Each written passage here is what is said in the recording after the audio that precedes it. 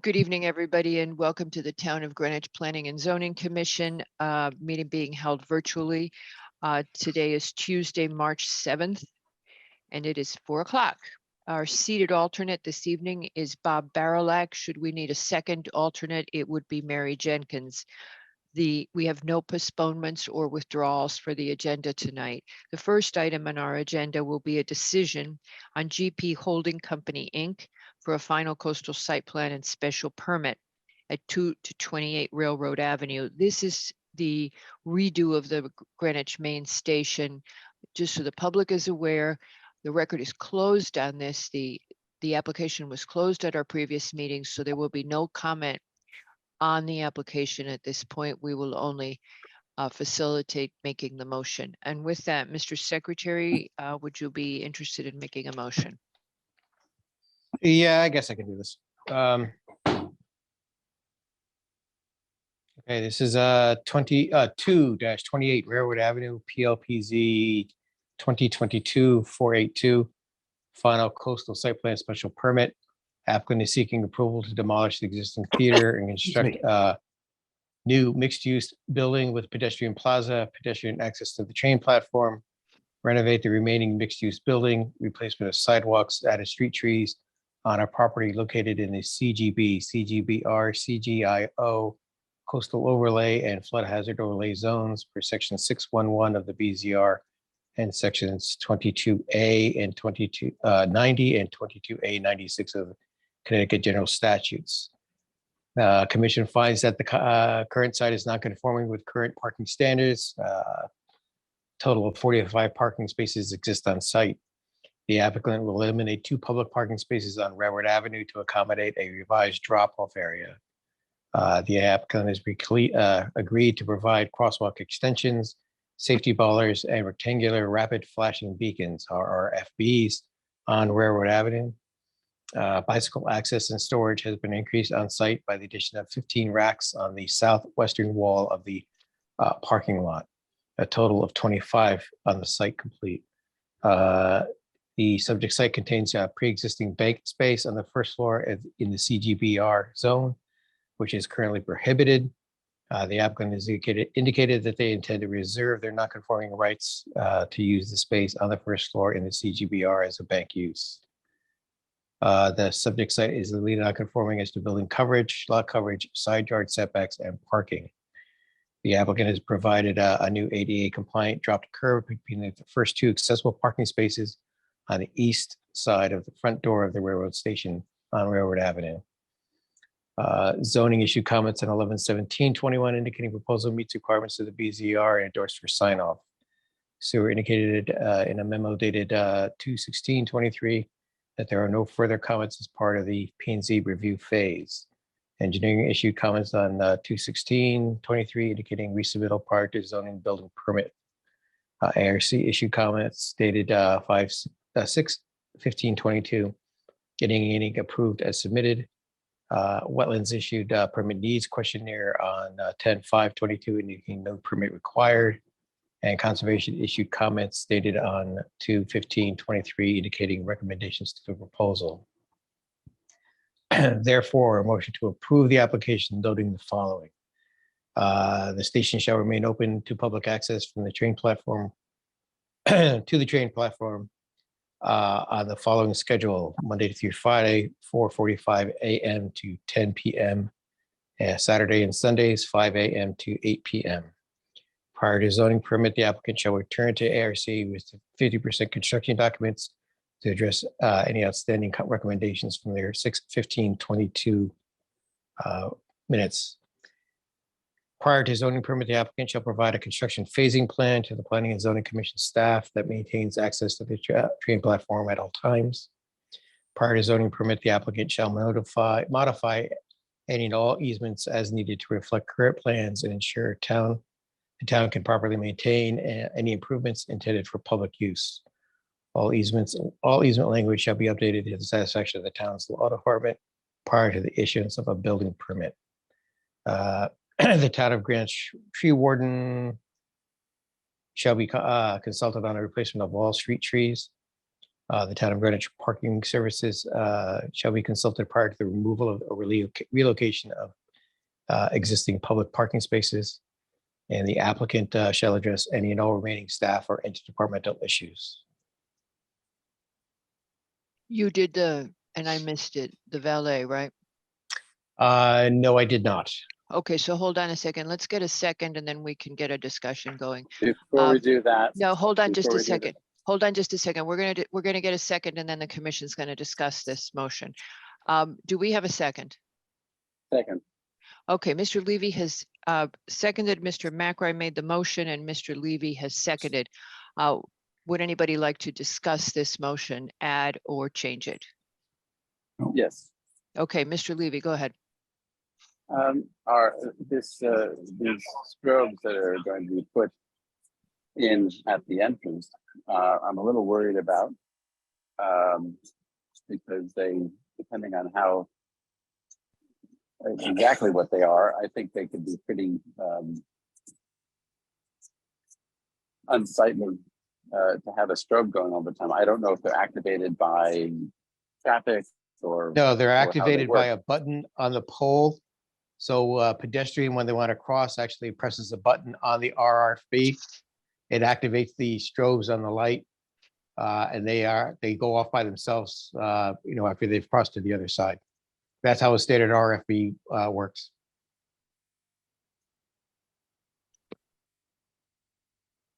Any other comments from the commission? If those of you who are familiar with Town Hall, it's similar to the crosswalk in front of Town Hall. All right.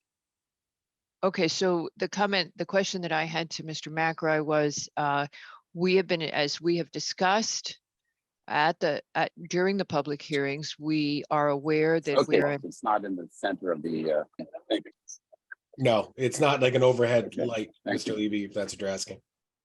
okay, I'll start again. Okay, so as we discussed during the public hearing, we are aware that the parking situation has become relatively tight on the lower part of the avenue, and that DPW has completed a study on that. And we asked the applicant if they would consider some sort of a valet parking approach in the future. The applicant advised us that that would take coordination with the town, as in it's the town parking lot, how somebody would have to facilitate that. What I'd like to do is just add to the motion, since they're open to it, they expressed openness, that at some point after everything has reopened, if there is a parking issue found by either the applicant or the town, that we would work together to identify solutions which would include valet parking, a potential for valet parking. But there may be other solutions. Does that work for everybody who's seated? And just as a reminder, it's the regulars who are seated on this application. That works. Yes, Okay. that's fine. All right, so we would add that to the motion, and it would be that we would work with the applicant, unknown if we could get everybody to the table, but it's worth a shot because we know it's an issue. And maybe that the town will resolve it some other way. All right, any other comments on this motion? No other comments. With that, I will take the vote. Mr. McRae, how do you vote? Aye. Mr. Yeski, Aye. Mr. Lowe, Aye. Mr. Levy? I, Albin is also aye, and with that, the motion passes 5-0, and we move to the next item on the agenda. The next item on the agenda, Mr. Michael and Mr. Brown, would you like to address these? If you would unmute and advise us if you would like to address these as a combined or individual. Hello, Madam Chair. I will be taking the lead on the presentation. And would thank you you so like much. to talk both site plan and MI at the same time, or do you want to handle one and then the other? We often We'll combine them. handle both at the same time. I in think that's in a good idea. combined, Yeah. Therefore, keep it brief. we will now consider items 2 and 3, Town of Greenwich for a municipal improvement. And by the way, Mr. Basili, you can stop recording now. For municipal improvement to improve the intersections of Delavan and Veterans Way and Chestnut Street. as well as the final site plan for those same intersections. I'm saying it's 2 because they are offset intersections. Mr. Brown, would you kindly proceed? Thank you, Madam Chair. I will share my screen now. Oh, it looks like I don't have the permissions. Oh. Wait 1 second. Mhm. You- Thank you. I- All right, thank you, Pat. Give me 1 second. Oh, we'll Mr. just- Brown, could you, I'm not familiar with you. Could you just tell us who you are? Yep, I'll get into that, but I guess I'll just say it Okay. right now. My name is Ian Brown. I'm a civil engineer with the Department of Public Works. I'm going to be talking about the MI application for the Delavan Avenue, Chestnut Street, and Veterans Way improvement. Just give me 1 second to get my presentation presented. Okay. Can we all see this? Yes, sir. Yep. Thank you so much. Okay, so good afternoon, Madam Chair and Commissioners. My name is Ian Brown, as I said before, and I'm here on behalf of the DPW. I'm going to be talking about our latest MI application, the Delavan Avenue, Veterans Way, Chestnut Street pedestrian safety improvements.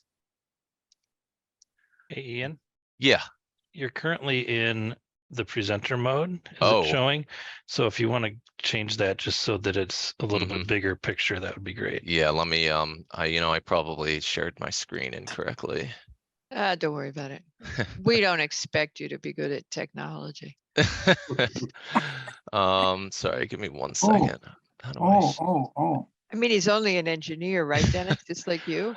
I'm not, I didn't study Engineers computer think science. much It was bigger than just presentations. Come on. There you go. He's an Oh. engineer. Let me he's try ahead this of again. Everybody else. Maybe Don't worry if- about it. It was good enough. What you had before was good. We could all read it. I think the public could read it. Mhm. Oh, and just while we're taking this little breather, members of the public, we will call on you after the commission has done asking questions. So if you have a hand raised, just be patient. We will get to you as soon as DPW has presented, and then the commission will ask. Good job, Mr. Brown. Is it still on the? No, it's perfect. Well, you'll see my notes perhaps, but I don't think it'll make too much. I'm all good. All right, perfect. Okay, let me start again. I apologize, everyone. So the improvements I'll be talking about today to the intersection of Delavan Avenue, Chestnut Street, and Veterans Way serve several of our project objectives. First and foremost, we want to reduce the crossing distance, improve visibility, and improve pedestrian safety as a whole at this intersection. This also involves traffic calming, which in layman's terms is mostly we want to look at reducing vehicle speeds at this intersection. And going hand in hand with both of these things, we want to implement the complete streets design philosophy for many of the changes that we are proposing here. That also goes hand in hand with enhancing pedestrian signage and also building a sense of place for this intersection. We know that this is somewhat of a gateway to the Byram neighborhood, the downtown Byram neighborhood. So we want to make sure that this intersection improvement gives it a good sense of feel for the Byram neighborhood, and we hope that we have done a good job of doing that. And of course, we also want have the opportunity to increase green space here, and we always love to increase greenery wherever we can if we are given the opportunity to do so. So to give us a little bit of the project background, how this project came about. So Byram is a very busy neighborhood in terms of both vehicles and pedestrians, but unfortunately it's not very safe for pedestrians in many locations around the neighborhood. And this is something that Byram residents, I'm sure, will tell you firsthand. The Byram Neighborhood Association, the BNA, actually presented to the Board of Selectmen back in July of 2021 with a pretty compelling presentation detailing all of the unsafe intersections and areas around their neighborhood, and actually got us an itemized list of potential improvements that they would like to see done. And in that list, this intersection was the one that we identified as the largest scale and also the top priority. So we were working with the VNA has been really helpful to us. We've gotten a lot of really good feedback thus far, and we presented 2 intersection design alternatives to them to get a feel of what kind of would be the best way to move forward with this project. And these 2 alternatives were mostly the same, implementing much of the same complete streets ideologies and complete streets design features. The main difference between the 2 alternatives was the crosswalk layout. And based on these 2 designs that we provided to the BNA, we were given feedback and moved forward with one of the design alternatives, which I will get into in just a bit. I also wanted to talk a little bit about some of the statistics that we have at this intersection. I'll just highlight a couple of them. You can read them yourself on here. Delavan Avenue is classified as a minor arterial roadway, servicing about 15,000 vehicles in a 24-hour period, which is very high, especially for Byram. And 2 local roadways, Chestnut Street and Veterans Way, which serve much less vehicles than Delavan Avenue. I also want to highlight the pedestrian volume. In a 24-hour span, you can expect to see around 300 pedestrians using any of the crosswalks at the intersection as it exists currently. I also want to highlight the crash information. This is an intersection that has experienced more crashes, I believe, than any other intersection in Byram. There have been 45 plus since 2015, and 4 of these have involved pedestrians. So it's could I sorry. ask you, just this is a tiny bit off topic, it would be super helpful for the commission, I'm saying this to Jim Michael maybe, if at some point you all could just alert us to the most dangerous crash prone intersections in town that our planning director could keep on file, so that when he's talking to people about applications or he's advising us, he can say, well, this intersection, just be helpful. Go ahead, Mr. Brown. Sorry for the sidebar. No, of course, this is definitely important, and it's information that we do have. It just might be a matter of us compiling it, Yeah. getting Just Jim and I's heads just Terry. together, and getting it Wouldn't back want to you. Okay, go ahead. Okay, so moving forward, following our complete streets design ideology, we've chosen several tools from our engineering toolbox, as I'll call it, to improve pedestrian safety at this intersection. Number 1, we're looking to add curb extensions to reduce the pedestrian crossing distance by up to 51% and the crossing time by up to 6.3 seconds.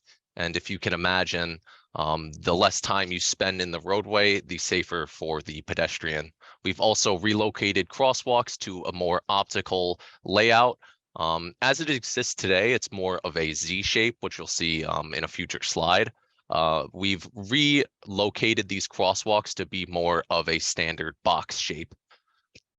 We are also looking, excuse me, let me back up a little bit. We are installing an additional crosswalk for that same reason that I just said, going from a Z shape to more of a box shape.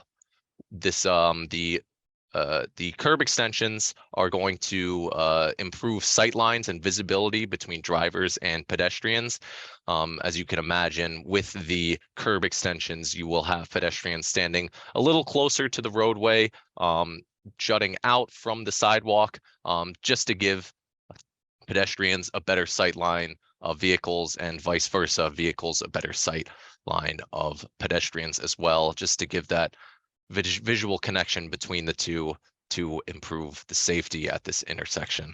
We also are looking into the installation of 4 rectangular rapid flashing beacons, or RFBs, which you're all experts on now, for the crosswalks at Delavan Avenue. We're also looking to install lighting at 2 locations on Eversource utility poles to improve illumination, which improves visibility between vehicles and pedestrians. We also want to install the high visibility decorative crosswalks that we have in several locations around town. These are the red brick imprint, we call them, decorative crosswalks, which we feel to be much more visible, as well as, I think, aesthetically pleasing as well. There are also going to be detectable warning panels at each of the ramps for ADA accessibility at each transition from sidewalk to roadway. I also have a really quick aside. I've been calling them curb extensions here today, but I know there's been some confusion. Oh, is it a curb extension? Is it a bump out? Is it a bulb out? These 3 things are all the same thing. Curb extensions, bump outs, and bulb outs are all the same. So I just want to say that just to clarify things and avoid any confusion. On the left side of your screen, you'll see an RRFB, and this is actually located at the Riverside Elementary School on Hendry, and this would be the exact style of RRFB that we would be looking to install at Delavan Avenue. And I actually have a quick little video that shows you the RRFB in action, just to give you an idea of brightness, how visible it is, and all that. Mm. Mm. Okay. Thanks. So that'll be what we're working with here at the Delavan Avenue intersection. So we have been hearing a lot about the potential for traffic signals or always stops to go here rather than go through all of our complete streets changes. But I just want to clarify a couple things about the warrants required for these 2. There are certain warrants we must meet for both the installation of both traffic signals and always stops, which involve vehicle volumes that we simply do not meet. To give you the quick and dirty, the volume of vehicles from all approaches, that is Delavan Avenue, Chestnut Street, and Veterans Way, must be roughly equal. And as you saw in the earlier slide, Delavan Avenue simply dominates in terms of volume over Chestnut Street and Veterans Way, which precludes us from the installation of these 2. These are both requirements that are set forth by the Federal Highway Administration, the FHWA, in their manual on uniform traffic control devices, MUTCD, and these are regulations that we cannot bend. So moving on, I have a aerial of what it looks like at this very moment today. As you can see, there is that Z-shaped layout of crosswalks that I was talking about earlier. You have a crosswalk going from the west side of Veterans Way going to the east side of Chestnut Street. I guess you could call it in the middle of the intersection, and 2 crosswalks at the crossing Chestnut Street and a crosswalk crossing Veterans Way. And here is a plan of our proposed improvements, excuse me. First and foremost, I want to highlight the curb extensions. These will, as I said before, shorten crossing distance, improve pedestrian visibility, the decorative crosswalks going all around the intersection in the red brick imprint stamped crosswalk style that I talked about earlier. We have RRFBs, which I don't know if you can see my cursor, but will be on both sides crossing Delavan Avenue, one directly adjacent to Burger Shakes and Fries at the southeast corner, going across to the other side of Delavan Avenue at the northeast corner, and one RRFB directly in front of the Byram Veterans Association building down here at the southwest corner, going across Delavan Avenue to the northwest corner, where there will be another RRFB. And all of these RRFBs will be double-sided to improve visibility of them as well. Additionally, the new lighting will be attached to Eversource utility poles located here at the southwest corner and here at the northeast corner to improve visibility as well as improvements to the ADA ramps, which will be upgraded to meet all ADA standards. So thank you so much for listening. I look forward to hearing all of your comments and concerns. Thank you. All righty, commissioners, do you have questions or comments?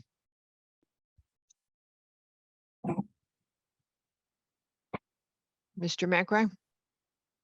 Mr. Brown, the high point of Delavan Avenues, right, actually is offset to the center of the actual intersection towards the east side, right? It's at like 40 elevation 45.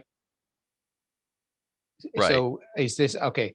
As part of this, actually, now this will actually create a better sight line in all directions, Chestnut Street, Veterans Way, that kind of thing, where actually, because the extensions actually get us closer to the center line of the street. hmm Okay. Now the utilities that are out there, the telephone poles, all that kind of stuff, that's all going to remain in place. None of that has to get relocated or buried or anything like that. That is correct. There are no utility improvements being planned as part of this project. We are not coming into impact with any of the utilities. Okay, and all of the work is actually in the public right of way for the town of Greenwich. That is correct. Okay, and I guess through the report I read, there's no changes to the drainage. Everything's remaining existing. Drainage will operate as it does at this very moment today. Okay, great. Thank you very much, Mr. Brown. Question for you, sir. On the landscaping in the green area that is being added, has Parks and Rec signed off that they will be able to maintain this? Have low maintenance plans been chosen? How has this landscaping been done? So landscaping is something that we are actively working on right now. As it exists in this plan today, I believe there hasn't been any sort of agreement with Parks and Recreation, but we would like to mention that if the Byram neighborhood has any has any desire to help out with planning, if they want to planting, if they want to help us with plant selection, we only ask that we keep the plantings low and low maintenance, like you mentioned, but we haven't worked out anything specific on maintenance with Parks and Rec. What I would like you to do is that when you have a layout for how you wish to landscape it, if you would be willing to, if you were to get approved, et cetera, you don't have to do it prior to approval. If you would take the landscaping to the ARC, and delighted, great idea to include the input of the Byram community, of the Byram Neighborhoods Association, but I would like the ARC to see it and have them opine as well on whether it's consistent with the vibe that, and this is great area for input for the community, the vibe that we want to see in the future in the community. One more question for you. So I would like to have that go to ARC. And as you know, Mr. Brown, we have recently issued landscape regulations. They don't apply to this type of a project, but I believe you all saw them. We have 6 priorities in them, and I'd love you guys to look at them. We're looking at sustainability. So anything that can build to, it's just a small piece, but everything you can do and is the right step that's environmentally conscious.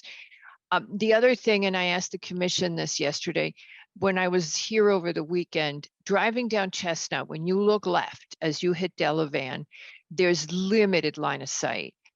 When these are in place, when the extensions are in place, will this line of sight specifically be improved?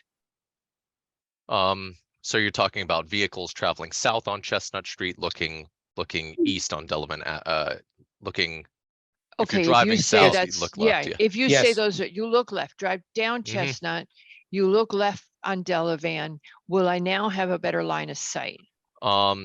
Yes, because of the infrastructure being put in, i.e. the bump outs, this will limit any parking that could have happened on Delavan Avenue at the northeast intersection, which should free up some space for sight lines And the only sightline obstruction that could be, if you're heading south on Chestnut looking west, is the private stone wall at the northeast corner.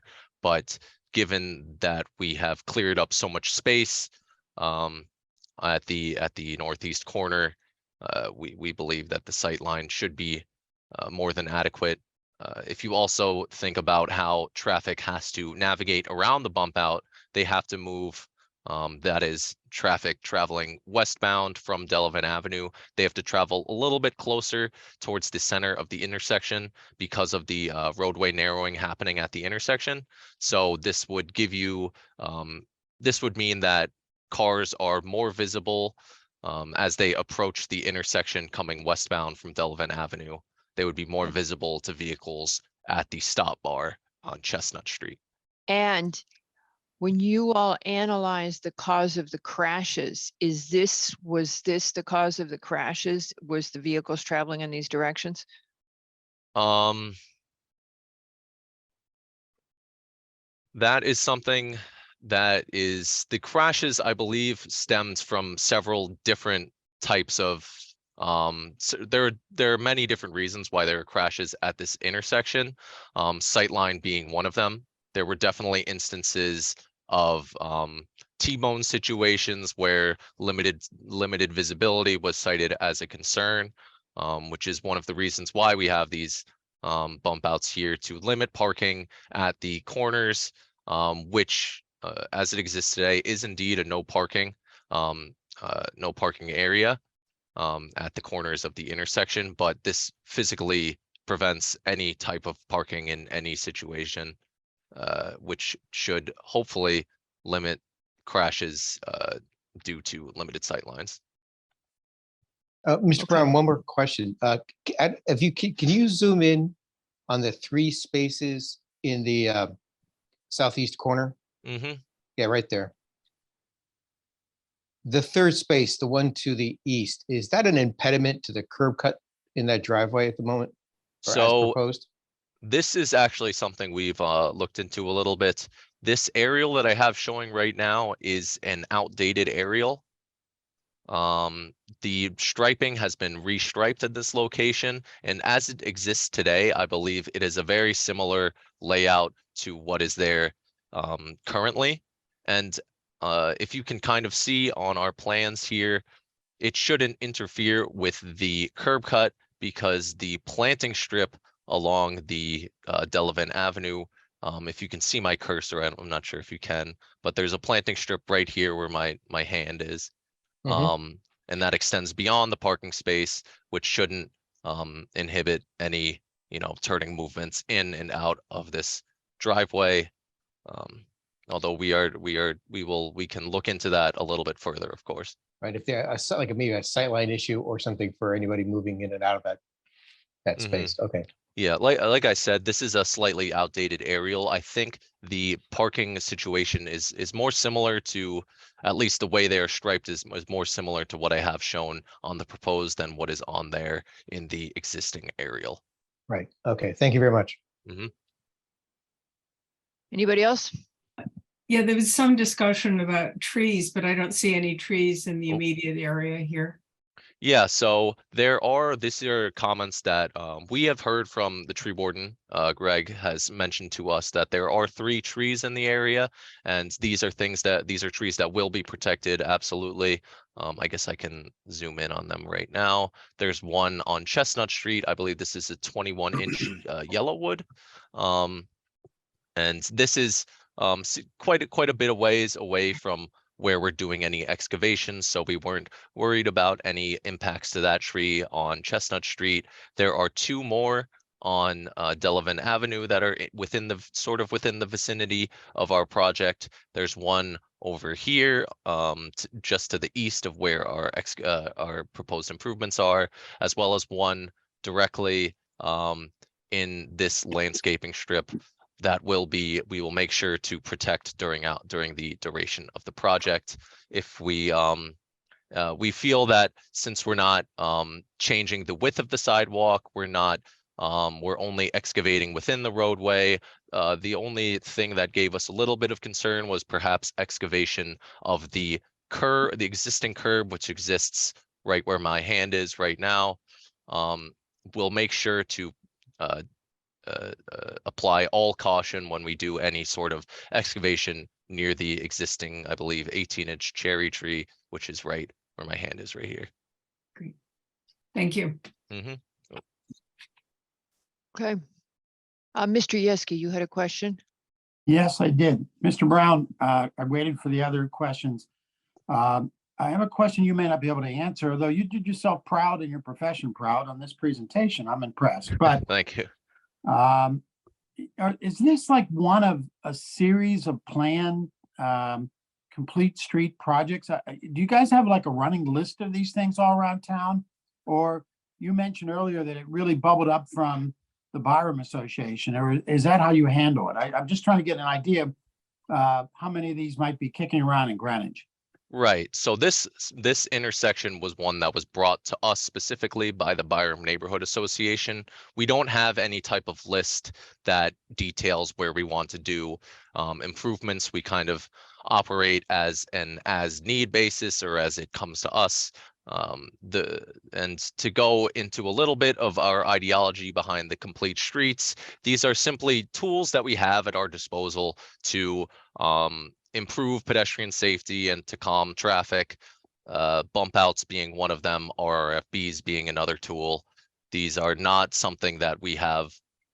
We don't have any list of pedestrian safety improvement, intersection improvement projects that we have bubbling up in the pipeline or anything. These are more on an as need, as requested basis.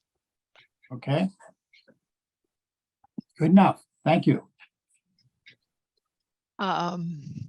Anybody else? Given that no one on the commission has any more comments at the moment, I will turn to the public. Mr. Brown, if that's acceptable. Mhm. The first person to comment will be Claire Kilgallen, followed by Mr. Kantorski of the Byram Neighborhood Association. Sorry. Here we go. I've talked to Claire enough today. Claire, come on. Just kidding, Claire. I'm Okay. anxious to hear what you have to Do say. you want to take the screen down, Mr. Brown? Yeah, of course. And then we can reshare it if Ms. Kilgallen wants it. Okay, Ms. Kilgallen, please go ahead. And then Hi. Joseph Kantorski will be next, followed by Matt Pop. Go ahead. I've duly noted Mr. Yeski's interaction with me today on the Central Middle School Building Committee. Thank you for having me today. My name is Claire Kilgallen. I live in Byram. I've lived in Byram for over 16 years, almost 20 years in the town. My family and I are in full support of items 2 and 3. Just by way of background, I was a PTA leader at New Lebanon for 10 years. This area and Delavan into Mill were sources of constant parent input and concern and continue to be. And that has grown since the building of New Lebanon, and I'll explain that in a bit. This is a much needed safety improvement that has been raised at every Byram Neighborhood Association for years. Many requests to GPD for enforcement posts, even before the relocation of New Lebanon, which is now in direct sight and walking line of Veterans Way, formerly known as New Lebanon Avenue.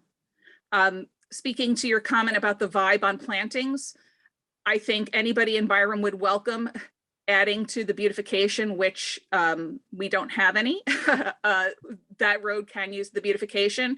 However, I am concerned that the ARC process will slow this project down. They won't have to approve it. We're just getting their input. We'll figure that Okay. out so it's not a mess, Okay. but they won't have to go through a whole mess. We're just saying they have some great landscaping talent there. Great. This is also, just to be clear, it's a GHS bus stop. You have Western Middle School students walking up and down Chestnut and across. You have New Lebanon students, you have neighbors. There is current rampant non-compliance with specifically no yielding to pedestrians besides all the accidents that happen. In addition to the speed and cars not yielding, the sight lines as one heads west towards Mill are very bad. I would note that the trees that are on Delavan do block the sign that indicates that there's a pedestrian crosswalk. just at that curve. It's very bad. The intersection is also the location of Municipal and Greenwich High School bus stops. It's also a late night route for years for Connecticut to New York bars and their journeys home. Just look at the police blotter of the DWI stops. It was also, lastly, I'll just say, turning into an on-ramp for I-95. It's progressively getting worse as Terry Lodge or Terry Lighthouse development rises, and as the development of Main Street in Portchester increases, it's been getting worse. So I just like to say thank you to Ian, thank you to Jason Kaufman and Jim Michael and the entire team for helping us, because we've been asking for this for years. I appreciate the commission's support, and I would ask for your strong and swift approval of this much needed safety project. And I cannot emphasize how desperately this work is needed. And I thank DPW, the First Selectman's Office, and your commission in moving this forward. Thank You you. sound like you're doing an Oscar. Good for you. Thank you, Ms. Kilgallen. Joseph Kantorski is next. Claire is always a tough act to follow, but I'm going to try. First of all, I thank you, Madam Chair, for your time. I'm Joe Kantorski, Chairman of the Byram Neighborhood Association. 2 summers ago, an out-of-state SUV came barreling down Mead Avenue here in Byram, hell-bent on getting somewhere fast, very fast. And so fast it flipped over on its side and it managed to bang up 3 parked cars before coming to a stop. Now that part of Mead Avenue is in a school zone, the New Lebanon school zone. And even though it was summer vacation, there were children playing on the sidewalk, and thankfully no one was hurt. But that was the straw that broke the camel's back. Our streets have become so much more dangerous these last years because speeding has made them more dangerous. And Byram, of course, is the densest part of town, only makes it worse. So that summer, the BNA identified a number of our most dangerous intersections, most of them in the school zone. We created digital and print presentations and appealed to the Board of Selectmen and DPW to do whatever they could to make our streets safer. A quick aside here, I put a slideshow together in July of 2021, presented it to the Board of Selectmen. And we did show that vehicle upside down on Mead Avenue. And I asked the proverbial question, what's wrong with this picture? But the Selectmen's first reaction was, this is dangerous. There are dangerous streets all over town. We're hoping that what's happening here, perhaps if it's needed in other parts of town, happens. So at the top of that list, of course, was this intersection. Great. Since 1987, the BNA's mission has been to make Byram better, to listen to the community's concern, present it to the town. We place great value in that relationship we've established with the town. The project here today is a great example of that relationship in action. And we want to put in a good word here, actually a lot of words, for the DPW and their timely response to our concerns. We're convinced that this is going to make the intersection safer and Byram better. So what else can I say except that the That's it. Byram Neighborhood Association Great. supports it, and thank you. Approve your Great, feedback. thank you. Hey, folks, public, I'm really sorry. I forgot to do this at the beginning, even though Patrick reminded me with the clock. Can you keep it to 2 minutes? We have a huge agenda tonight with lots of thorny things. So Mr. Pop, I know you're good at being I'll succinct. be Go very ahead. quick. Ian, if you could put up the site plan, I just have a couple of suggestions. The first one, I think that Nick McBride hit on it, the 3 parking spaces that are in front of Burger Shakes and Fries. That one car, the homeowner to the east of Burger Shakes and Fry, you could see he's going to have a difficult time backing up. That car was there. He parks there every day, but he was there this morning. So if those 3 spaces could be shifted to the west, to the left, and that crosswalk also shifted, and then that crosswalk would align directly with the sidewalk. Right now, it's kind of off-centered from that. So that would be one recommendation. Also, too, maybe the bump out in front of Burger Shakes and Fries, isn't a good idea, because to access those 3 parking spaces, you have to back into them. And just to drive down Delavan Avenue, stopping and backing into those spaces is tough. Right now, cars pull straight in front of Burger Shakes and Fries. So that's one comment. The second is on the Chestnut Street. on the left, on the west side, there's a little landscape strip there. That should probably be removed. This crosswalk leads right into the landscape strip. The third point would be, back over by Burger Shakes and Fry. The crosswalk or the ramp leading down to the crosswalk is very narrow. It's not like the crosswalk over by the Byram Vets where it's nice and wide. So that crosswalk, it looks like it narrows down to maybe 4 feet, but it should match the same width as the sidewalk and that area. And I'm just wondering too about the bump outs. I'm not sure what bikers have any concern about that because it doesn't take in consideration, the bikers. And I think that was my only points.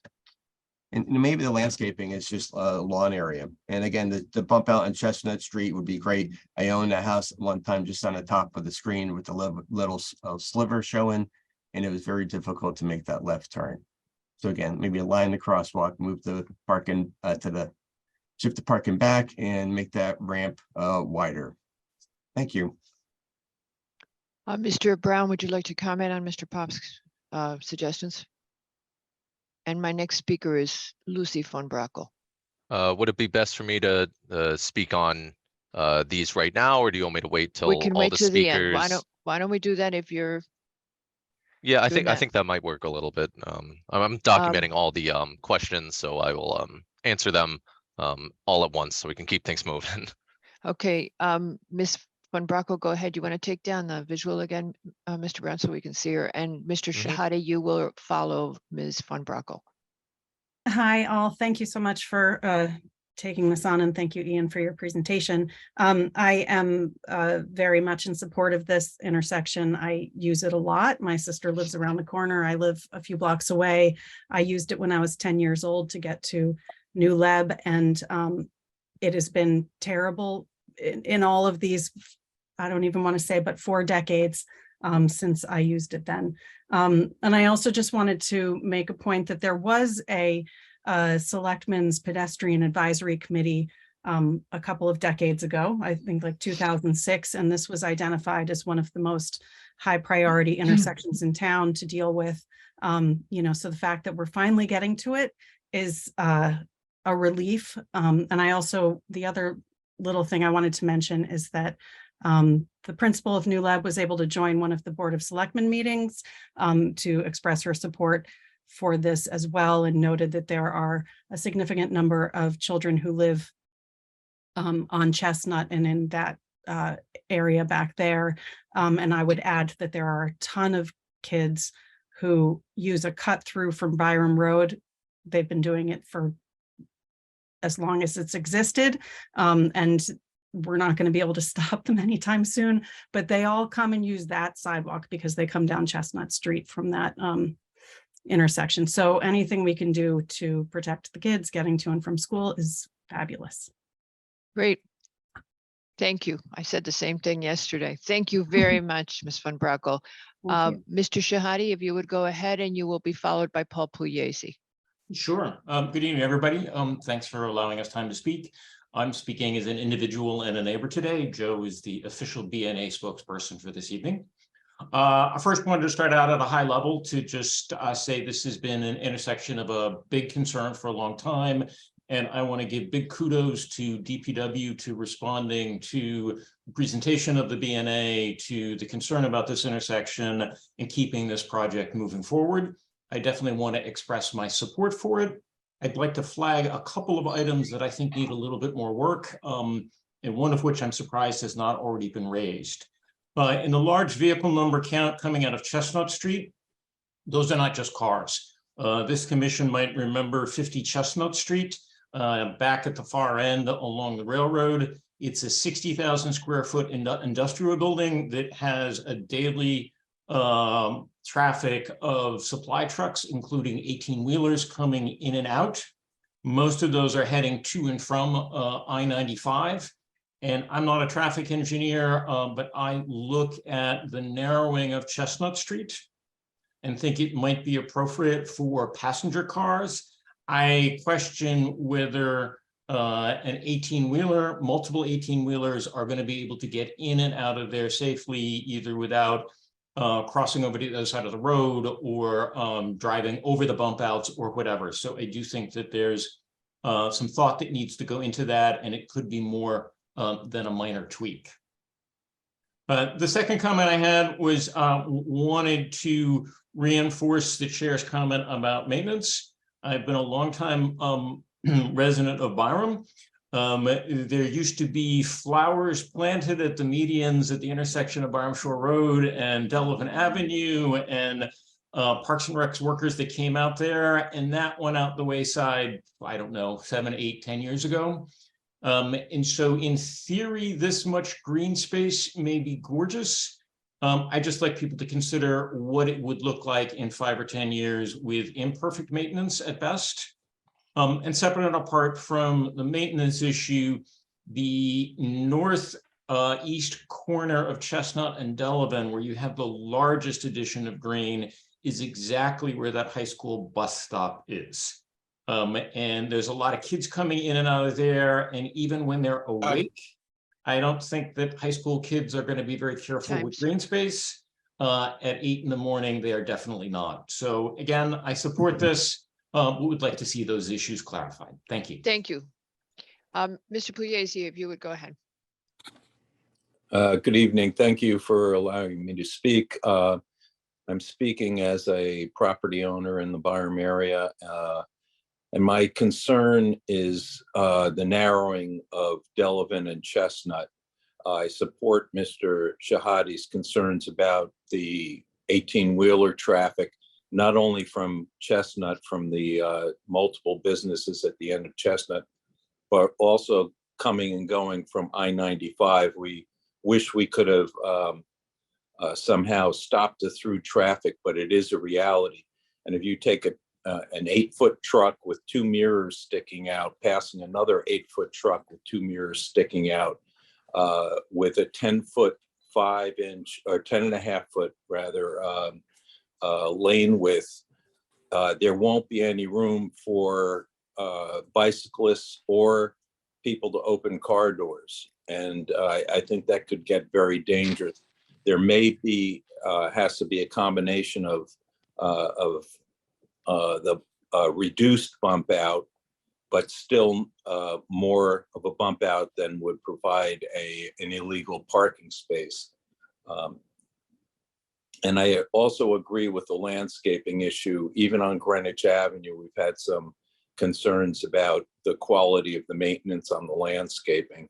And maybe we need to revitalize the Byram Garden Club and see if we can get some participation locally.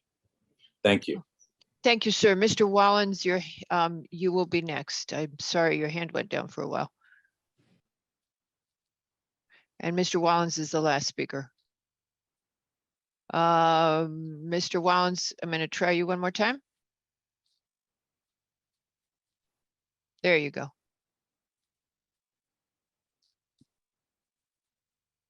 And just unmute when you get a chance. There you go. All right, you got it. I'm sorry, I don't know what's going on with my video. Sometimes it just doesn't like there it. Go ahead. There we go. No problem. Yeah, so as the owner of Burger Shakes and Fries, I just want to applaud all the work that the BNA did to move this along and get it done. It took a long time, but I am speaking as a private citizen, as the business owner on the end. I did meet with Michael and Ian, and they were very kind to invite me in and get my opinion on their design. I will say, upon reflection, the bump out that comes in front of my store, Burger Shakes and Fries on the corner, I think is a little aggressive. It'll make people pulling in and out of those parking spaces very difficult. I have to agree with Matt Pop's assertion that everything should be moved west and it should be cut slightly. But I did raise the opinion that they were going to have major problems with the traffic coming in and out of Chestnut Street. I don't know if Ian and Michael had spoken to Rogers and Goffigan or the office supply warehouse that's back there, but these trucks get caught now and they have no constriction of the road flow. So when you put any type of constriction there, it's going to be very difficult for not only them to come in, come out. It's going to be either 3 left turns to get into Chestnut or like 3 right turns to come out of Chestnut and come back onto Delavan. And I see them struggle all the time. That being said, aside from design changes, you really do need enforcement changes, which we've never had in this intersection. And on a regular basis for the past 15 years, I've watched people struggle to cross the street. Men, women, children, women with strollers, people walking their dogs. So anything that can be done is wonderful. But I think the engineering of the design plan here really needs to be looked at again for a more efficient and more well thought out design at this point. Okay. Thank you very much, Mr. Wallens. Thank you. Okay, so that's it for the public comment. Mr. Brown, would you like to respond? So I've been keeping track of all these Good. questions, but hopefully I don't miss any. The first one, the parking obstructing the driveway. I think one of the commission members actually brought this up. This is at the, why don't I share my screen? Actually, that might be a little more Sure. helpful.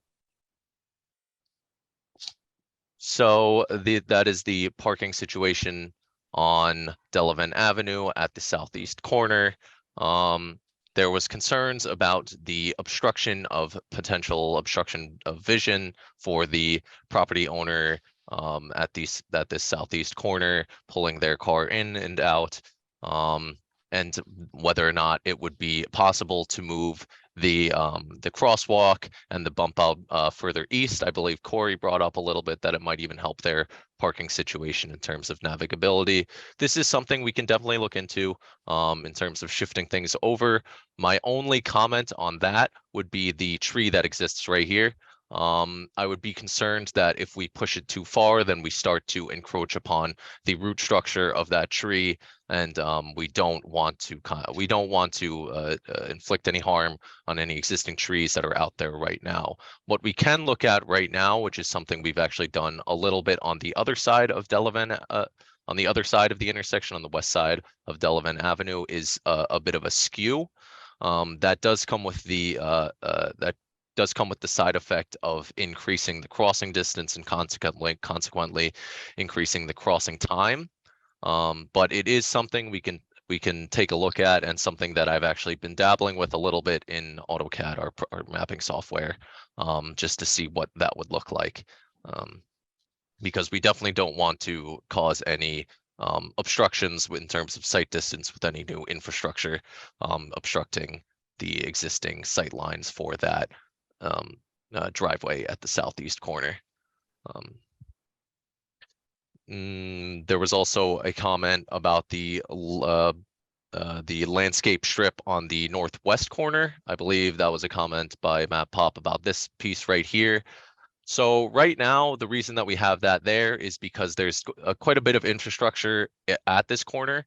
There is a large Eversource utility pole here, and also we want to put in a RRFB there as well. So we were thinking that if we keep this as a landscaped area, it gives us a place to put all of this infrastructure. But of course, if there's also the opportunity for us to just convert all of this to concrete pedestrian ramp landing area if it becomes too much of an issue during construction. So that is something that can be switched if we find that during construction it is too much of an issue for us. Mr. Brown, is there a curb around that patch of green space? Yes, there is. Given the fact that because it's a ramp, you need a curb there. Because if you imagine you're ramping up from the roadway, you need a curb on the right side just to keep the act as retaining the soil within this area. Right, so it's almost as if it's a raised planter with the RFB and the telephone pole in it. Yeah, I suppose you could call it that. Additional questions were involving this pedestrian ramp here. This is something that we are taking a look at right now, something I'm playing around with. I believe Matt Pop's comment was correct. It's a little bit undersized. I'm going to increase the size of it to match with the 6 foot wide landing on the other side. of Delavan Avenue. So that will be updated. That is something that we can update. There was also comments about the bicycle infrastructure at this intersection. Unfortunately, we simply just don't have the room for any bicycle infrastructure here. If you take a look at Delavan Avenue as it exists today, there is on-street parking to the west on both sides and on-street parking to the east on both sides, which severely limits our roadway width, even without the bump outs being installed. So bicycle improvements were not something that we were going to be, that we're not, are not something that we're looking at as part of this project. Okay. Mr. Brown, actually, what about the WB 40 turning radius onto Chestnut? Yeah, that was going to be the next thing I brought up. There has Okay. been a lot of comments about the truck volume and the truck turning movements, especially with regards to Chestnut Street. Corey Wallens did tell us that there are some significant buildings that demand a lot of truck traffic up to the north of Chestnut Street. So what we do as engineers, we have a program that's called AutoTurn, which basically models vehicle tracking and turning movements of large vehicles and pedestrian vehicles, any vehicle you can really think of. And we're definitely using that software to map out some of the more extreme, I guess you could call it, turning movements. We're also playing around with the idea of perhaps eliminating this bump out on the Chestnut Street corner on the northeast side, so that it would simply be maybe striping here to remain it as a no parking area, but maybe meet the proposed curb with the existing curb on Chestnut Street, so that the roadway width on Chestnut Street does not change, and that would, you know, hopefully fix any concerns that residents would have about truck turning movements. But the long short of it is we were able to get it to work with the existing in our AutoCAD software. We were able to get the truck turning movements to work, as well as the emergency services, i.e. Fire truck turning movements to work on Chestnut Street using this existing configuration. But we are playing around with the idea of removing the northeast bump out to nip that in the bud, I suppose. There was also a comment about the maintenance of plantings, and I think that during this comment there was some mention of some type of public-private partnership that we would be happy to work with any private Byram resident who would be willing to take the mantle on helping out with any of our planting maintenance. We of course want to keep it as low maintenance as possible. We understand that, Parks and Recs can't be relied upon to do everything. There are a lot of plants that need to be maintained around town, a lot of planter areas that Parks and Rec are responsible for. So we can't, of course, rely on them to do every little thing around town. So if there's any Byram Neighborhood Association or the Byram resident that would be willing to help us out with this, we would really appreciate it. And but we will be relying on Parks and Recreation if not. And I believe there was also comment about the school bus stop that exists on the northeast corner, and how the bump outs and the increased amount of green space will interact with the existing bus stop. What I would imagine the bus would have to do is simply pull up to this crosswalk right here, and I believe the school students generally wait on this sidewalk right now, so they would, if you could imagine the school bus pulling up along Delavan Avenue heading westbound, would pull up, stop at the crosswalk, open their door at the crosswalk, and they would enter directly from the ramp without having to interact with the green area. But of course, we're open to suggestions if the school board or the school bus services have any comments about how they would like to operate this intersection, whether it be moved to the other side or something like that. And sorry. Lastly, I believe there was a comment about enforcement improvements. Unfortunately, that's not something we can really get into as DPW. That's more, police department. We can, put in the good word, but unfortunately, we have to use the infrastructure that we're proposing to kind of police itself. We can't design enforcement. This is simply something that we cannot do. So we're doing all we can with what we have to improve pedestrian safety.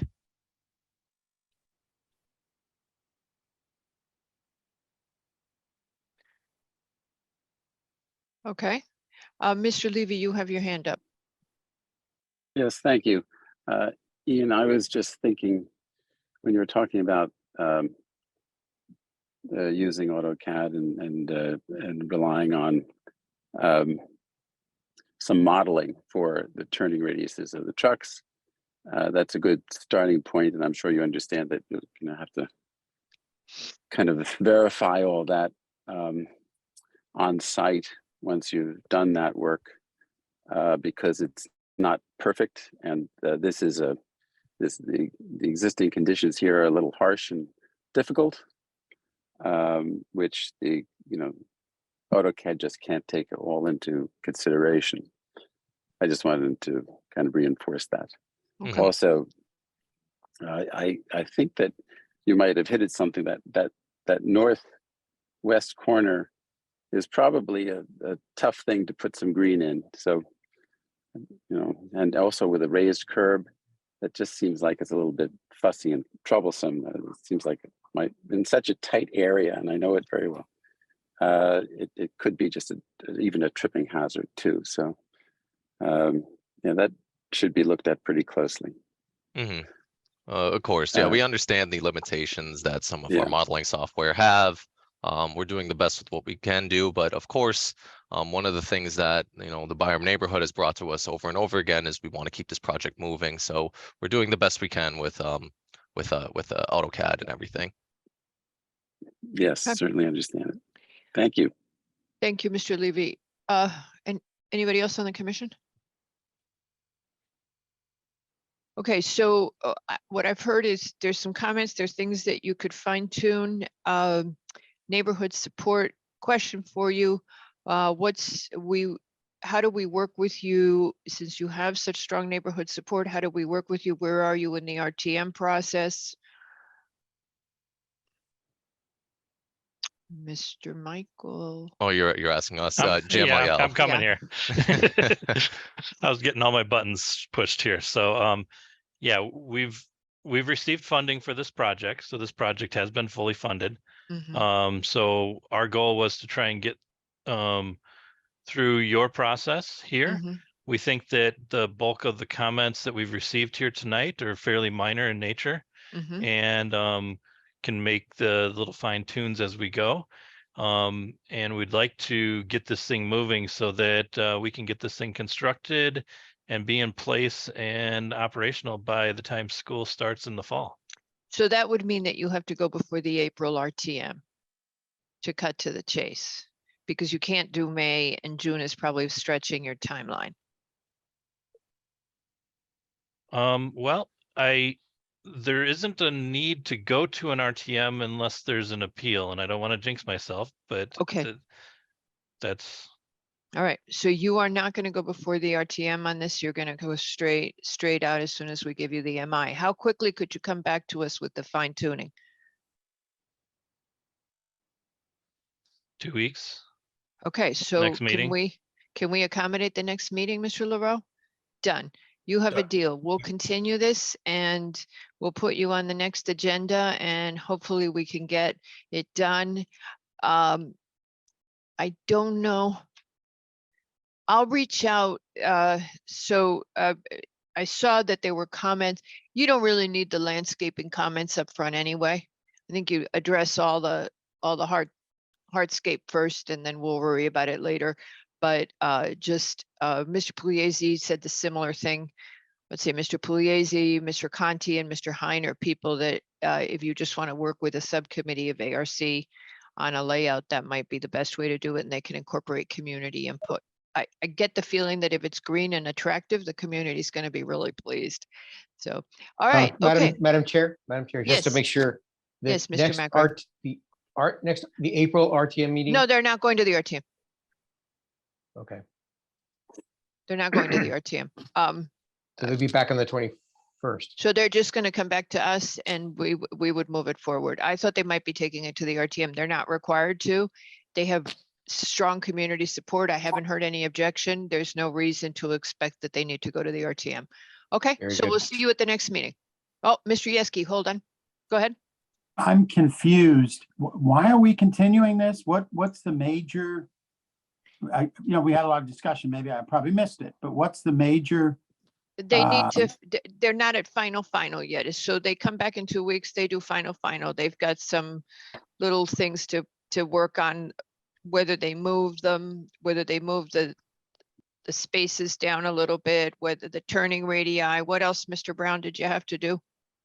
I think you covered the most major stuff was some Yeah. of the parking spaces wanted to be moved, were Just look at them. suggested to be moved west. The bump out at the northeast corner in terms of turning movements, and those are the biggest things. And I would love it if you just happen to have time to just come in and say, so we know that of the 45 accidents we looked at, 30 of them were in such and such a situation, and we are addressing that, just so that we know that we're addressing the need. We're not just doing something the best we could, we're addressing what gave rise to these accidents. So we're creating the safety enhancement. Of course. So, and we could do that. That will create the record for us that we've addressed the safety issue. I'll do a deeper dive into the crash reports. Yeah. They are all on Yeah, record. just somebody will have in the police reports, it always just says which way people were headed. You can get someone to look at it. Sorry. And then I know it's just kind of a pain for 45 accidents, but it is there. It should be there. Okay. Thank you, gentlemen, very much. Yep, thank you, Thank you. Madam Chair, and thank you, commission members. I'm still confused, but okay, I'll yield to the chair. They had stuff that they wanted to do still. Can't we vote on this and condition it? We're better having a final site plan, Dennis. I'm kind of in Dennis's camp, but it's, I mean, minor tweaks No, and we- things that we're looking at. We Let's just spend get a massive final. amount- Yep, we we'll spend just get a massive final. amount of time reviewing this. If they're 99% there, I don't know. Honestly, I'm happy to, I agree that the minor changes with, the reason I committed to the 2 weeks, I think the minor changes are a little, maybe making that one spot a concrete rather than green space, and maybe slightly didn't know if you tweaking paid the for it. width of the crosswalk things from like 4 to 5 feet to 6 feet. And that's really going to be the extent of what we'd be looking to do here. So It's quick. not a significant change in the geometry of everything. No, correct. but we'll have a final site plan. They need to have one anyway. And, okay. No, but that's okay. I mean, Just- Okay, so Mr. I- Michael, they're willing to give you, I'll tell you what, Patrick, would you rather have a final site plan? Well, I mean, are you asking for more detail, Madam Chair?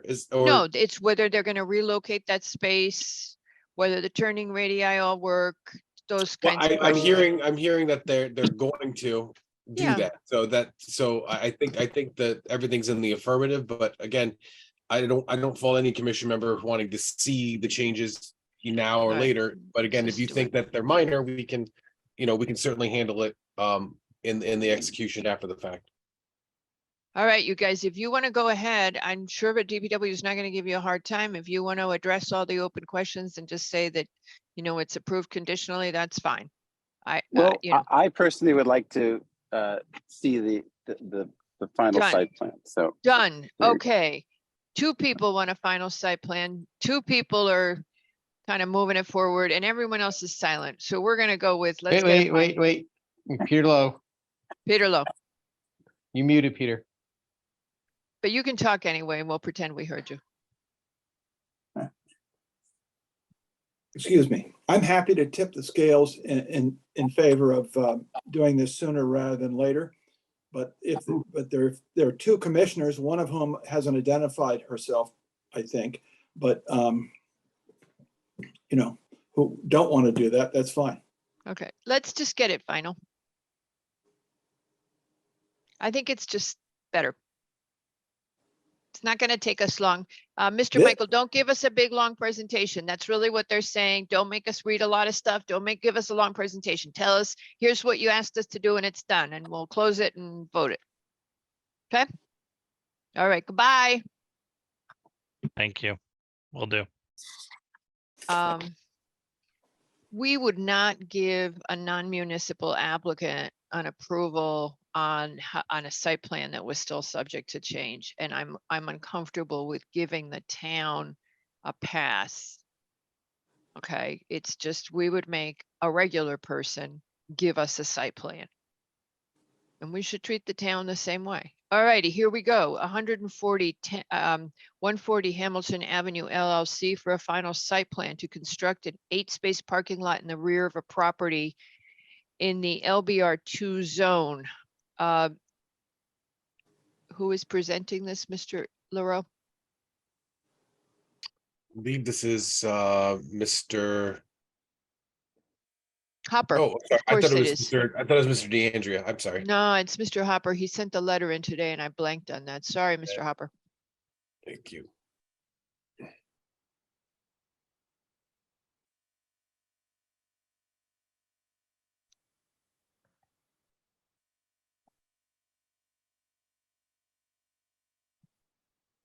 Mr. Hopper, if you would unmute, you're all set to go. Here you go. There, good. Great, okay. Hi. Good evening, members of the commission. Thank you for your time this evening. Paul Hopper, representing the applicant at 140 Hamilton Avenue.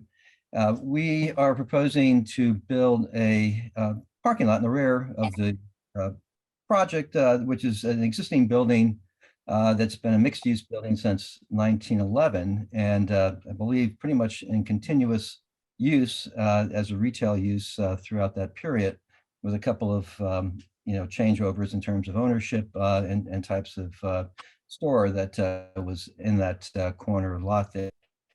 We have been for ARC, and they, through a couple of meetings, 3 meetings actually with them. Wow. Yeah.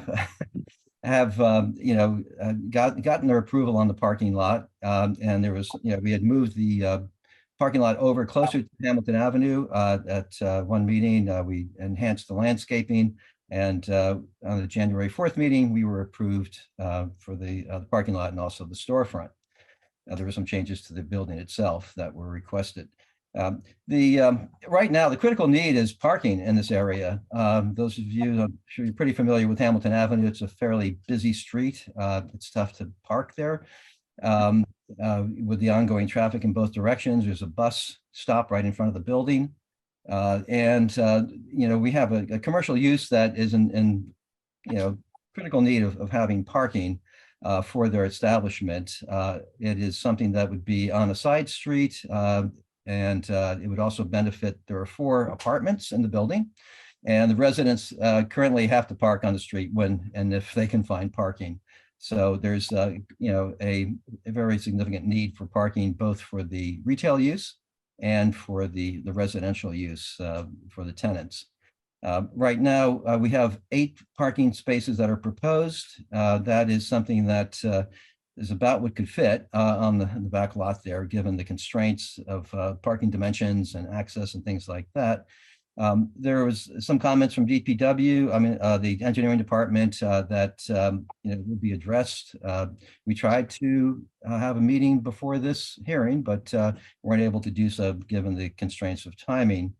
But that's something that we plan to do. There is, the issue of the section 6137 is one that we feel, is something that could be addressed. Seems like, from again looking at the purpose of 137 was really to protect residential neighborhoods from very busy, in and out traffic from a commercial or industrial use.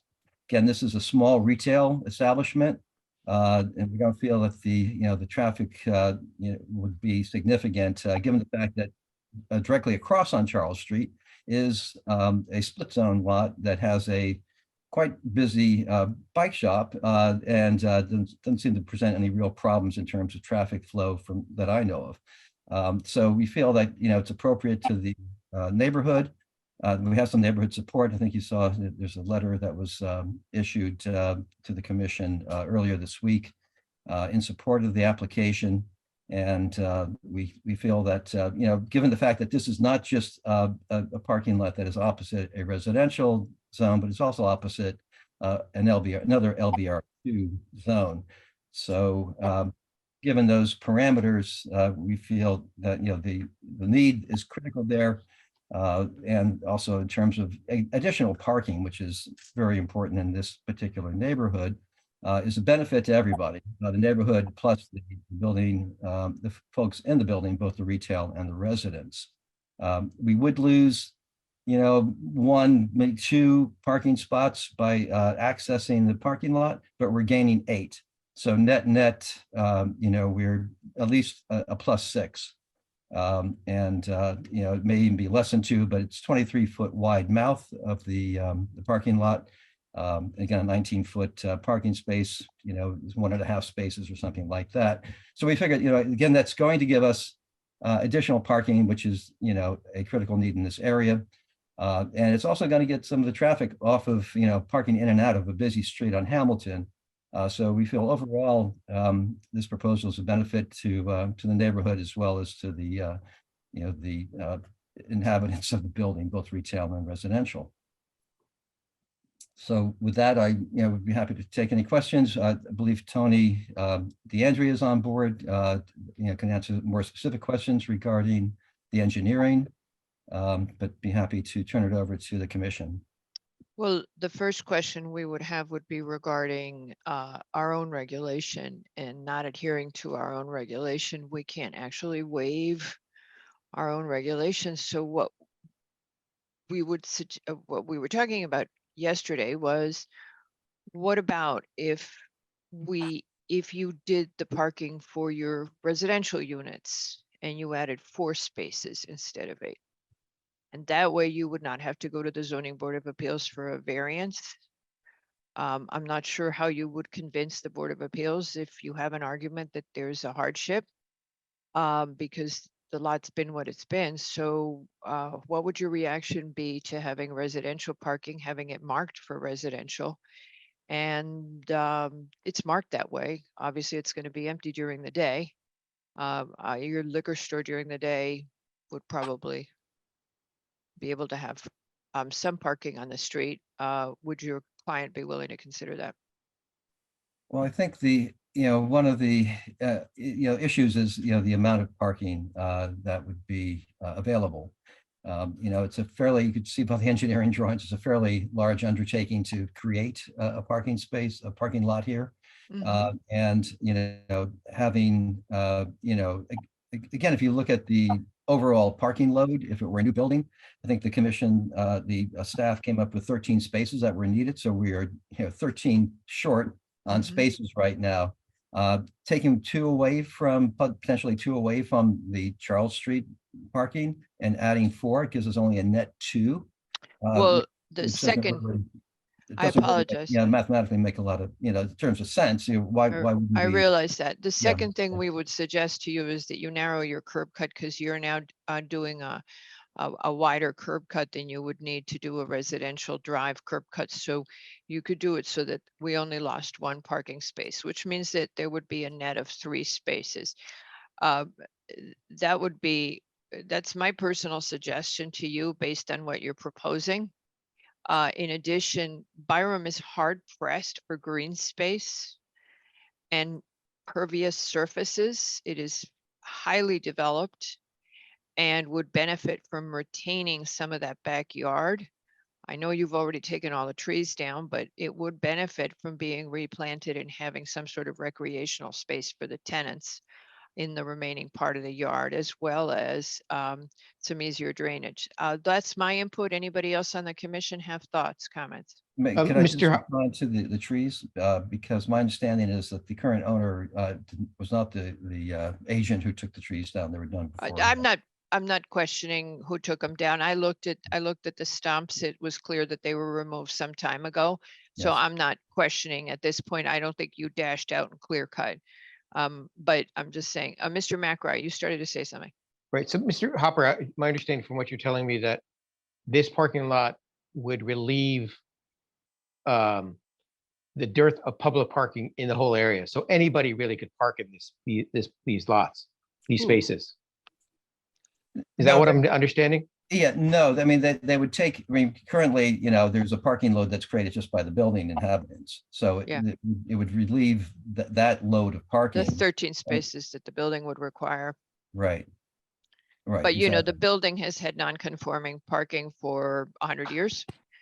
We haven't had zoning regulations. Yeah, we have for 100 years. So there you go. It's been non-conforming. So Mr. McRae, the question is then, first of all, I know we did an accommodation of some kind on Sheep Hill, but it was a different situation as I see it, because Sheep Hill also was across from the mobile.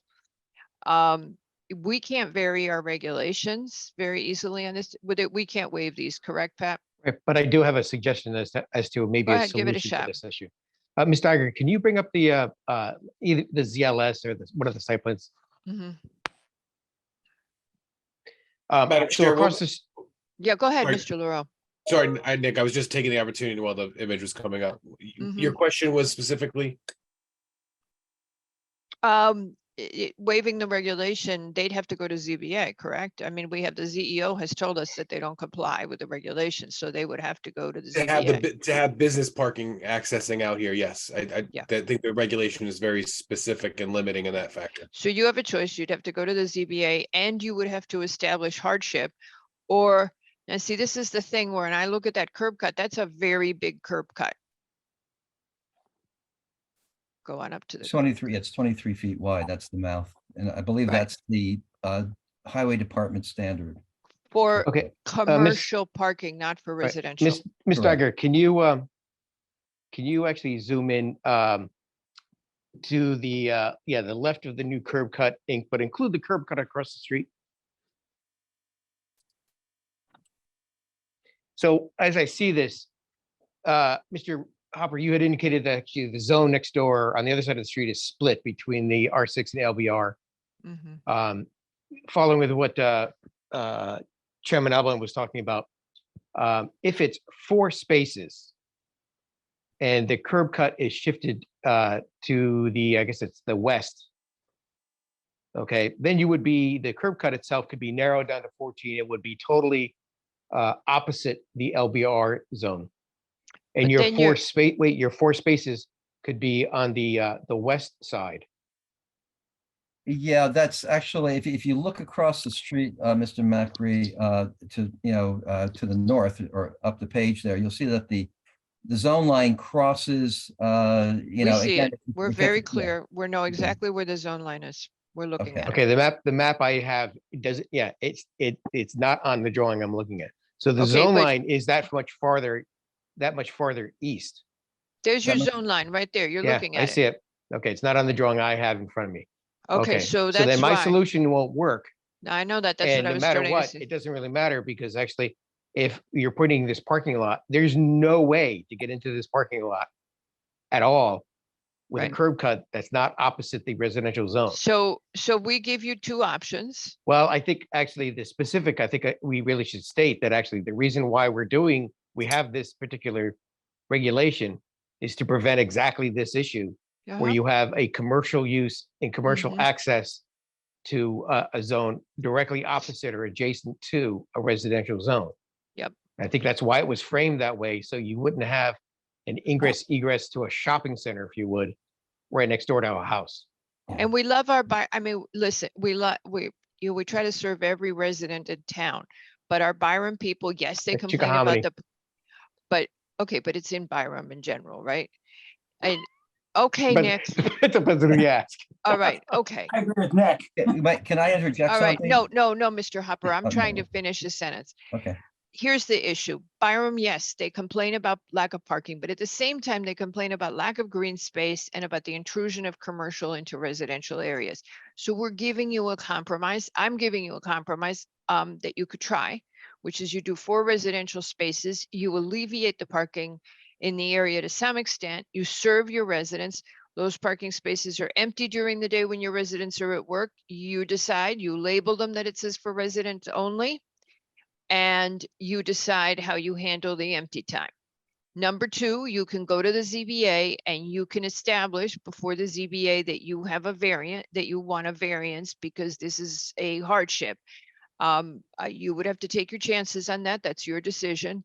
And those are the 2 options I can think of. And I would happily, rather than deny this for not complying with our regulations, leave it open so that you have an opportunity to revise it so it complies. Okay, may I respond? Yes, now you may respond. I Okay, finished thanks, all my Madam Chair. sentences. Okay, thank you. So one point I wanted to make was even though the LBR2 zone line is past the mouth of the proposed parking area, if you look across the street, you'll notice that the apron cuts, for the use of the bike shop is almost directly across. So there is a bleed over there, and that curb cut is used for the bike shop. Okay, so let me That is answer their- that. Wait, let me ahead. answer that for you before you Sure. finish. The Okay. fact that there is another non-conforming use in a neighborhood is not a reason for us to vary our own regulations. We are prohibited by law from varying our regulations. There may be a non-conforming use in the neighborhood that does not justify a variance on our own regulations, and also we can't take that action. So you would have to go to the ZBA, or you would have to revise this to be compliant with the regulations. Okay, so let me ask another question then. Again, the 4 parking spaces is generated by the number. 4 units. Yeah, the 4 units, and that's the minimum standard. So I know in the past. Nope, that's right? actually, you're correct. Sorry, I'm interrupting you. I'm just trying to move you on to deciding with the 2 things because we have a long agenda. Yes, Okay. you're correct. Our regulations require 1 space per unit in a mixed use development, which is what you are. Since we would not want to have more than that because you would be looking to accommodate commercial and you would be looking to have the 23-foot wide drive, we would suggest to you that it be compliant with our regulations regarding the mixed use. Okay, so my question would be, again, just from a economic development point of view for, all the work that needs to be done to create a parking lot here, and going beyond the minimum standard for parking, if we were to make this strictly a residential parking space, reduce the mouth to 14 feet, 13 or 14 feet, I think is the standard. And then that would also increase some of the green space, I suppose. Then it would be compliant because it would be only for residential use and we could mark it as such or put gates up or whatever. But again, just in terms of the amount of money, frankly, to create a parking lot with all of the drainage and everything else, to gain just 4 spaces really, not a great proposal. So again, we would, at that point, we would have 8, we would be exceeding the standard, and we would be complying because it would be strictly residential use.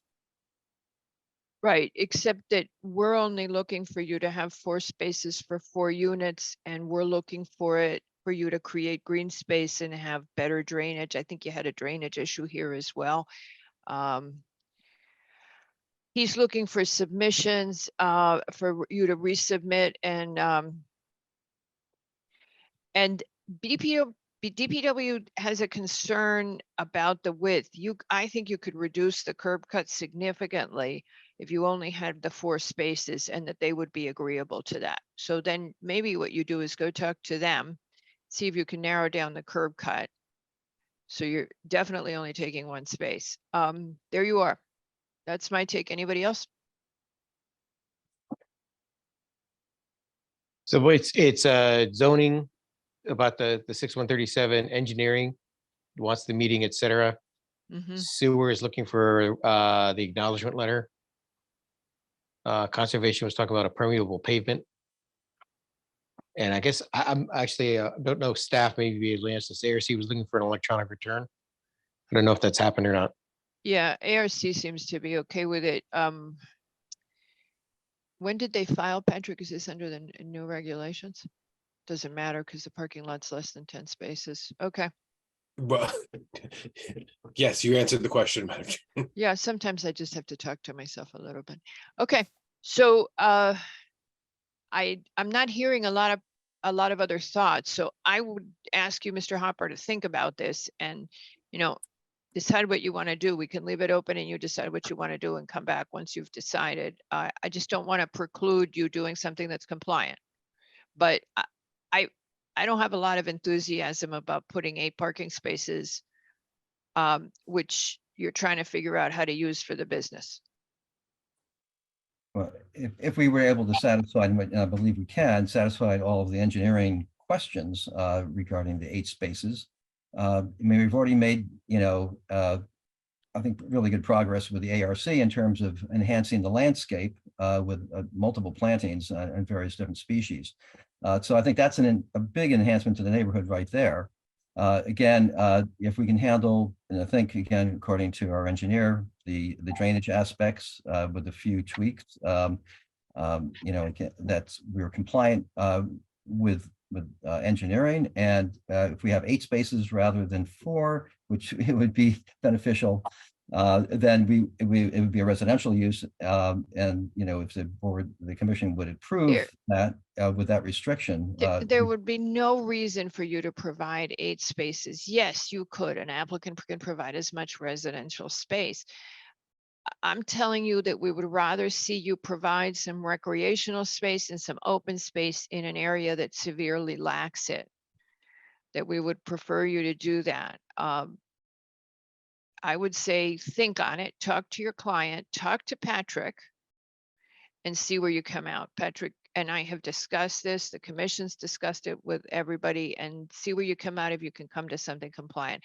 I personally would lean to 4 spaces, but see if you can work with Patrick to come up with something and handle you've got some engineering issues to resolve from DPW, and they wanted to see what we did with this. So we will let them know that we're asking you to do only 4 spaces. Okay. All right. Great. Thank you very much, sir. Thank you. All right. So with that, any comments from the public on this application? We have 2 comments from the public. Mr. Pecora. Oh, I lost Mr. Pecora. Hold on. All right, Mr. Pecora, go ahead. Can you hear me? Yes, sir. Okay. Having grown up at 12 Charles Street. Would you insist is Chickahominy and not Byram, correct? Well, I didn't really feel it appropriate to correct something that you said. Yeah, okay. All right. Yeah, You always do. Go ahead. We won't ahead, go Mr. there. No, I Pecora. have to be nice tonight because of the next 2 applications. So All righty. Okay, Mr. Pecora, go ahead. So you grew up on Charles Street. I not only grew up on Charles Street, I grew up at 12 Charles Street, contiguous to this property. Great. And the Pecora family owns the 4 houses on that entire side of the street. And having grown up at 12 Charles Street, I could tell you that the entire backyard is currently green, has always been green, and is hardly ever used by the tenants of the property. The parking problems on the street aren't during the day, it's in the evening. When you want the residential parking, what you want to So- do is have residential parking, correct? So we would love to see 8 spaces there. They were nice enough to move the parking lot to the east so that we could fully have a separation with beautiful green evergreens and/or trees, which is what we did at 12 Okay. Charles Street. And I can assure you that 8 residential spaces would be a huge relief at night on Charles Street. But you understand that they should only be used by the property in question, not by the whole neighborhood, right? Yes, but that doesn't. And that building only needs 4 spaces. Now, No, so Mr. I Pecora, if I could contradict you on something, since you were so nice to me, I'm just going to go ahead. I was there on Sunday. If you think that's green space that's welcoming, we need to talk about some stuff. I mean, it's all heck, it is not welcoming. I wouldn't bring my kid out there to play if I had one. I mean, it could be a pretty space. It is not right now. it used to be a pretty space. Okay, So it is you're not at the only- moment. When you're No, saying, it's- oh my goodness, it's always been green and beautiful, I looked at it and I said, wow, this could really sing. Okay, what I'd I'm- like to do, I'm thank not- you. I'm really not finished. Okay, You're ahead. 75 feet, you're 75 to 100 feet away from a park. And I can assure you that the relief on the street will far outweigh the need for green space, especially when you're talking about the separation of this property and our property.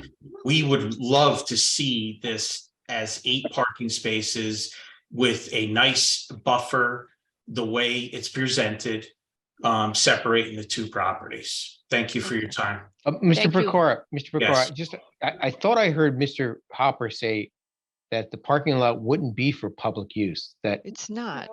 just, it would be the use of the residences and the liquor store. I didn't say it would be used for, I said it would be used for the tenants, and during the day, they could park, the employees could park there. You know, I mean, Okay, you Mr. could do Pecora, it in a way. Yes, but we can't, wait, see, I'm sorry, Mr. Pecora, we can't violate our own regulations, okay?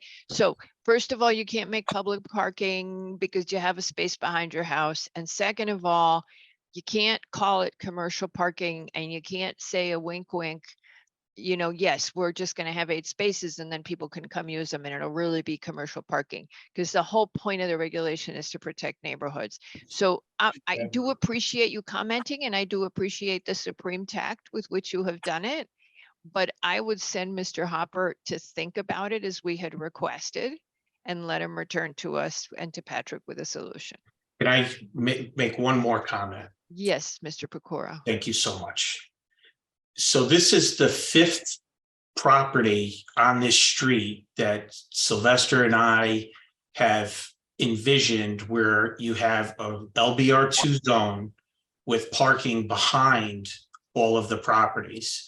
179, 171, 177, and the Two Door restaurant will have beautiful parking lots that will service the community and service the small stores and or residences of the community.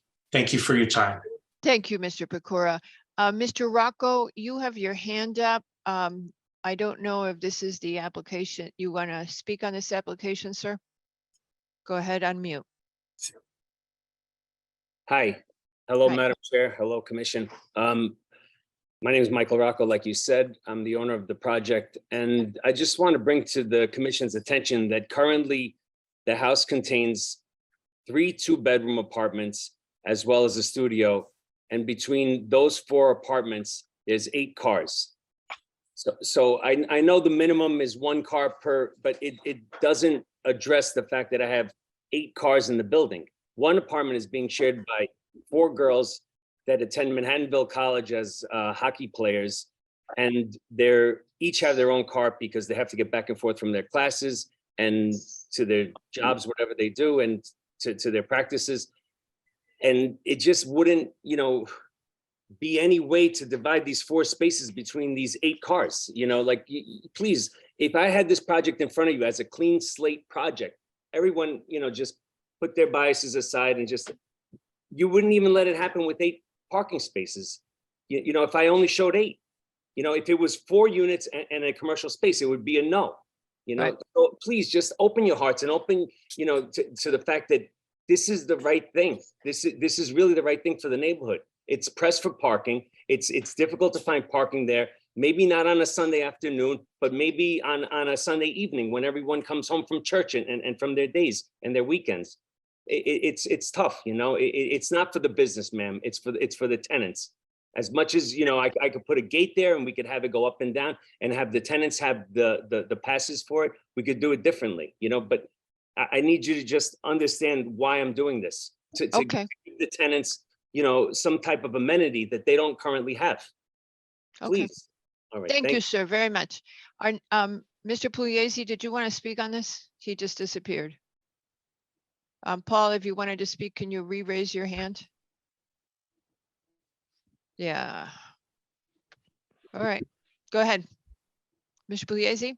Hi, I just wanted to second some of those comments by Mr. Rocco and Mr. Pecora, that particular area is quite high density, and with more people having cars and more people even working from home, it puts added strain on the on-street parking. And I'm all for landscaping and having well landscaped parking lots, but any opportunity to provide adequate parking for residential projects should be considered. The biggest problem that we have with some of the 830G proposals is the fact that they're limiting the parking to 1 car per unit, and it really doesn't work, especially if you're trying to support the local business district there. Thank you. Thank you, sir. Commission, do you have comments on what you've heard? I have a question, Madam Chair. Yeah. If 4 is the minimum for a residential, is there We a could do. maximum? So we could do, the applicant could come to us with an application for 8 saying it's strictly limited, will be restricted to residential. Mhm. And that would be kosher? That would be kosher, and we could have a gate and it would be kosher, and we would lose the green space. But the community is saying that they don't want green space. At least the 2 people, I mean, one of them is a developer. Any other comments from the commission?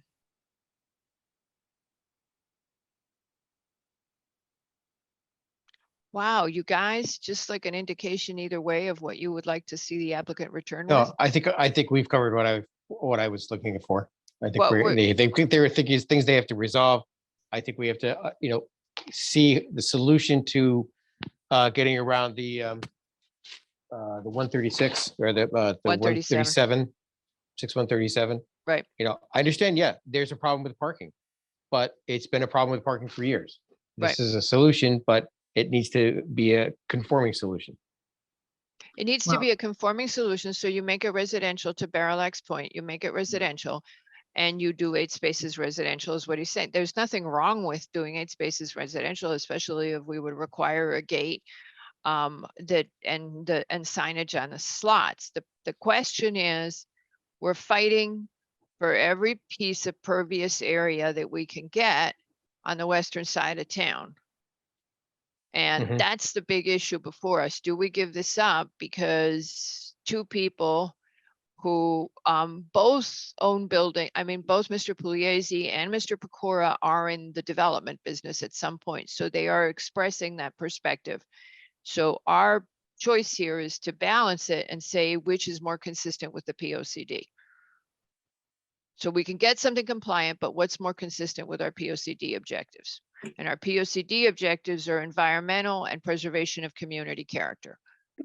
Ms. Jenkins. Yeah, I guess I feel like the equities, if you will, would run in favor of the tenants here. I mean, I know the developers want what developers want. But in this case, if there are in fact tenants that require 8 parking spaces already in the building, and it can be limited so that it is expressly residential, it seems to me that what you're doing is you are encouraging the existing tenancy there. And frankly, I love green space too, but we're talking about a small lot in a very dense neighborhood where they probably need a green space. Okay. It seems to me that the need for the additional parking has been demonstrated. So let's do this, Mr. Hopper, based on the fact that a couple of people, Mr. Barilak everybody's inclined to favor this residential parking. Why don't you go work out, as Mr. McRae said, the engineering issues?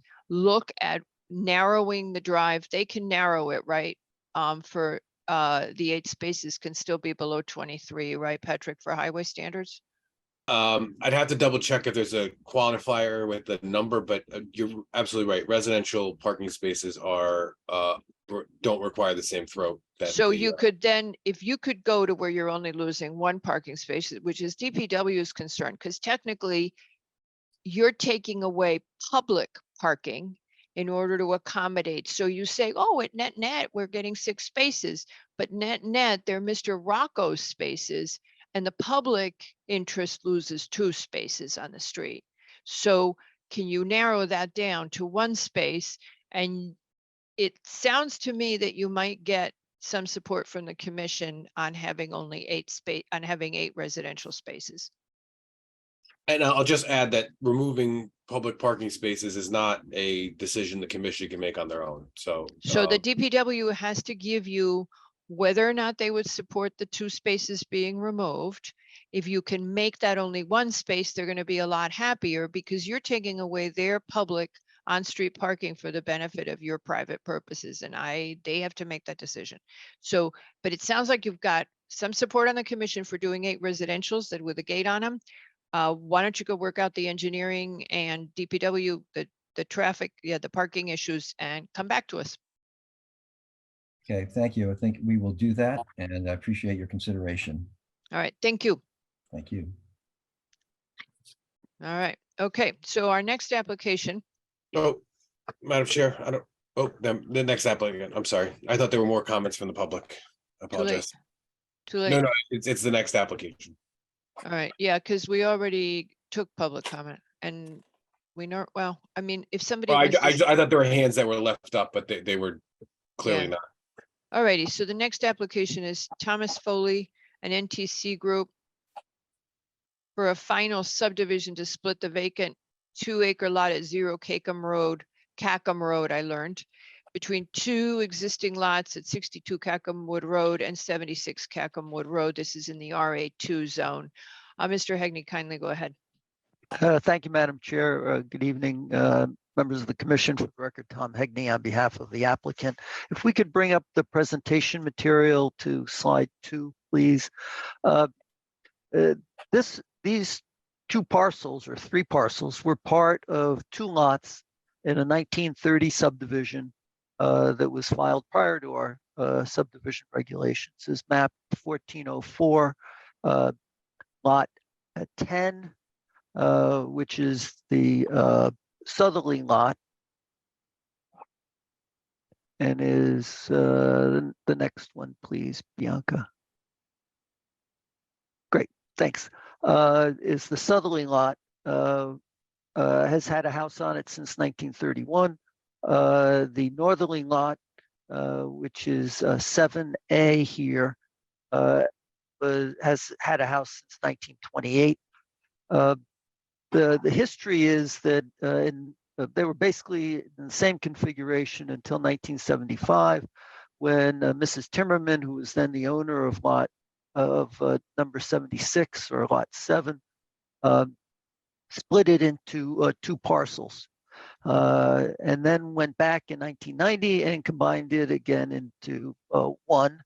Went back to the commission then in 2005 and said we would like to have this as 2 parcels, both conforming as to lot area, shape, and frontage. One having a pool and a equipment building on it with a septic system. And the commission at that time approved that lot split, and that map was recorded as map 8038 in 2005. That's the next slide. If we could just go to that one briefly, please. Okay. So this is the map that was signed by then Chair Ray Heimbush. I noted that there were actually 3 now former chairs of the Planning and Zoning Commission that were on this particular application. Richard Maitland and Don Heller were also on it at the time. And so this map was recorded, and has been the condition of the property since 2005. It's been taxed as a separate lot. What we're looking to do now, if we go back to the next one, the last one, please, Bianca, is to essentially split this equally or close to equally. 9/10 of an acre would go to number 76, Cacomwood, and 1.1 acres would go to number 62. The equipment building and would be crushed and filled. The same would be the case with the septic tank that services that, and the pool will be dug up and removed. Ultimately, Mr. Foley is the owner of 62, is intending to replace that pool, which is, again, dates near the house itself in the 20s, with a new pool that would be meeting the setback requirements of 35 feet in this zone. So he would not want to have to landscape it before he actually installs that new pool. We received the sign off from the zoning enforcement officer, who doesn't see an issue from a zoning standpoint. There are 3 comments or notes rather that engineering wanted to include on the map, and those are fine. And lastly, there is a curb cut on Cacomwood just to the north of the site, and the question was, should that be removed? If we can go to the topographic GIS, please, which is slide 4. And you can see where that a little stub is off of Cacomwood Road. And what you have is a very high change in elevation. And right where the cursor is, that's at elevation 270. The ridges on either side are at 280. And it might make sense to retain that if for no other reason than to be able to maintain this area. The Cacomwood subdivision was designed and landscaped by Olmsted. It is truly park-like when you drive through it, and being able to maintain that particular portion of the property, which would be part of number 76, I think would be valuable. So with that, we would ask you to confirm that this is neither a subdivision nor a re-subdivision. So, Mr. Hegney, you were listening yesterday. Can you just clarify for us why these were not merged, since they came under common ownership and you had a non-conforming lot that could have been merged and made conforming? Hello, Mr. Wells. A couple of things. One is you do have conforming lots. There's one that's non-conforming. The pool on it, on the what I will refer to as the 0 lot or the vacant lot, doesn't conform, but the area, lot shape, and coverage and frontage do conform. Okay, but it's still a non-conforming lot. So just if that, so to start with that structure on the lot. The lot itself is conforming. The lot is fully conforming. Okay, wait. And if it was to merge with any, it would merge with 76, which is what it was originally part of. I would add that although it did merge for an hour and 11 minutes, it was not the intent of Mr. Foley to create one large lot here. He owns over 3 acres now with a house on it, that is conforming and has been a separate lot since 1930. And if it was to merge with anything, it would merge with 76. And then we'd still be talking about taking an acre away from 76 and adding it to 62. So I don't see but- where it makes a difference. Well, it makes a difference because if they merged and you had a merger, you would be subdividing it and you would be giving us open space. There, 62 Peckham Wood is a separate lot that stands alone with a house on it and is conforming in every way. 76 is a standalone lot, conforms to all the zoning regulations and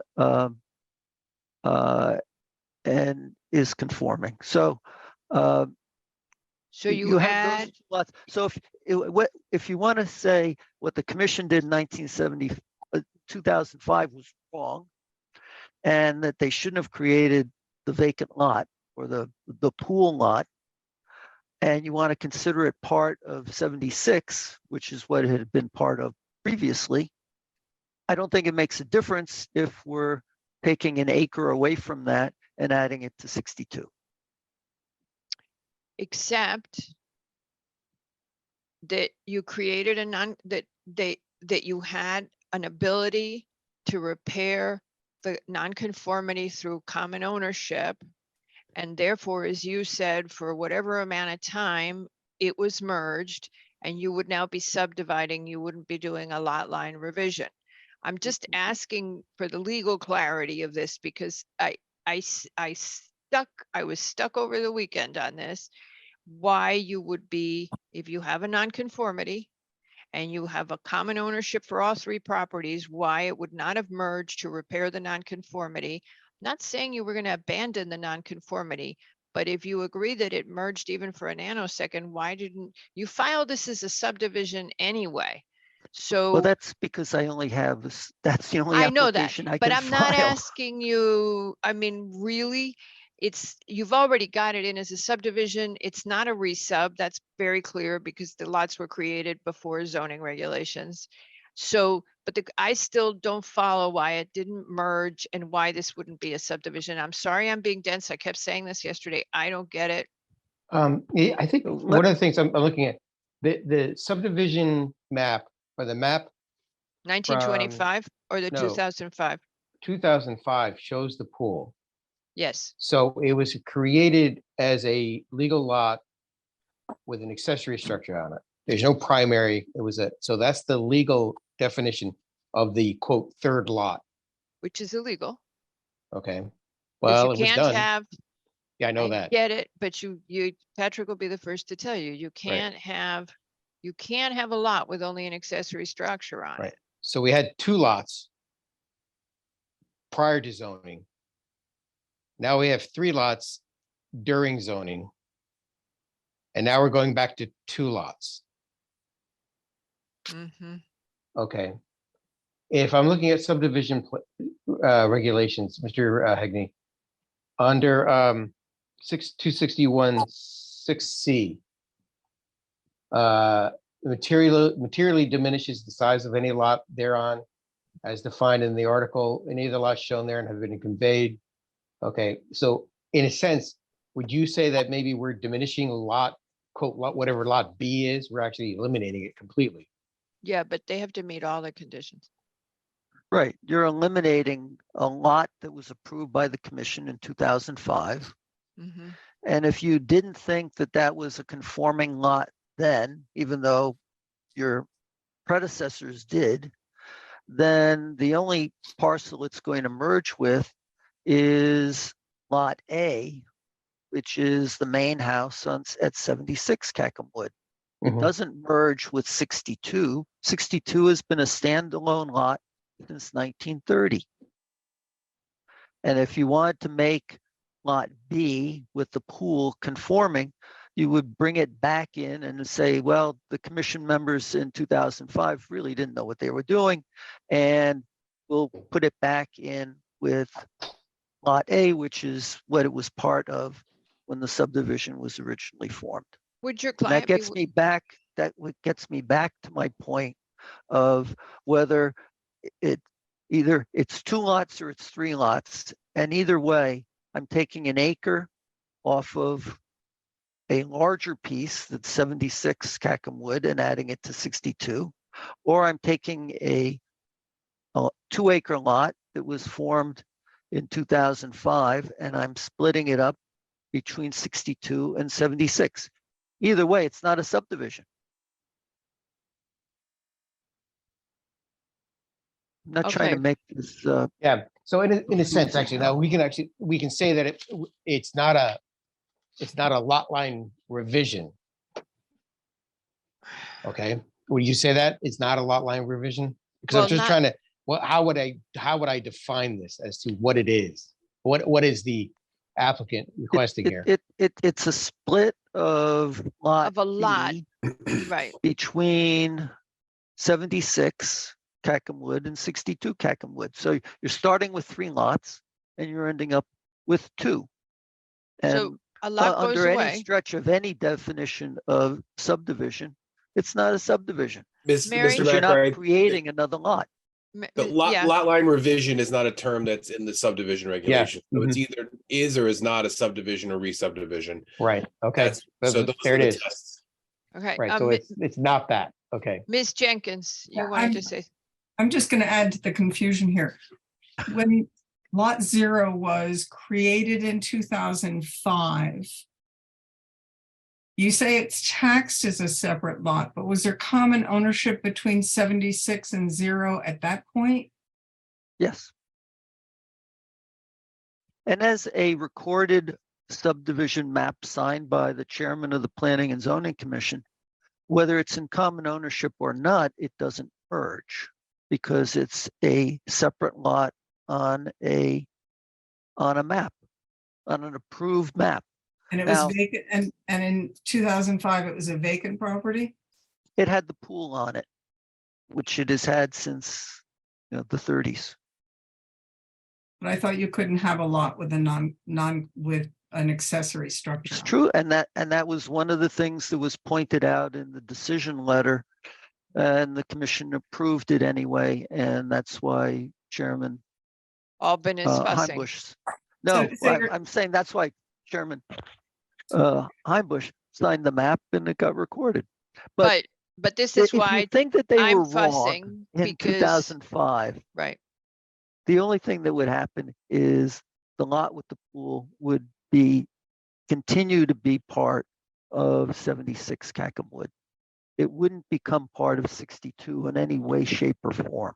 Except that you want to give some of it to 62. So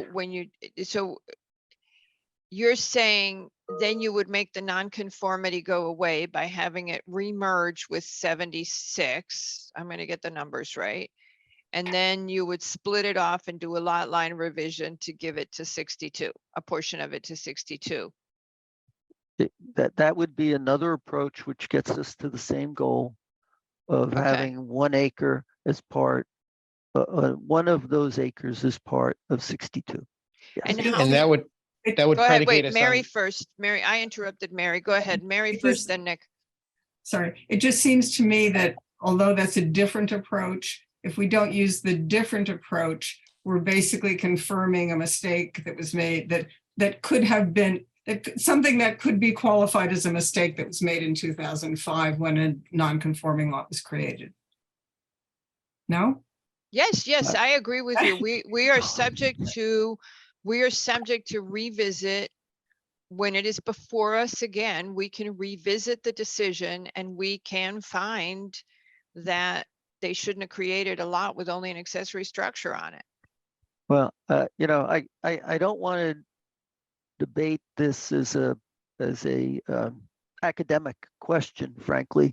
We're I'm trying to academicing get- away open space. No, there's no basis for having open space here. And frankly, the way I see the Cackham Wood subdivision developed, it very much all looks like open space, the way it's been designed by Olmsted Brothers. so actually the trick is a finding to negate or avoid the 2005 map. So if we have, assuming, I just playing this out, if the 2005 map did not exist, we'd have 62 and the pool lot as one big thing.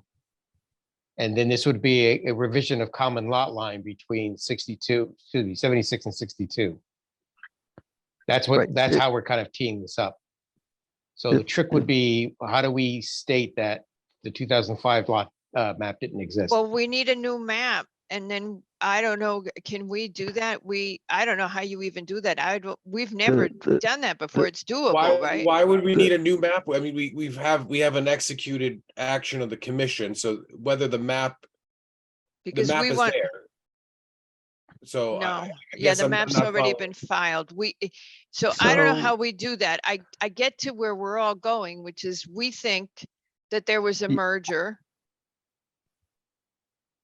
And I'm not too sure about merger, just is there's, Well- I see 3 lots.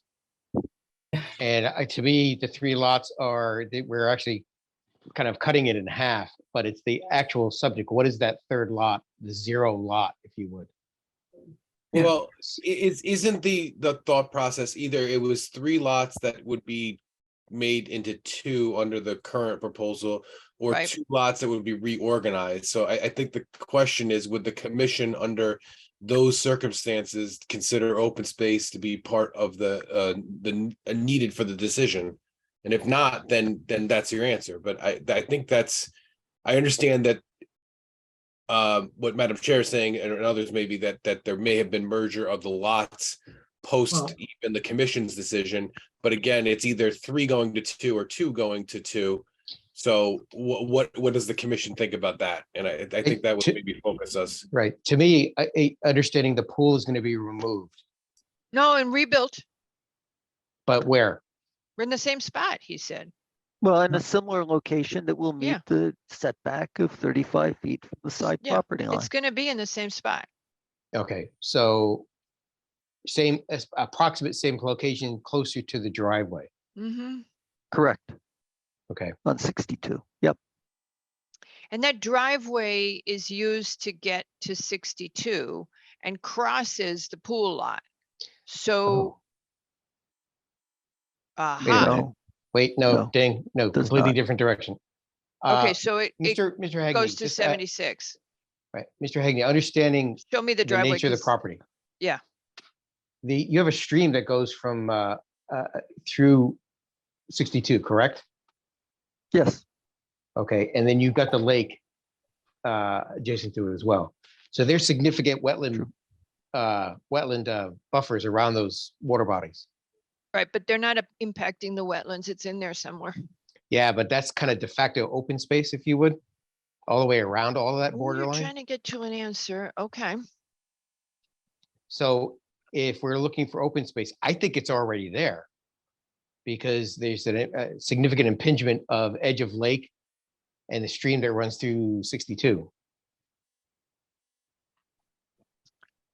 So, are we looking for more? I think it's already actually on the site based on the buffers that are going to be required. Okay, Bob, did you want to say something? No, I'm not understanding why if Marguerite, you think this was merged at some point, why this isn't a simple lot line revision? Why are we even talking Because about open space? if it's merged, if it was merged, it would be a subdivision. No, Not a- no, if it was merged, if the center lot was merged into either one of the lots. Right. You have 2 lots right now, not the 3 Right. that, right? And then wouldn't it be simply a lot Ah. line revision from one to But the other? but see where it's troubling for me, yes, why am I thinking that it's only all one lot? Because it's the same owner for all the properties and they're all contiguous. And that I think is the but- point okay, wait, No, but- so that's Hegney shaking, sorry, Mr. Hegney.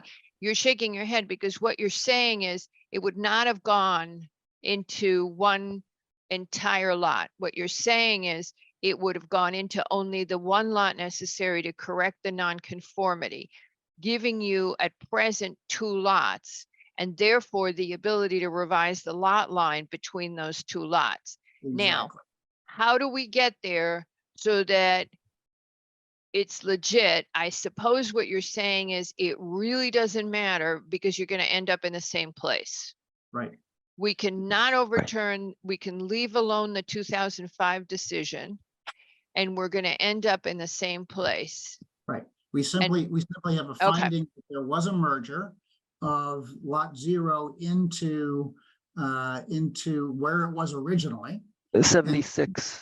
Well, actually, we don't want to say that. See, here's the snag, Bob, and this is a snag that I hadn't thought about before that Mr. Hegney keeps pointing out, and Patrick said too.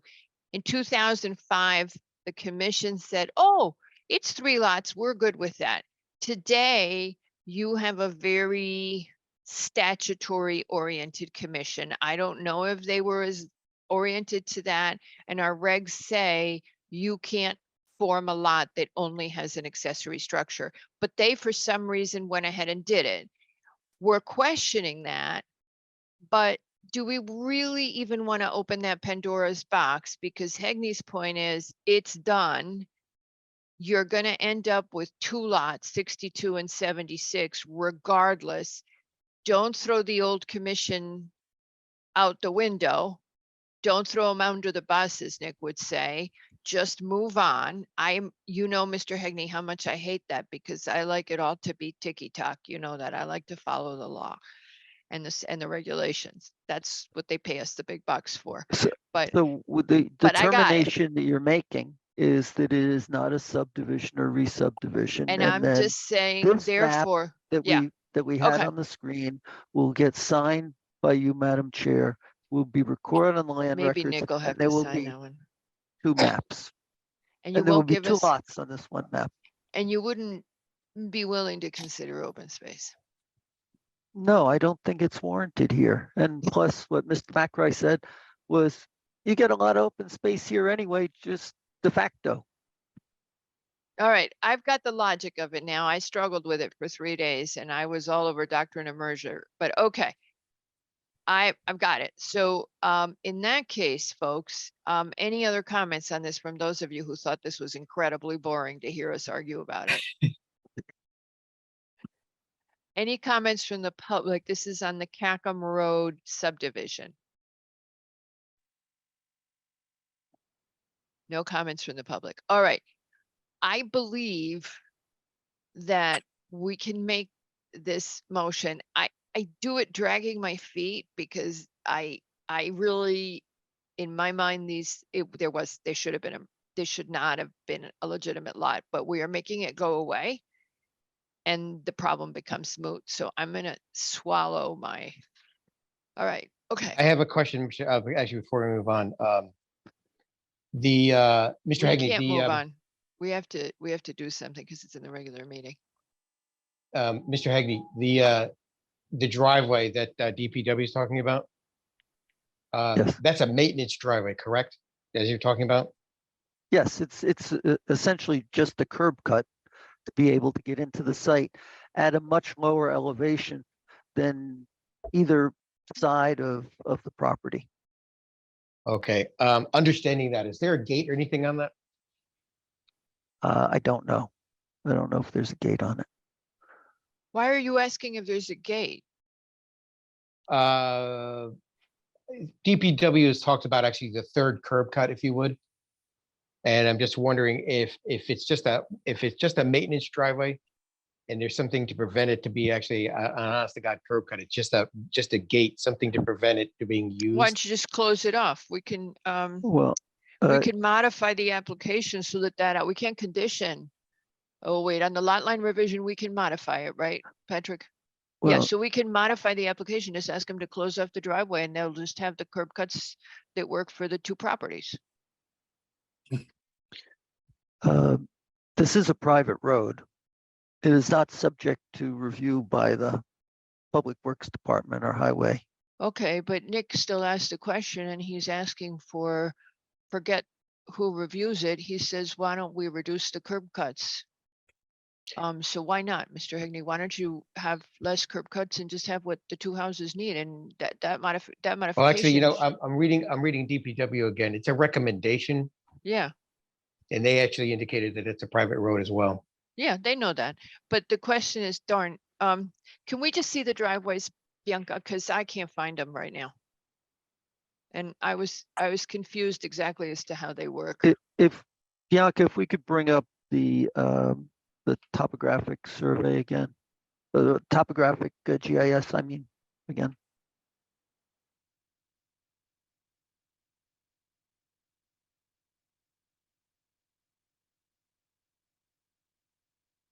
Okay, that doesn't help me with driveways. Okay, so. I can't see that close enough to get to driveways. Get way into it, Ms. Dygert, right to where that little stubby thing is. Yeah, right there. That's a technical term, right? The stubby thing? Right. Yes. Okay. A curb cut of less than 10 feet is stubby thing. All right. Okay, now. So I think the point that Got it. engineering was making is the house at 76 Cackham Wood has two driveways, Right. that one and that one. And the stub would be a third. My point is that the Go two closer so we can driveways, see the topography. the two driveways at 76 Cackham Wood are at a substantially higher elevation. Yep, seeing that. So what's the where that elevation? is. What's that elevation to? So that's at 284, 286, and this is Okay. at 270. Okay. So So this one on the left at 76, all the way on the left is at what elevation? I would say it's between 284 and 286. And the house is at, House is It's 290. at 290. So That's why top of the ridge. so why Right. would you want to have two driveways? You can still use both of them No, reasonably. no. It's No, the one what we're this, talking about is that little stub right there. right. It gets And into the reason I'm valley suggesting between. that would be Got it. valuable to retain is because that's the only way you're going to be able to get from the driveways at 76. You can't get to this area of the property because it's in a valley. And that stub allows access to the valley. Okay, well, it's just not great to have a pool all by itself on a okay, No, because see, that's the thing is that the pool is at 290 as well. all right. And the driveway kind of snakes in between 280 and 290 where the pool is. So But if the you pool- you have to drive to your swimming pool is what you're saying, right? No, the stub would only serve the valley, which is now going to be part of 76 Cackham Wood. The new pool will be on that portion, the acre that's being added to 62. Right. Okay, now, next question. Tell me for the millionth time why you have to keep the stub? I think it's just for convenience of being able to access that portion of the property because you can't do it from the other driveway. Right, because you can't get a machine to make for maintenance of the valley or get in there to do anything from the top of 280, So top of Nick 290. asked a great question. Why don't you just keep it closed off except for when you're doing maintenance, not make it a curb cut? Great question. Well, I think it's an existing curb cut. I think it's more of actually just making sure that Right. it's maintained as access. Okay, You know, if it gets a little overgrown, it's good, but not an honest to God, Okay. a curb cut with a Right. brick with a cobblestone apron and all that kind of stuff. It's just there to get Right. into the valley. okay, What, It's Mr. just Hegney, there what's the for condition of it now? convenience. Is that same kind of thing? It's just a nothing? I think, yeah, it's very small. Right, okay. So then, in a sense, then condition B, no, DPW. modification. Yeah, yeah, Yeah, that's what they were talking about. Okay. all right. And you're okay with saying, yes, we hear you, but we'll leave it alone. Is everybody else okay with that? Before we finish this discussion, does anybody have any condition? Put on deeds of sale.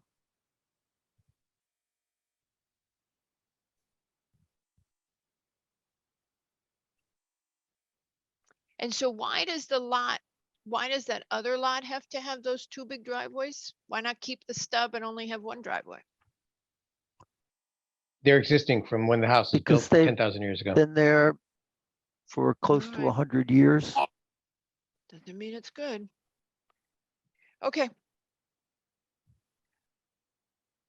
All right, any other comments from the commission? Does anybody object to closing this application at this time? No, All right. Nick, will you give it a shot? yeah, let's see what we can do about this. Okay, hold on a second, let me get my stuff together here. This is 62760 Cakenwood Road, final subdivision 2023-020. Applicants requested final subdivision to dissolve two-acre lot located at 0 Cakenwood between two existing lots. The result yields 62 Cackham at 5.7 and 76 Cackham at 3.05, and the elimination of 0 Cackham. All properties are located in the RA2 zone. Okay. Okay, the commission finds the application meets the standards of sections 258, et cetera, of the building zone regulations and is not a subdivision or re-subdivision. Conservation issued comments dated 2/27/23 indicating recommendations of the proposal. Zoning issued comments dated 3/7/23 indicating a proposal meets the BZR. DPW issued comments dated 2/28 indicating recommendations of the proposal. Health Department issued comments dated 1/3/23 indicating endorsement of the proposal.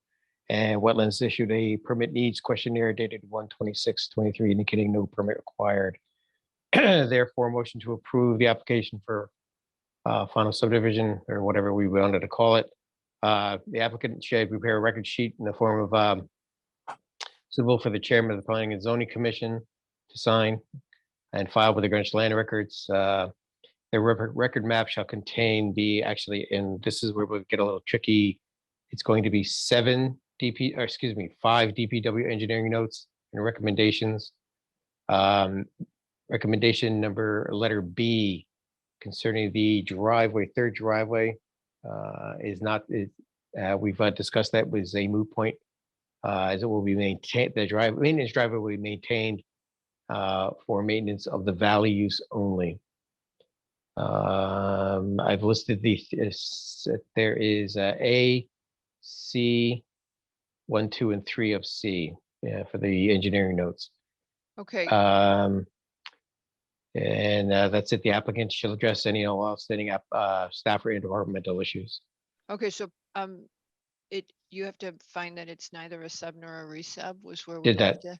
Okay, Yeah, I did thought that. you moved final subdivision.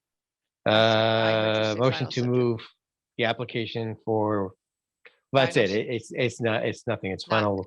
It's No, defined it's that not. it's not a subdivision or Not a resub. subdivision nor a resub. You can't move Yep. it to final subdivision. You That's can't fine. move a final. Okay, so it's neither a subdivision nor a Yep, re-subdivision. said that, yes. And then, once you've said that, then I think we just have to add Jody's comment that the applicant should either note the setbacks to the existing pool on filing the Mylar or remove the pool completely before they file it, the Mylar. So they can do it either way, but they would need to note the new setbacks as required. They need to give us the setbacks, or they remove the pool before they file the Mylar.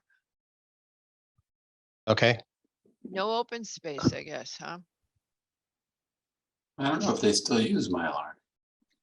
Yeah, we still do, Yes. believe it or not. What we don't use is tracing cloth. And I Or am gonna sheepskin. change that regulation that says that things should be submitted on tracing cloth before they bury me. All right. Okay, do I have a second? Second. Mr. Levy has seconded. Is there any discussion or modifications to the motion as made? All righty, Mr. McRae, how do you vote? aye. Mr. Yeski, Aye. Mr. Lowe, Aye. Mr. Levy, Aye. and Albin is also aye. Uh, The motion passes 5-0. Thank you. Thank you very much, Mr. Hegney. We now go on to application number 6, James Campbell Executor, for a final coastal subdivision for a proposed lot line revision between two existing parcels to transfer 1,061 square feet, 263 Sound Beach Ave to 257 Sound Beach Avenue. Who will be presenting for the applicant? Mr. Haslam, thank you. There he is. There he is. All right. Mr. Hegney, Wait, Mr. wait. Haslam. Why did we get Hegney back? I don't know. There he is. Okay, I'm gonna move Mr. Hegney back out. We must have, okay, there he is. Hello, Mr. Haslam. Okay, hello. Good evening, Madam Chair, members of the commission. Chip Haslam for the estate of Jane Campbell, represented by her son, Jim Campbell, as the executor. I don't know if Jim is shown, but if you want to raise him up to a presenter, that'd be fine. And I think Tony DeAndrea is also listening, if you could raise him to a presenter, but I plan on being fairly short. Yeah, I'm not sure we're gonna need him. I found Mr. Campbell. I was trying to promote Mr. DeAndrea before unsuccessfully, so I finally gave up. Well, I can proceed. So Mr. Campbell, if you want to accept to join, please accept, otherwise we'll go on. Go ahead. Thank you. So I think you all looked at the documents that I submitted, including the surveys, and you see the problem in a nutshell, which is the house is built in 1899, which straddled the property lines of two properties that are separate tax and zoning lots. So the idea is to cure that major nonconformity by revising the lot lines as shown, and also to secure a easement for access to the rear property as well. So it's two things really. So it's 263 and 257 Sound Beach. This is 257, which we're really talking about would be then a conforming lot with regard to the location of the house and all other zoning conditions as well. The only minor glitch I have here is the fact that even though we're not making any changes to the lots whatsoever, by way of changing impervious surfaces or anything else, nonetheless, because of kind of a mathematical anomaly, the 263 lot ends up being slightly more non-conforming with regard to lot coverage by the result of this lot line revision. And it's a minor deviation. I've talked to Mr. DeAndrea about it as to why it occurs, because in fact, both lots end up having an increase in lot coverage, which boggled my mind. But Mr. DeAndrea has explained to me why that is. The rear lot will continue to be conforming, but as I said, the front lot will become slightly more non-conforming. What I'm suggesting to the commission, and I hope you will agree, is that given the fact that we're curing this problem of this major nonconformity, that you find under 6-141, that by doing so, the minor deviation for the lot coverage Is a doesn't lesser require- nonconformity. Yeah, exactly. Overall, I think you would agree that it's a much lesser nonconformity by curing this issue of the straddling house than the minor lot coverage, which is not going to change in reality. As a practical matter, it remains the same when you look at the overall two lots together. That's my Commission. one. Any questions or comments? Mr. Haslam, get a kind of crazy question. So you're taking the lot line and bifurcating the lot. I would say just, generally in half. Why not go the opposite direction and rezone the whole thing from Sound Beach to the parking lot in the back? To the LBR? Or do both, come back in and rezone the front, but you don't have to, because the commercial use it's the commercial zone that's zoned partly R12, which is bizarre. It's actually a piece of the residential property that's zoned R12. Right, it's the back half of that. The zone line actually goes right through the middle of the property. Or right through the middle of the right through the middle of the back of it, right? Just like the last end of it, the last 7. Yeah, it's feet. not really the middle, it's just a very small Yeah. piece, really. So rather than kind of go for the whole thing and push it towards Sound Beach, why not just assume that 7 foot of whatever is left over in the back and rezone that little chunk of it to the business zone? Well, does that solve the problem? The problem is that he wants to Yeah. sell the properties different. It's to not his, different yeah, buyers. that's not his problem. He wants to separate so he can sell the house separate. He doesn't care about how it's zoned.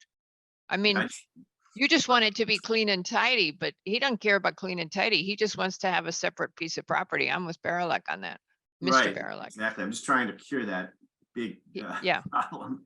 And I Yeah, can- well, so Mr. McRae is suggesting that the applicant consider at some point in the future, potentially, or actually, we could do it, believe it or not, you guys, we can initiate a zone change ourselves, and I don't think the applicant would object, but we can put it on the agenda. We'd have to notice it, and we could make that zone change for them after they've done the lot line revision, if we so wanted to make it clean. We are able to do that. And that would make Nick happy. So we give Mr. Haslam wants to clean up and get his thing separate. And then if it's bothering us that it's a split zone and it's really really should be all LBR, we can on our own motion without him his client having to incur an expense, can just do it for them. You would not have care, right? Well, right now, my client is perfectly happy having this maintained as a residential property, even though it's in the LBR too. But that's the thing. No, I know that, but what all of the way you were showing this here, unless I'm misreading it, the house is all in the LBR too, and the Taekwondo place, am I doing this wrong? No. The office Taekwondo building in the front is all in the LBR two. Two, and it's the house that's in the split zone and got it. The house building Yeah.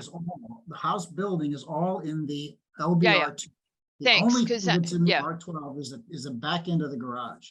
Yeah, I got that yesterday. I knew that on Sunday and I forgot it. Okay, and I got it But backwards. Okay. it's literally to cut it in half. So it's actually 2 pieces of property. Yes, that's all he wants to do is make it 2 pieces of property. That's all he cares about, so he can sell the house separate.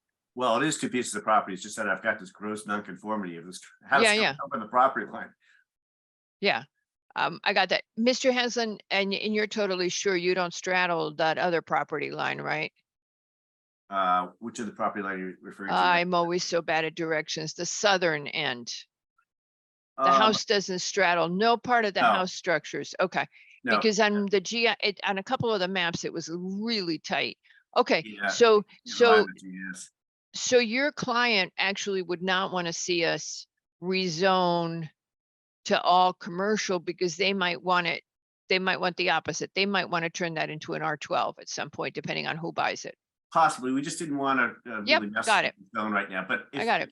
if he wants to do that, I can take it up with Pat and we can proceed from Just there. tell Pat, and Pat can throw it on the agenda and we'll rezone it for you without you making an application. Because it definitely bothers us that this is a split zone, but it's no big deal. I mean, it should just, why not make it clean? I see Mr. McRae's point. Okay, so anything else from the commission? Any comments from the public on this application? James Campbell at 257 and 263 Sound Beach Avenue. Does anybody have a comment? No. All righty, and no other comments from the commission. So you would, we would do this lot line revision. And we would have, and we make a finding that there is, that although it creates, increases the coverage nonconformity, that this is a lesser nonconformity than currently exists. Yes, that's Under under map. 6141. Correct. All righty. So does anybody object to closing this application at this time? All right, the application is hereby closed. Mr. McRae, might we have a motion? Yeah, I think we could do something. Let's see here. 257, 263 Sound Beach Avenue, final coastal subdivision, PLPZ 2023-030. Applicants requested final subdivision to transfer 1,061 square feet of land in the LBR2 zone, the result of which the 257 Sound Beach would be at 5,436 square feet. both in the LBR2 and R12 zones, and the A15, A13 flood zones, and 263 Sound Beach would be 6,735 square feet in the LBR2 zone and AE13 flood zone.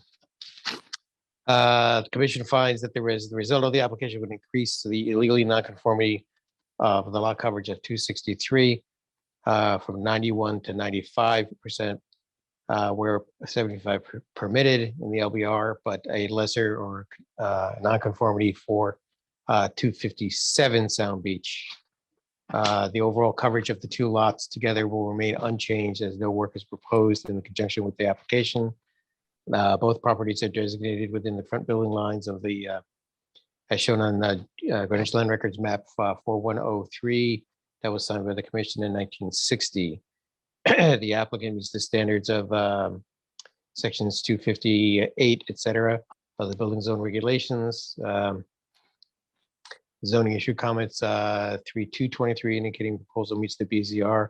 Zero issue comments dated 22823 indicating issues to be addressed prior to zoning permit, and requesting applicants submit a signed letter acknowledging receipt of the P&Z comments. DPW issued comments dated 2/28/23 indicating no comment to the lot line revision, and wetlands issued a permit needs questionnaire dated 2/3/23. Therefore, a motion to move the application. The applicant should prepare a record sheet in the form of suitable for the chairman of planning and zoning to sign and file. Per the sewer division comment, the applicant has submitted an acknowledgement letter dated 3/3/23, and the applicant is to address any outstanding staff or interdepartmental issues. And those staff and interdepartmental issues are in particular to clarify the FAR as it currently exists, to provide information and the FAR as it currently exists and shall be, and as well as proposed. Right, I think they did that, but we can add that in. That's great. I did not have that. I didn't find it. Okay. Okay. I had not provided, on that issue, I had not provided the existing FAR because I thought it was immaterial. The resulting is compliant with the regulations. So why don't you give us that? Okay. Well, that's it. Mr. Haslam, you provided the proposed FAR, but there's no he change. We have not, no, there's neither. Our staff report has neither and no of the FARs and a request by staff to clarify it. No, you have the FAR sheets that are prepared by CAH Architects and all the calculations for the proposed FAR. Okay. It's just difficult to calculate with the buildings, straddling the property line. So I gave you what's proposed to show you that it will be conforming. Both lots will be conforming as the FAR. All right, the staff report says that it's missing. And I'm looking, so just make sure that it's there. Let's not discuss it. Okay. Let's just make everybody happy, say, yes, okay, we'll make sure everybody has FAR. Okay. Do I have a second? Second. Mr. Levy has seconded. Mr. Yeski, how do you vote? Aye. Mr. McRae?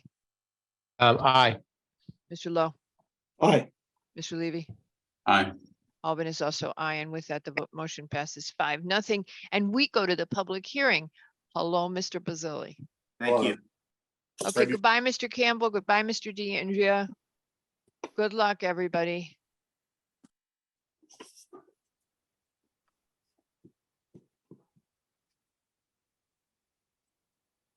All right, Mr. Bazzili's all set. And with that, our first item on the public hearing is Joseph A. Pecora for a zoning text amendment to amend 6132, the yard requirements on corner lots pursuant to the Town of Greenwich Building Zone regulations. Mr. Pecora? No, not Mr. Pecora. Hello, Mr. Smith. Good evening, Madam Chairwoman. How are you tonight? I'm good. Okay, well, good evening, Madam Chairwoman, members of the Commission, Town Planner LaRoe, and Planner Dygert. For the record, my name is Chris Smith. I'm a land use attorney and with the law firm of Alter and Pearson, and I appear before you this evening on behalf of the applicant, Joseph Pecora, who lives and resides and owns a real property known as 12 Smith Street South in Greenwich. And I appear on behalf of the applicant this evening seeking the zone text amendment concerning section 6-132, which is entitled Yard Requirements on Corner Lots, end of quote. and in particular subsection E, which governs the minimum width of the street side yard requirements. So it concerns a side yard requirement, but again, it's on the street side relative to a corner lot.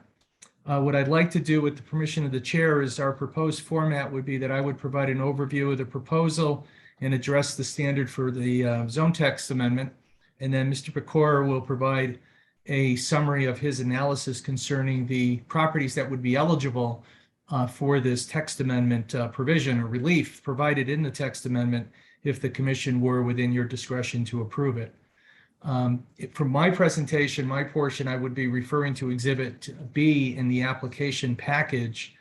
And I would just, again, that's our proposed format, Madam Chair, is to go through that. I know you cut off at 7 o'clock for. Oh, no, it's flexible. You finish and then we'll, deal with that. yeah, then we'll eat. No Okay. worries. All right, thank you. It's not bound in stone. Bianca, do you want to throw up Exhibit B or is Mr. Smith enabled? If I'm enabled, I probably wouldn't know how to do it. So if you could do Okay, that good. for And me, I that thought would you be- were all that fancy techie guy running those online Zoom classes and everything. No, What I'm did- not running them. Somebody else actually is. but, Okay, Actually, if we could maybe just start off with the Exhibit A, Bianca, and I know that's in the material. Maybe just go to the page before that. Beautiful, thank you. So again, the proposed amendment to the building zone regulations provides that the commission may reduce the street side yard requirement, which is currently 10 feet, to reduce that up to a maximum of 5 feet for corner lots located in the LBR2 zone district. And this is provided to accommodate affordable housing or assisted housing opportunities within the town. It's really an incentive zoning tool to promote the affordable housing and assisted housing components, as well as the adaptive reuse of properties in infill development with affordable or multifamily housing in Greenwich, as provided in your Plan of Conservation and Development at pages 56 and 57. Now, again, it only applies to corner lots that are located in the LBR2 zone. And the provision provides that you may reduce the minimum width requirement to not less than 5 feet. And again, it's 10 for properties in the LBR2 zone and corner lots, subject to the special permit standards of section 6-17. And the proposal also not only has to satisfy your special permit criteria, but it has to provide for one of two components. The first is it has to provide a multifamily community comprising a maximum of 15 units and not less than 8 units. And that community has to have an affordable component as provided by section 8-30G of the Connecticut General Statutes, or an assisted housing component in conjunction with the Town of Greenwich's Affordable Housing Trust Fund or equivalent town entity. So it would have to be affordable under 830G or assisted housing with the town, with your Affordable Housing Trust Fund. The other proposal that could qualify for this requested relief would be a mixed-use community with a commercial component located on the first floor and a residential component comprising not more than 15 units and not less than 4. And again, that residential component would have to have an affordable housing component as provided by section 830G of the Connecticut General Statutes, or an assisted housing component in conjunction with the Town of Greenwich's Affordable Housing Trust Fund. Again, so you have this applicability. I was able to watch your administrative review yesterday for comment, and I just wanted to make sure that everyone understands this only applies to corner lots, and it only concerns the street side yard requirement. So this is the side yard is determined. You have to pick a front under your zoning regulations as provided up above here in 6-132. And once you pick a front yard, the front strip, then obviously the other side, one of the sides is going to be a side yard. So this relief, and currently when you have a 10-foot street side yard setback, again, it's on the street. It's not abutting residential property to the rear or any other properties to the rear or on the opposite side. It would have to be on the street side. Then the commission, if you found that the application overall and this request specifically satisfies your site plan criteria, then you could reduce the setback, not in its entirety as you provide in the lineup above. If you just go in this subsection in the dark, the red is what's proposed, obviously, and the existing text for the section is in black. And right up above the line just before the proposed new amendment language, you have currently in your regulations something that was adopted apparently back in 1998, where you can actually waive the entire requirement in the CGBR zone, subject to special permit required criteria. Not sure, and it's not, we don't have to discuss it here if that survives the McKenzie test, but more importantly, I believe that what we've drafted and proposed the commission does, because again, it has specific criteria, special permit, which provides protection for the commission, because that's within your discretion. And if you feel that there's a health safety issue or some other provision or criteria in your special permit regulations, which is pretty broad, as in most towns, if it's not met, then you can just say no to the request to reduce the side yard setback on a case-by-case basis for a particular application. So again, there's that safety net for the commission because you have the criteria and you have a specific zone within which you could reduce the setback, again, from 10 to not less than 5. I believe that it's consistent with zoning law here in Connecticut and certainly survives the McKenzie test. As to the legal standard of review for a zone text amendment, the commission is well aware that the text amendment has to be consistent with your comprehensive plan. Maybe if we could go to the next page, or I guess we could leave that up, whatever you prefer. But I'm going down to Roman numeral 2 now, and as I'm summarizing and paraphrasing, but as the commission is well aware, the test for a zone text amendment or a zone change is that the proposal is one, consistent with your comprehensive plan, which is your zoning regulations or your build zone regulations in the case of Greenwich, and your zone map. The second is that it's consistent with your current POCD, which is your 2019 POCD. And the last component is that it doesn't have an adverse effect on the public health, safety, and welfare. And I usually throw in with the comprehensive plan, section 8-2 of the Connecticut General Statutes, which, as you're aware, is the Connecticut enabling legislation. And what I'd like to do is just very quickly summarize the first paragraph, summarize how this does satisfy the legal standard of review.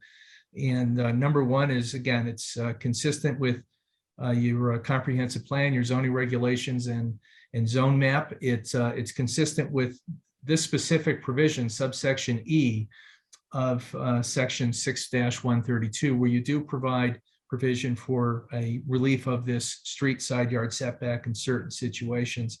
And also, in addition to that, it does satisfy and is consistent with section 8-2 and referring respectfully to Exhibit B. Specifically, the proposed amendment, quote, promotes housing choice and economic diversity in housing, including housing for both low and moderate income households.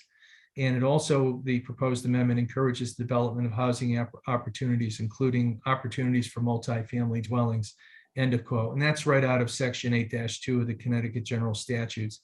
I have a number of quotes and cites to your plan of conservation and development, dealing with promoting housing opportunities in your community, economic vitality and commercial uses in your town and villages. For example, the applicant's property is located in the LBR2 zone district. This is 177 Hamilton that we were thinking about possibly using this for, and one of the villages in Greenwich.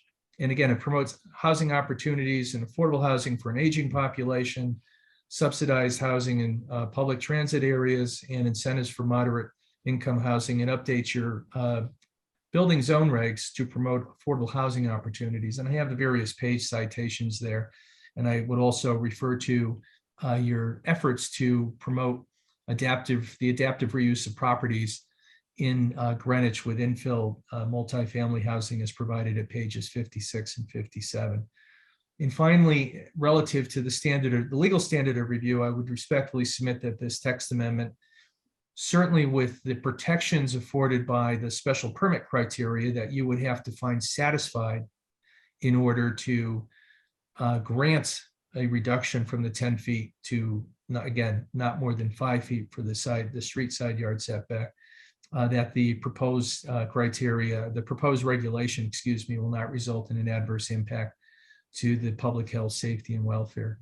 So just wanted to walk you through the text amendment. I know that there were questions yesterday concerning its applicability and what properties might be eligible for this particular relief on a case-by-case basis. That would provide the commission with discretion under your special permit review. And again, Mr. Pecora, and I know your professional staff has also prepared an analysis as to what properties, what corner lots located in the LBR2 zone district would be eligible to even ask for this relief. And with your permission, Madam Chair, I'll turn it over to Mr. Pecora, who will summarize his report that was submitted in support of the application. Go ahead, Mr. Pecora. Patrick, can you pull up that analysis that I sent over about 20 minutes ago?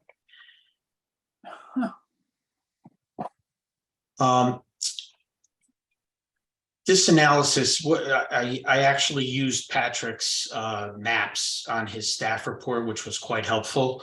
But as a town-wide, it only affects 36% of the properties in question. I came up with 58 properties.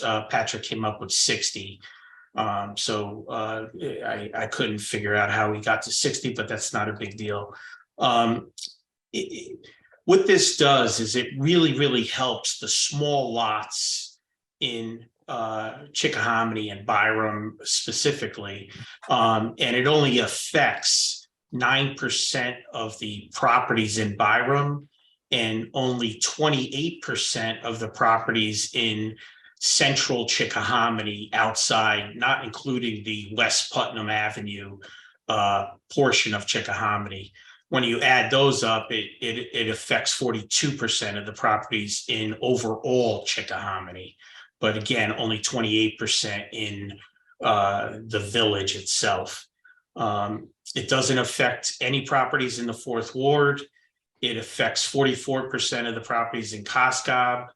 It affects 50% of the properties in Glenville, 25% of the properties in Old Greenwich, and 0% in Pemberwick, 66% of the properties in Riverside, and 25% on Valley Road. Again, overall, only 36% of the properties in a street side yard setback in the LBR2 zone would be affected townwide. Thank you. Mr. Pecora, you mentioned the Fourth Ward. Why is that property on the corner of William and it's a Division? Why is that excluded? Because the street side yard setback is 0. Understood. Oh, thank you. Okay. So you went to the extra step of measuring existing buildings. Exactly. Got it. Understood. Thank you. Mr. Smith, I just want to talk about something you brought up with the nuance of the regulation. With the qualification regarding 830G assisted or set aside, that really only would affect the applicable regulation for the conforming or amended business use, right? It's not a denial.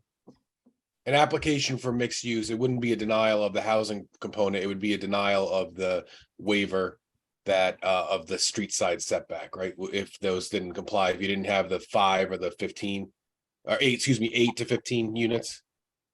No, that's a very good question, Mr. LaRoe. And I did hear that yesterday. I don't want to necessarily go into the current expression into a deep dive on 830Gs and mixed uses and residential, but it would appear with the way that historically the commission has interpreted your regulations as it applies, that yes, that it would have seemed to apply to that commercial component relative to that option.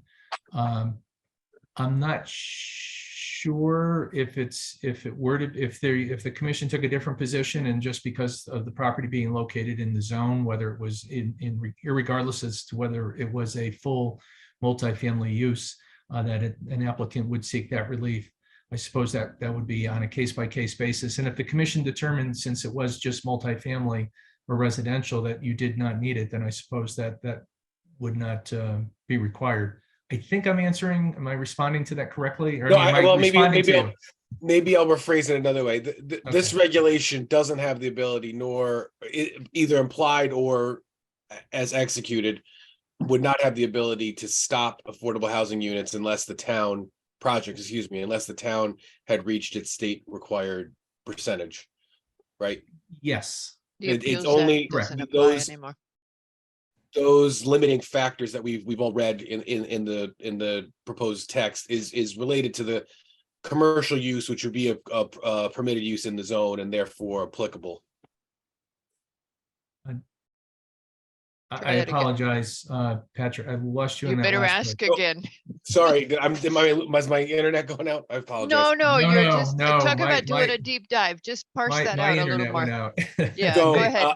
One The one behind his glasses. Go All ahead. right, let me put it into even more layman terms. The regulations that are being proposed here are only applicable to commercial uses on the corner in LBR2 zones. And so the fact that there is a mention of the housing component, affordable housing component, is only to open the door to vary the regulation as a standard site plan applications are handled, and not it's not a way to steer or direct projects away from corners that may have affordable housing components, right?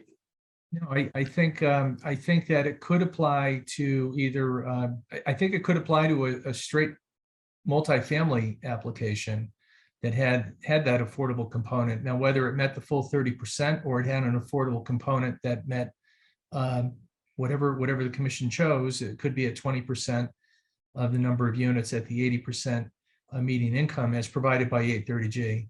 I think it could apply to that type of an application too. It would, somewhat of a hybrid of a full 830G application. If it were just the full 830G application with a residential use, I do agree. Then the relief's not necessary because it just simply won't apply to the 830G application. That would And be a that's different standard. basically in our decision. Our decision originally was that an 830G that's all residential does what it does, that a commercial use in an 830G has to correspond with the zoning regulations. I know there have been different, I commented to the commission yesterday, you probably heard, I know there's been different interpretations across the state, but that was ours. Okay, which has gotten some legal support from some of the folks, but there you go. Okay. And I think as drafted to trying to be a little more responsive, that again, it does say, having an affordable component as provided by 830G, but it also does provide for the assisted in conjunction with the trust in Greenwich. So it could be either one of those combinations.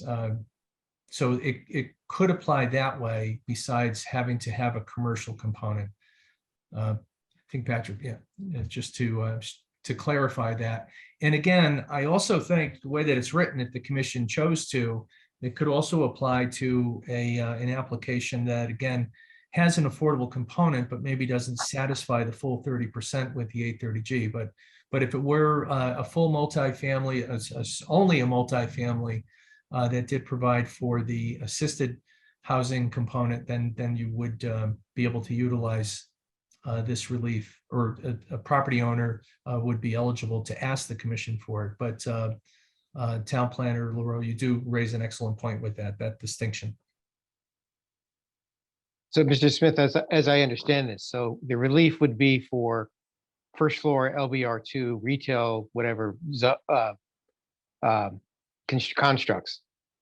And even though it would be conforming to, as we've done, it be bifurcated and conforming to the underlying zone, the 830G on top of that, second floor and upward, still would be under the guise of the 830G. So in a sense, I could get a conforming first floor, but then stack, I'm just saying as an example, another, 5 stories on top of that. And that would be a 30G component of that. That's where we would deviate from zoning. That's how I'm understanding this. It could be that, Commissioner McRae, and also I don't necessarily believe that you can utilize 830G with a mixed-use proposal here in our state. I think it would really, to have that, to take a position that it does apply, I think it would have to be very limiting and fact specific. But I think in general, we've had a couple of Superior Court cases, lower court cases, where they said it was not appropriate to do that. Well, so And, let's deep dive on that, because that was, we spent, I know you didn't want to deep dive, but we got you here. We literally spent hours debating this issue. And one of the points that we came to was, according to 8.2, we should further affordable housing. The point of the applicant before us, your client, was that he could do a much more economic affordable housing proposal if he could have commercial in the ground floor. Therefore, and I believe Mr. Barilak argued this very eloquently when we were debating, 830G doesn't prohibit doing commercial in an 830G and having it exceed. It's silent. So you would then look for a regulation, that a statute that is speaking to it. And the only thing we could find that speaks to it is 8.2 is amended by PA 2129. So we don't think that it's illegal to do it.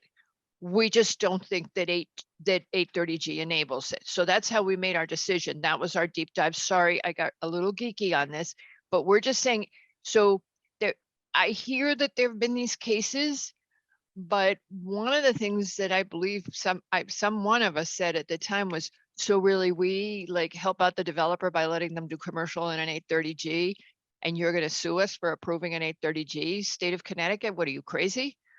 Right? I mean, the logic of it is we're trying to help out. So there, yes, 830G is silent, but our take was we could allow it if we wanted to, because it's silent, and 8.2 instructs us to further affordable housing.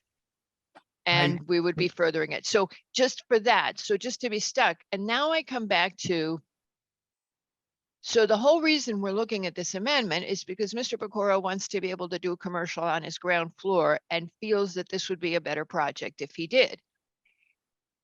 In part, and this is, I don't know if this is the right place to talk about it, but in part, if we just said, hey, we're willing to consider 830Gs having commercial that exceeds the zoning regulations on occasion, that we're willing to do that, we would solve the problem in a much simpler way. That's all we have to do, is we have to say, hey, some of the time we might do it, not always, but we might sometimes, because Mr. Pecora's specialization is small 830Gs. When we have a 230 unit 830G, why would we want to bend over backwards helping the economics? The economics are going to be really good. They should be good at that number. But Mr. Pecora is doing 30 units, 10 units, 15 units. He's looking for economic assistance here to make his overall project more viable. That's what he's pressing for. And that's really the question before us. And so we're doing this complicated amendment that affects 25% of the LBR2 in Old Greenwich. I don't know, Mr. Smith, if you saw the LBR2 in Old Greenwich. It is strongly, I mean, it would be hard to see the kind of transformation that might occur there. And why wouldn't we just say, okay, look, okay, we get it. We don't think 830G enables it, but we don't think it's wrong. And in some cases, we might do it. Why not just do that? You raise an excellent point, Madam Chairwoman, and I agree wholeheartedly with your position and that apparently the commission's. I certainly and strongly believe that the commission can look at any application filed under 830G, and you can modify and improve it in any way you see fit. And in particular, if there's an application in front of you, and if you were to request that it be modified so that commercial was provided on the first floor, and the applicant agreed to it, then I think you could approve it as such. Whether, if it were denied, whether it still constitutes an 830G proposal at that point, that's a different story. But I think you certainly have the ability to do what you said. I don't think 830G prohibits it in any way, shape, or form to have that happen. And So really, that- so sue us for enabling affordable housing. And which of course, yeah, it just wouldn't likely happen. My understanding with the commission is that you still like to have all the setbacks and everything checked off. And so it was We like, do. well, if there's a Yeah. pending application that happens to be next on the agenda, if the commission were to apply this concept that you just explained, Madam Chairwoman, which I fully and I definitely agree that's certainly legal. It's certainly not prohibited by any law in our state to do that. And certainly with the consent of an applicant, if they agree to it, then you can just amend it and make those conditions part of the approval, and life goes on. And you're accommodating that smaller infill development. And obviously this regulation has a cap of 15 units, which is exactly what it's drafted to cover.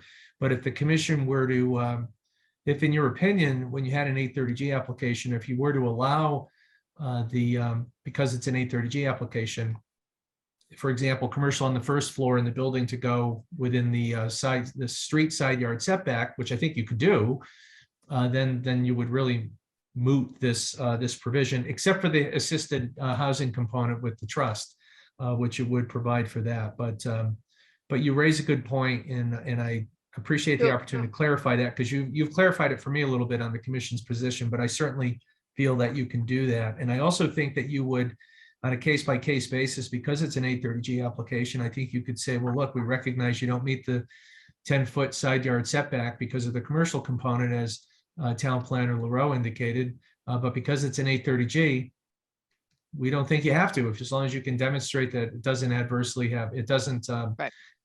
affect a substantial public interest. So I Okay, think now you can do that. I have a next question, and then which is this: at the moment, we have an inclusionary zoning regulation, which we are not getting bites on.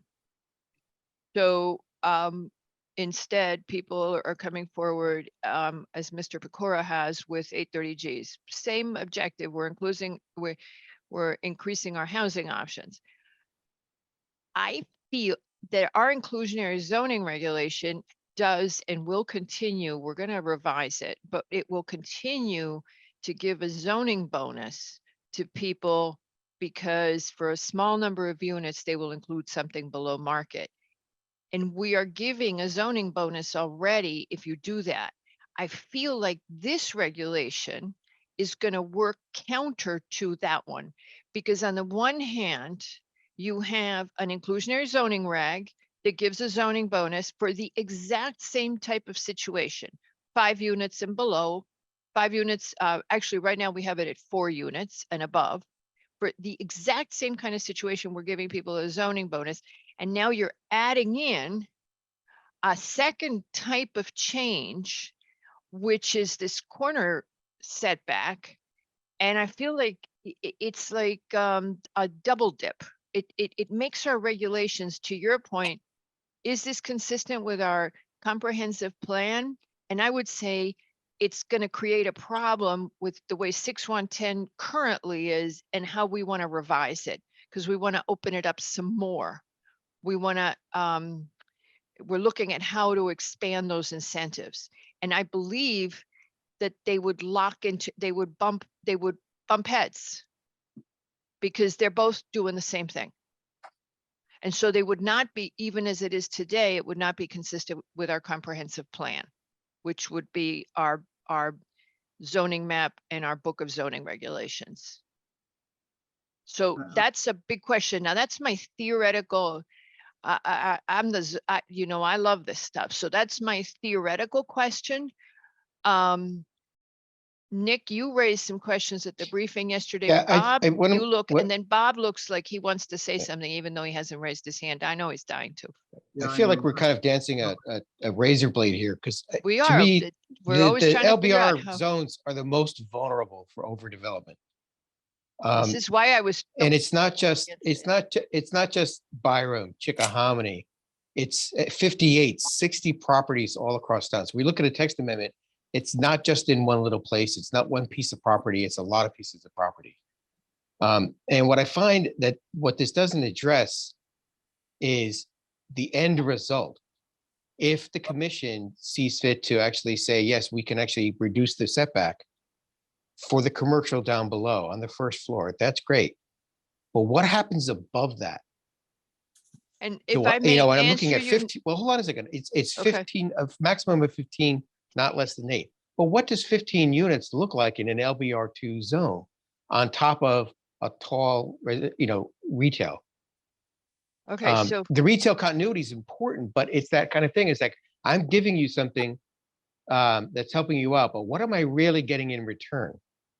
So the only thing I want to insert, hold on, Mr. Pecora. The only thing I would cast a different light on that, Nick, which is LBR2 is also a huge part of the only place we can do affordable housing because it is infrastructure served. We have sewer, we have public water, and we have transit in the LBR2. So this is where we have to do if we want to have housing options. We've had that conversation a ton of times. I know you know that. Your concern is, I believe what you're saying is making a different point. This is if you had a non-830G application, non-830G, somebody comes along, they get the break on the commercial, and there's no limit here how high they can go on Yeah, a it's just, non-830G in yeah, a so town there that it has is. traditionally, that has traditionally reserved. Right, and Okay, these are the neighborhoods, and I think actually we're talking about the POCD. But get back into the POCD. The first objective in the POCD is talks about our neighborhoods, our good. Don't say that communities, other, those don't kind of say things. the other word. You're right. Yeah, I 'cause didn't say the other Chris word, is watching. but you know what the other word is, the community. And I think actually understanding what is the community of these local business zones and what they actually are like and what they add to the sense of community for the neighborhoods. Byram, Chickahominy, Old Greenwich, Costco, okay, Valley Road. That's the strangest thing. It's like in the middle of nowhere. You'd never know that zone was there because there's just one or two stories, but they're there. Yeah. The maps that actually staff supplied was quite amazing because it really spells it out where they are, and they're all over. And I think if, I'm looking at zone changes before, and the first question I always have is, okay, so your zone change is affecting properties. Which properties? And it comes back, okay, so according to what we have, it would only affect these 3 properties. But this one is 60, 58, 60 things all over town. How does that look? How would that actually play out in the course of time? Pecora has to wait. Bob Barilak is next. First of all, the text amendment as drafted would only apply to 830Gs. By its words, it would not apply to non-830Gs. Secondly, the third word in the text amendment is may. The commission may, which I take, and I'm no expert on this, I take that to give the commission discretion to allow the extra, to reduce the setback or not. After you consider everything that all the indicia of approvability that Nick was just mentioning. So our history with the word may is not good. Our history with the word may, it has caused us much dismay because whenever it's been in a regulation that the commission may XX. 90%. No, forget 90%. Every single applicant who comes in the door says, it says you can do this, so why don't you do this now? And nobody comes in at a level below. Nobody. If it says the commission may go to a max FAR of this, boom, everybody asks for the max. So that's the trick with the may. I'm saying that's an issue. I understand what they're trying to do here, that they're giving us the flexibility so we could do it or not do it, but people demand. Go ahead, Bob. I'm Well, lowering. but your alternative, Margarita, that you suggested a minute ago was also a big may. Why don't we interpret 830G on a case-by-case basis where we may want to? The Yeah. opposite of the way we interpreted it for 171, which to me, that isn't an argument for not finding some way to Not written down. allow retail continuity in this zone. It's not written down, so we could do it, but the moment you put it into a regulation where it says may consider a maximum FAR of umpty. Patrick is probably making a long face right now because we lived it. I mean, we've lived it a million times. Everybody comes in and asks for the max. Okay, Mr. Pecora, we're gonna let you weigh in. Yeah, Commissioner McRae made a statement that it's going to affect 58, 60 properties. As the analysis shows, it's not affecting. They already have the ability to keep the 0 to 5 foot setback. 64% of them have the ability to stay within the setback that is inside the proposed regulation. Second, I think it's more important in these little villages to keep the continuity of the retail space, thus providing small businesses that are going to service the neighbors and the surrounding neighborhood. And then what you all forgetting is the commercial aspect has to conform to the underlying zone in order for you to approve it. So parking is going to be a vital aspect, for these proposed projects. And it's your choice whether you want to agree to it or not. I mean, if take, for instance, Old Greenwich, if that property has the parking for a 10-story building, you have the right to say no. But in Chickahominy and Byram and in Coscob, you really don't have, we as people that want to improve these neighborhoods don't have the ability to keep the continuity of the LBR2 zone, meaning retail, because the zone itself and the size of the lots don't allow us to have the proper size buildings that work within the size of the lot that it exists. Plus, it doesn't provide enough space to have the proper parking within your zone, within your regulations. So therefore, this is giving you the option to say yes or no on every application. Okay, I think you didn't hear what I said, but that's okay. All right, Mr. Smith, as representing the person who has now spoken, go ahead. Well, I just have a question for the commission and for Mr. LaRoe. If there was an application, just for clarification for me, relative to this text amendment that we've submitted, if there were an 830G application before the commission and did not have a commercial component, and if the commission felt that it might be an appropriate site to have a mixed use, have a commercial component, but keep the 830G component as well, or some variation of it, is it the commission's feeling that because there's a commercial component that this particular, the street side setback and any other bulk area requirement would have to be met because of the commercial component? Or that was our initial finding on 171, one of Mr. Pecora's, that 830G did not apply in being able to override local zoning regulations, did not apply to the commercial component. You yourself agreed with us that it only applies to residential. That was our take. However, you also agreed with us a minute ago when we said that 830G gives us the discretion. We believe that it would give us the discretion in the spirit of furthering affordable housing to allow a commercial use to to override our zoning regulations because it's part of an 830G. To me, it's an iffier proposition to say to the developer, hey, we want a commercial here, but hey, they might love the idea. Now, that's the big question. because you're furthering affordable housing and you're making a project be more, I mean, Mr. Pecora is talking about retail continuity, but part of what he's looking at is what's this, is this going to work for him? Is this financially viable for him? And so, I mean, in all reality, he has to consider that when he's doing a project like this. So I wouldn't say that it would be a problem if we said to Joe applicant, wow, you don't have any commercial here and you're losing retail continuity, would you consider it? I don't think that's illegal, do you?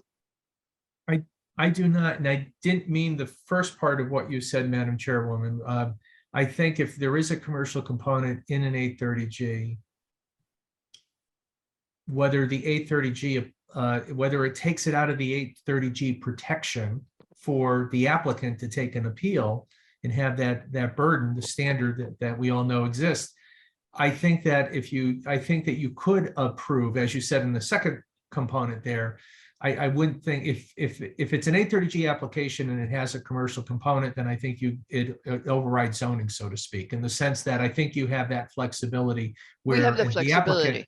that it doesn't have to comply with the bulk area requirements, including the setbacks. I believe that, yes. On the other hand, the power to appeal does not exist for the commercial component.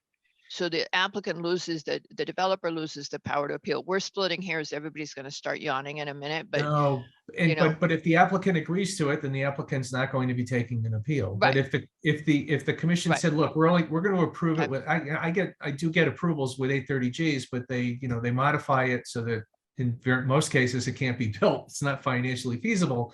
But if the commission, I think if a commission approved something and added a commercial component as a condition of approval, if the applicant's happy with it, then the applicant goes forward. If the applicant wanted to take an appeal because he or she did not want that commercial component, then I think the commission would have to establish, the basis for the commercial component. But I think we're saying the same things, and I we're understand. saying the same thing. Yeah. And I'd like to paraphrase something that, well, actually I said it for Bob at a meeting this morning. We were describing Greenwich's affordable housing strategy to someone, and we said the single greatest obstacle is the cost of our land. So if an application got modified to help the developer deal with that, which is what, as you know, we're doing with the trust, we're doing the right thing because we are acting in the spirit of 8.2 as it is currently written now. So yeah, I think we're saying the same thing. You could do it. We chose not to at the time, but we could. And I think I misunderstood Patrick's, you trying to get to that point at the beginning, and I apologize for that. But I do think I agree with the commission, and I do think you could do that, which would possibly make this text amendment, moot. But Exactly. and the bigger point for me with the text amendment, my big struggle over the weekend, I know some of you are going to say I'm geeking out, but it's just, is this consistent with where we're going with our inclusionary zoning regulations? Because that's a whole, we want to make those more successful.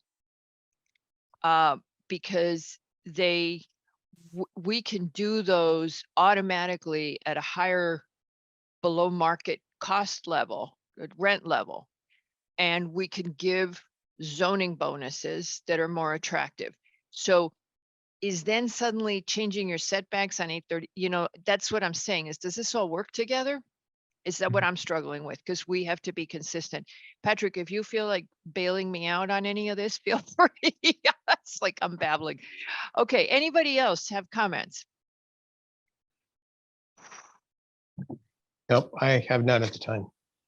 All right, Nick, you have your concerns, if you would re-articulate them.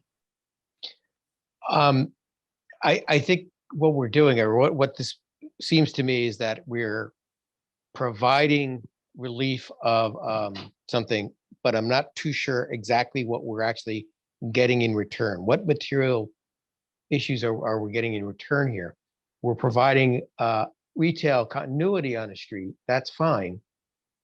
But at the same time, I'm unsure as to what happens above the retail and how that affects things, because it would seem to me, if I'm looking at a maximum of 15 no less than 8, what does that kind of play out to look like in the LBR zones. So let me ask you this question. If you were to revise this regulation as proposed and it worked, okay, you would then say that, and I'm going to paraphrase from what Mr. Pecora said when he applied for 171, and I believe he's had the same thought with 177. If the commission makes that concession on the commercial space, which helps the overall economics of the project, the builder, you're looking for something in addition that the developer would offer since their economics have been improved. Could they give you, Exactly. So if my it's pet peeve would be more open space, more recreational space for the tenants. Yours would be 1 story less. right, that's it. I'm giving you retail component on the first floor. Therefore, I'll So take a what- story yeah, off would be take your, you what you're then, looking if I for. give you that, then, you need to take off a story from the top. And I Okay. think it actually, instead of talking about the number of units, it should be probably directly affected to actually the size of the building itself. And now, Because, and here's I what's don't know, tough. I don't know what 15 units looks like. Okay. And here's what's tough, Nick, is that I would be looking for my pet peeve, the whole environmental justice thing. I would be looking for outdoor space for a tenant. If you don't have to, if there's a way that your economics are better, can you give me more space for those people to have a swing set? Mary, your turn. Yeah, And then Joe, you, but first the commission has to talk among itself. I kind of am coming out where Nick came out in that I don't understand the choice of the sizes here with 15 or 8 or 8 or 4. Now that may be my inexperience because I wasn't around for the earlier Hamilton Ave, but I agree with Nick. I'm concerned that somehow someone's going to say, okay, but I'm going to have 16 units and I still should get this setback because it's an 830G. So I'm just telling you how big I want to make the part that you can't control. We're setting ourselves up to be, I can see ourselves setting ourselves up to be challenged at what appears to be the arbitrary limitation on the numbers of 830G because we can't control 830G in any other respect. I'd rather see it be cubic feet, number of stories, what Nick is saying so much better than I can say it. Right, well, that's a good point. So when you want to, the question is, how much can you and do you want to control the application process and we want to be so careful about the neighborhood. We want to be so careful about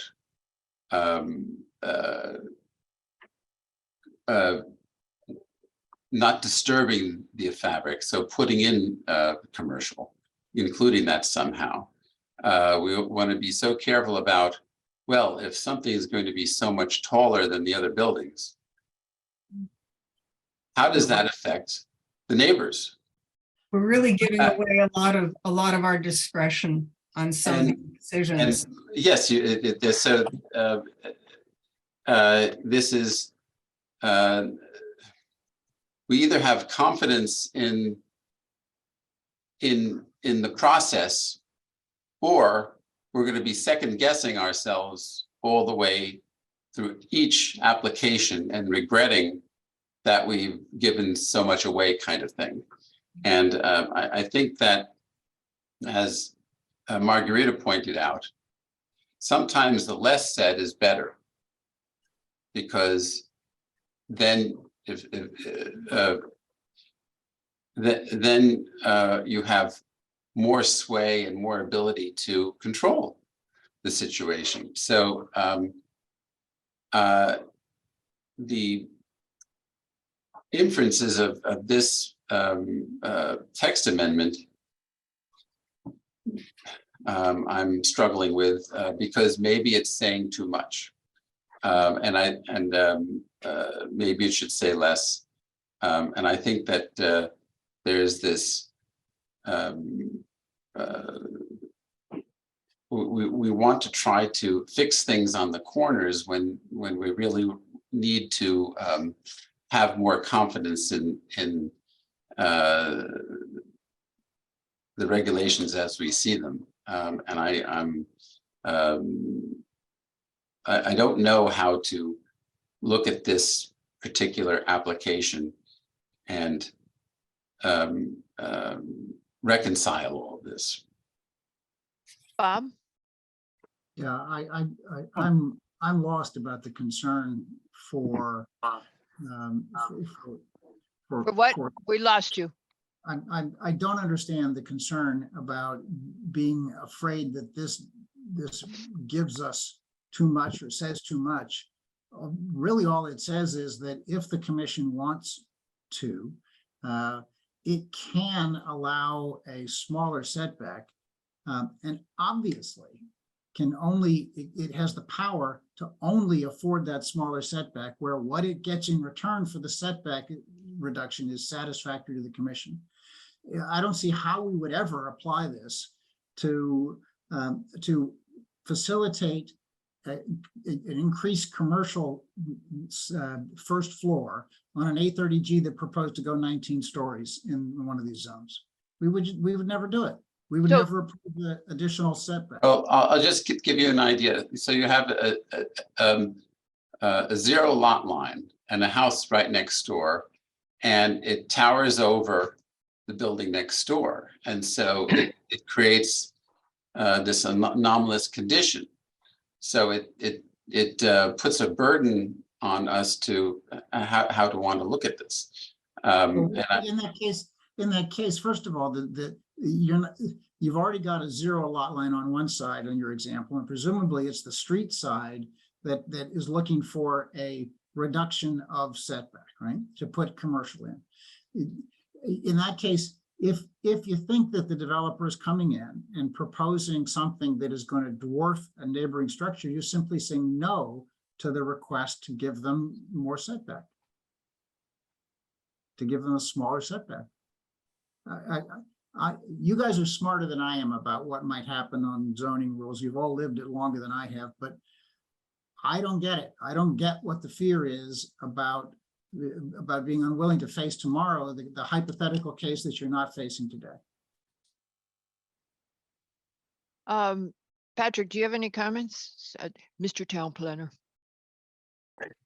Thank you, Madam Chair. I think there's two sides of my brain that are thinking here, and I agree with the sentiment that there is an opportunity under 830G to approve something with a mixed use.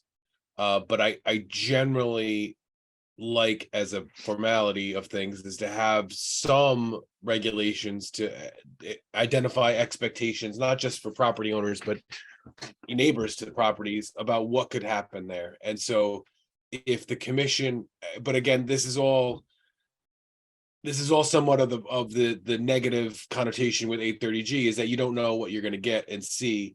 So in some ways, this application does some nice things, which is to give some identifying qualities or some quantitative things that could be allowed, so people understand what things might look like. Whereas under the 830G, it's sort of in the eye of the designer, and that's the sort of the give and take. But I again, because it's this affordable housing statute, it's very hard to think about it in a zoning context, because again, it's right, because you've got that. Okay, so again, coming back to our zoning context, our current 6110, which we've got an informal subcommittee, we probably, Patrick, we need to formalize it somehow. We got 2 people who are supposed to be working on it, hopefully. Between 11 and 24 units, we require 15% of the units to be affordable.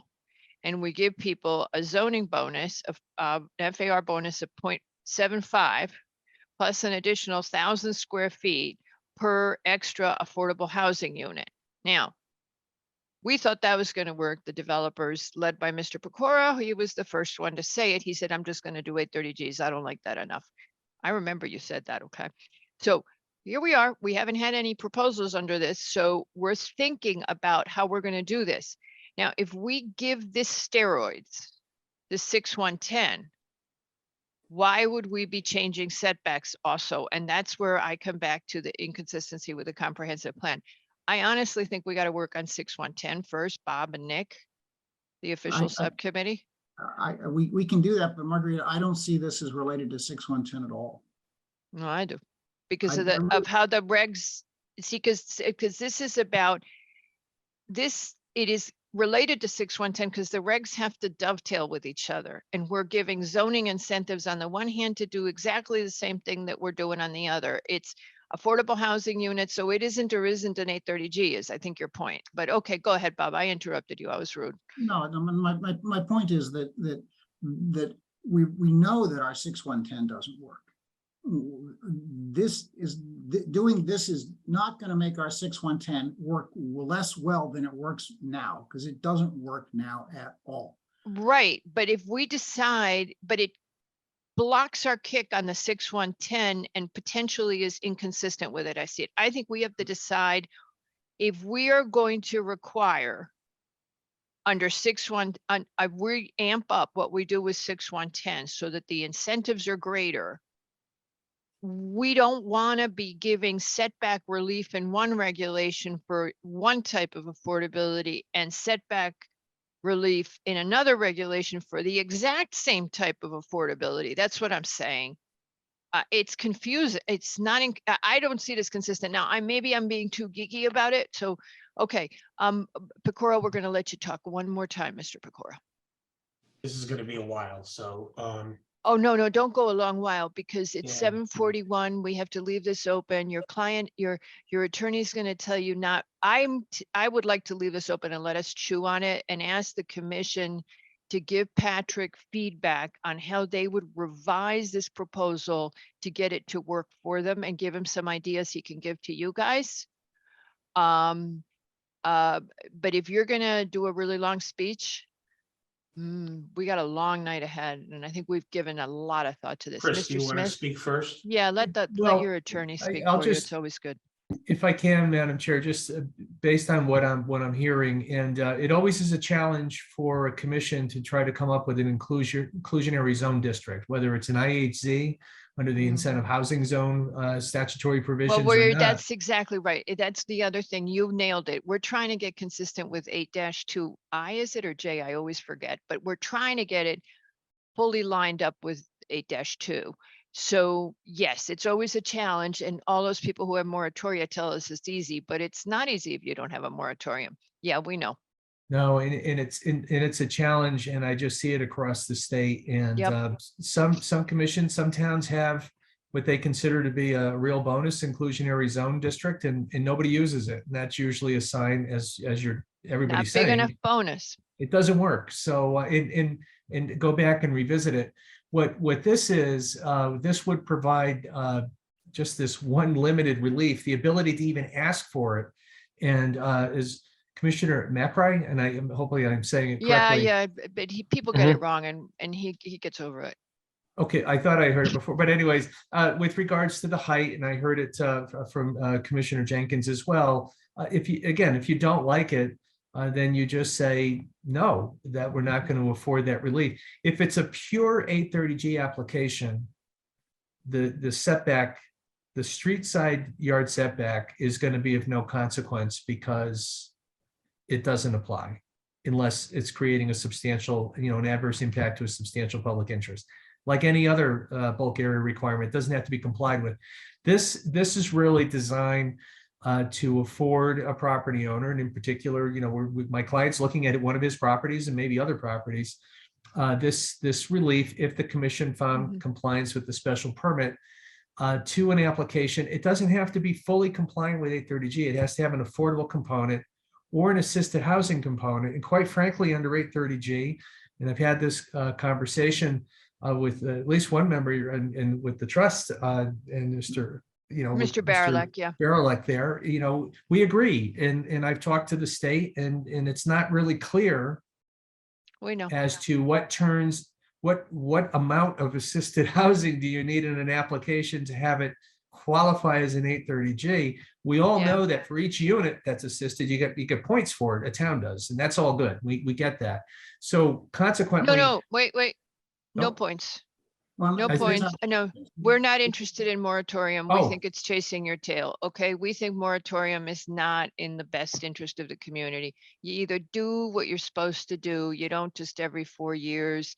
We see it as gaming. I think we've discussed this a lot. And we kind of see it as not what you want to do. You want to put one foot in front of the other and do your affordable housing. You don't want to buy out every few years. So no points. But I yes, commend you for that because I don't hear that anywhere. So everything's, well, how I many know. points do we get with it type of thing? So, yeah, which I know, is but we're fine. not point oriented. We've got 5.4% affordable housing. Okay, so yes. I No, think you no, went up to Mr. five. Mr. I Pecora, think you we're went gonna up to end this 5.9 with the discussion. new list, Madam Chairwoman. But I just wanted to clarify the New that list? came out last Did it Wednesday. But I change? just wanted to indicate that it's really designed for applications that may not actually mean that they're 830 Gs and therefore would have to comply Yeah, with this side yard setback. For example, with a commercial component or with assisted or with an affordable component that's maybe 15% or 20% of the total number of units. It's really designed for that. Because again, if it's an 830G, I would tell the client, don't worry about the side yard or the street side setback because you don't have to comply with it. So it's designed for something other than that, and maybe digesting it for some time and coming back to it would be a good idea, as I think I heard the chair wait, what? suggest. We have 5.7%. I thought I saw that you went to 594 or something. Okay, I'm looking at the DOH Affordable Appeals list from 2022. I got excited when you said the Well, number that's went up. it. That's the list. I thought All you right. did go up. You went from 5.7 something. I thought to 5. Well, anyways. Yeah, but I'm it's just saying- good. We're making progress. We're Well, happy that was about my that. point. That was my point. Yes. We know we're making progress. People think that we're moving too slowly, but we know we're making our progress. May I have 30 seconds? Okay, when you said it was going to be long, the answer was no.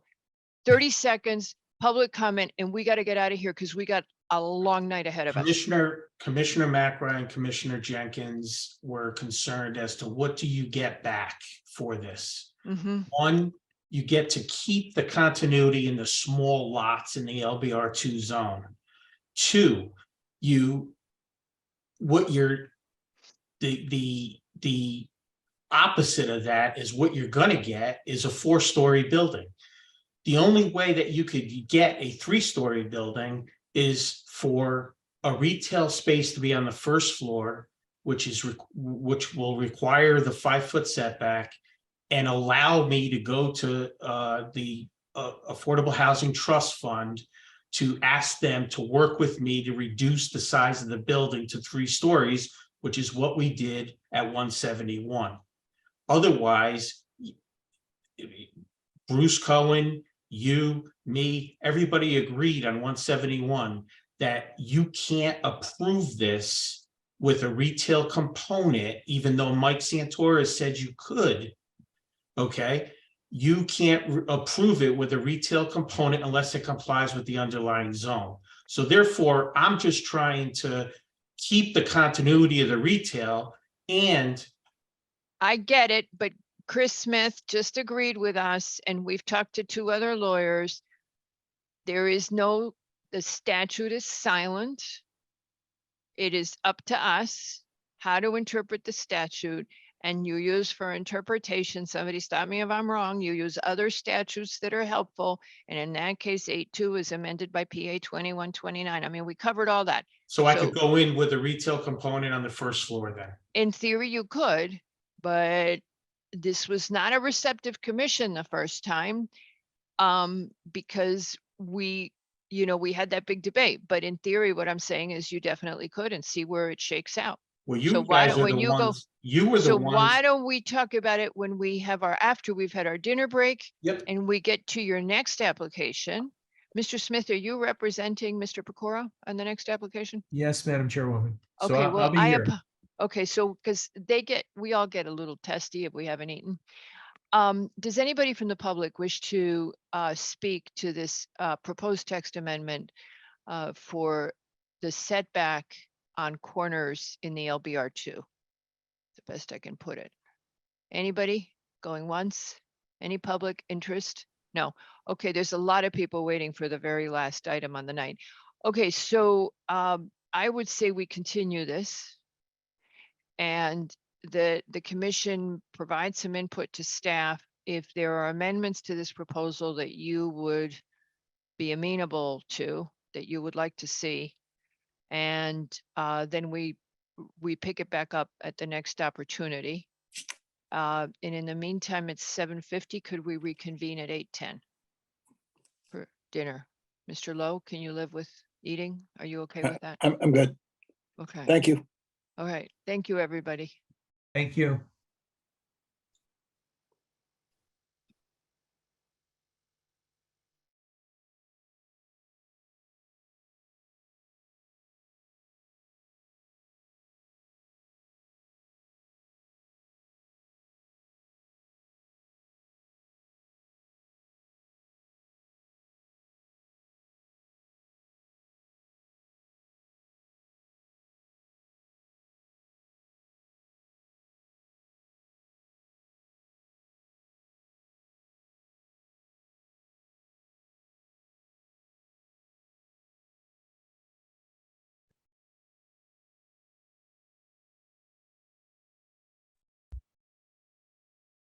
Waiting for everybody else.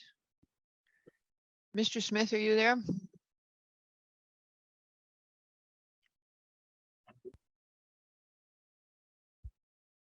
Guess not.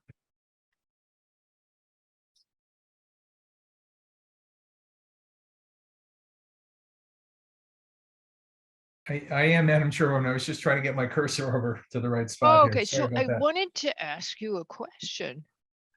Since you mentioned having looked up the DOH thing, and I thought you might know. They are still listing the 2020, 2010 census data for number of housing units for the towns in Connecticut. When we are 2 years post a more recent census, doesn't that seem strange? I don't know the answer to that. And I guess the 2022 list, I'm looking at my numbers here, it's 567. I flipped that 6 on in my head. Yeah. Yeah, when we were all do talking. that. But isn't Yeah. it weird that they're still using the 2010 census? So if you were using the 2020, we might not have moved up. Because as we know, the arithmetic of 830G always works against you. So I'm just surprised that they're still using a census from 12 years ago. I'm involved in some matters now involving DOH and moratorium, so I really can't comment on that, Madam I Chairwoman, at this point. knew you were involved. That's why I said it to you. Because I'm But it's duly noted. Oh, I'm sorry. yeah, because I'm on one of the subcommittees. Okay. So the question has been raised, and hey, there you go. Okay, so we are back in business. Everybody's here. Mr. Levy, Mr. Yeski, are you with us? You don't have to. Just want to see you. There's Mr. Levy, Mr. Yeski.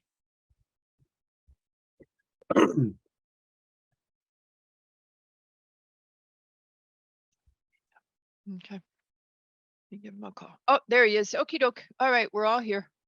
Okay, so our next application is 177 Hamilton Avenue LLC for a final site plan and special permit at a property located at 15 Grand Street for an 830G 10-unit set-aside development.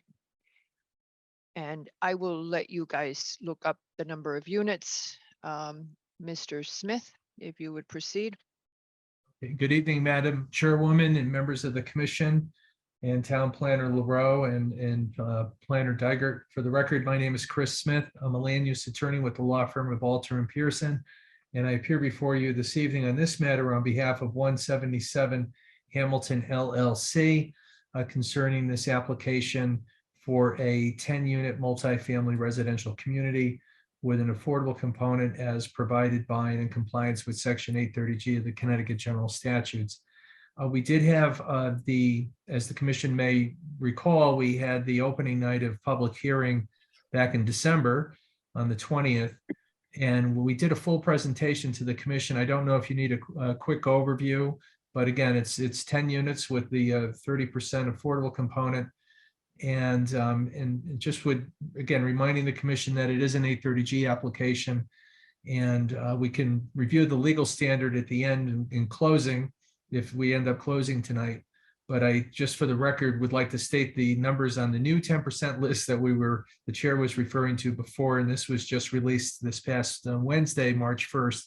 And Greenwich, I think you've gone up from the prior one to 5.67 of your total number of housing units of 25,631, with 47 designated as deed restricted.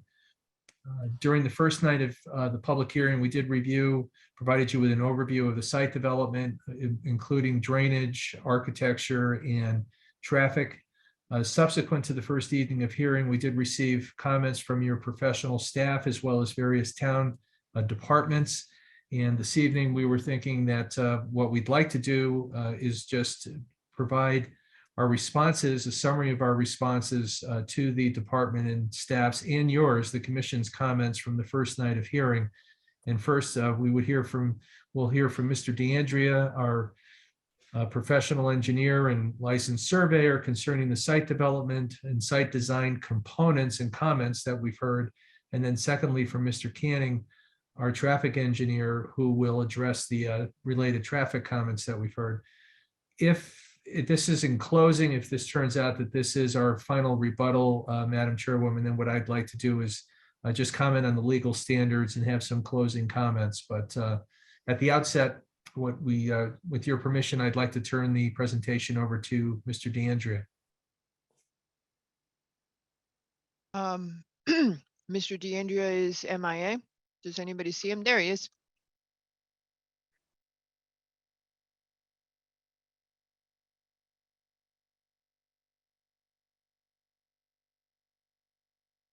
Mr. DeAndrea, if you would unmute, you're all set. Thank you very much. I'm never too far away, Madam Chairman. I'm just always a little bit late getting the connection or getting approved to be connected. Oh, we have to see you to do that. Regardless, my name is Tony DeAndrea and I am presenting the applicant this evening, Oh, no. Mr. Attorney Smith. And our responsibilities were drainage, site grading, and related civil engineering issues. I'd like to just start quickly with the drainage aspect. We designed the site in accordance with the town drainage manual. We were able to demonstrate that we can reduce peak flows from all the design storms up through the 100-year event. We are using permeable pavement over the parking lot to provide the water quality treatment that's required in the town drainage manual and sound engineering principles. Our test pits indicated that there are shallow soils throughout the site, 22 to 24 inches before dense clay and modeling. There is some permeability there, but limited. And then down around 50 inches, we found ledge. Therefore, we have designed the system of paving with a under drain system of with a reservoir of crushed stone under the permeable pavement, and that satisfies our water quality responsibilities and detention as outlined in the drainage manual. We have received some minor comments from DPW. We have been working through those. As you know, they came in on March 1st. We do have a meeting scheduled with Juan Paredes tomorrow afternoon at 2 o'clock, where we intend to resolve any other open items. Due to under draining of the reservoir under the permeable pavement in the parking lot, we have absolutely no concerns about having any adverse impact on neighboring properties. Similarly, the foundation of the new building, which has a basement proposed, will be designed with a watertight foundation and exterior waterproofing. And therefore, it is not anticipated at this time that any sump pump will be required. And that's in response to the expressed concern by DPW that there was going to be a significant amount of groundwater. We don't agree with that.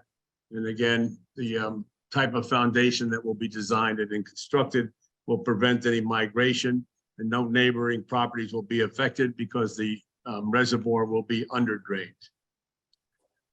As we all know, our zoning criteria requires that a site plan include a sidewalk around the building. We have 2 streets, sidewalks 5 feet wide, reinforced concrete with a granite curb will be installed as required. There has been a lot of discussion about the driveways along Grand Street. As you have seen the plan, we have a central driveway to service the parking lot with the 10 parking spaces. We also have accommodated a handicap parking space adjacent to it, slightly to the west, under cover of the building. And that is designed to provide convenient and safe access to the elevator core for the handicap accessibility. There are 2 driveways by definition adjacent to one another.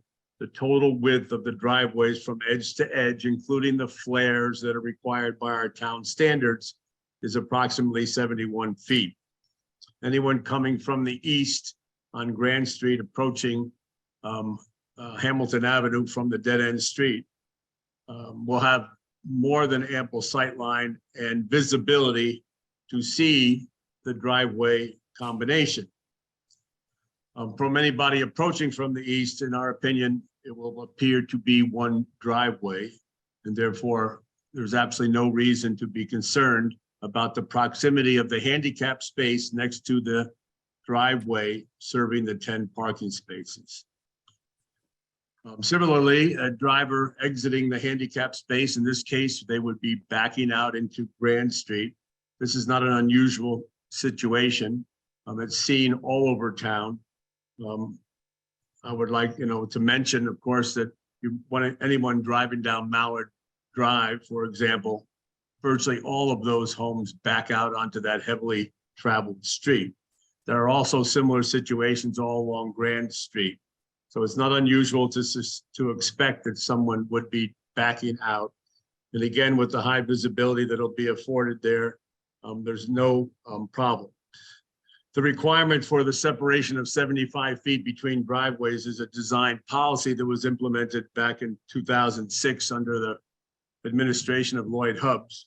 There are some inconsistencies, and it's anticipated in that policy that there are going to be cases where unique conditions require further consideration. So in that regulation or design criteria, there is a provision for variances. They call them variances. So that this would be one of those cases that warrants that. It's not unusual also, the commission has seen it before. As you know, it was applied for and approved over at 171 Hamilton Avenue. While it hasn't been constructed, there's no anticipation that it would ever create a problem. Now, we've also received comments from the sewer department. There will be a sewer permit application filed at the appropriate time. It is expected that there will be conditions associated with the review of that permit. Obviously, all those conditions would be complied with as long as any conditions imposed are equitably applied throughout the town on all properties. Currently, as we have seen in the sewer department comments, that they expect that the owner of this property and others would be required to reduce infiltration in other sections of the town sewer infrastructure. Currently, there is no formula, regulation, or ordinance that would authorize the sewer department to obligate an owner to offset proposed flows at arbitrary factors of safety. So while it's not currently part of our regulations or the town ordinance, we wait patiently, I guess, to see if and when those criteria will ever be established. So those are comments cover. You mean the ratio, the Yes. 10 GPD? Well, they've been telling people on every application that, Mr. DeAndrea. I know you've seen it.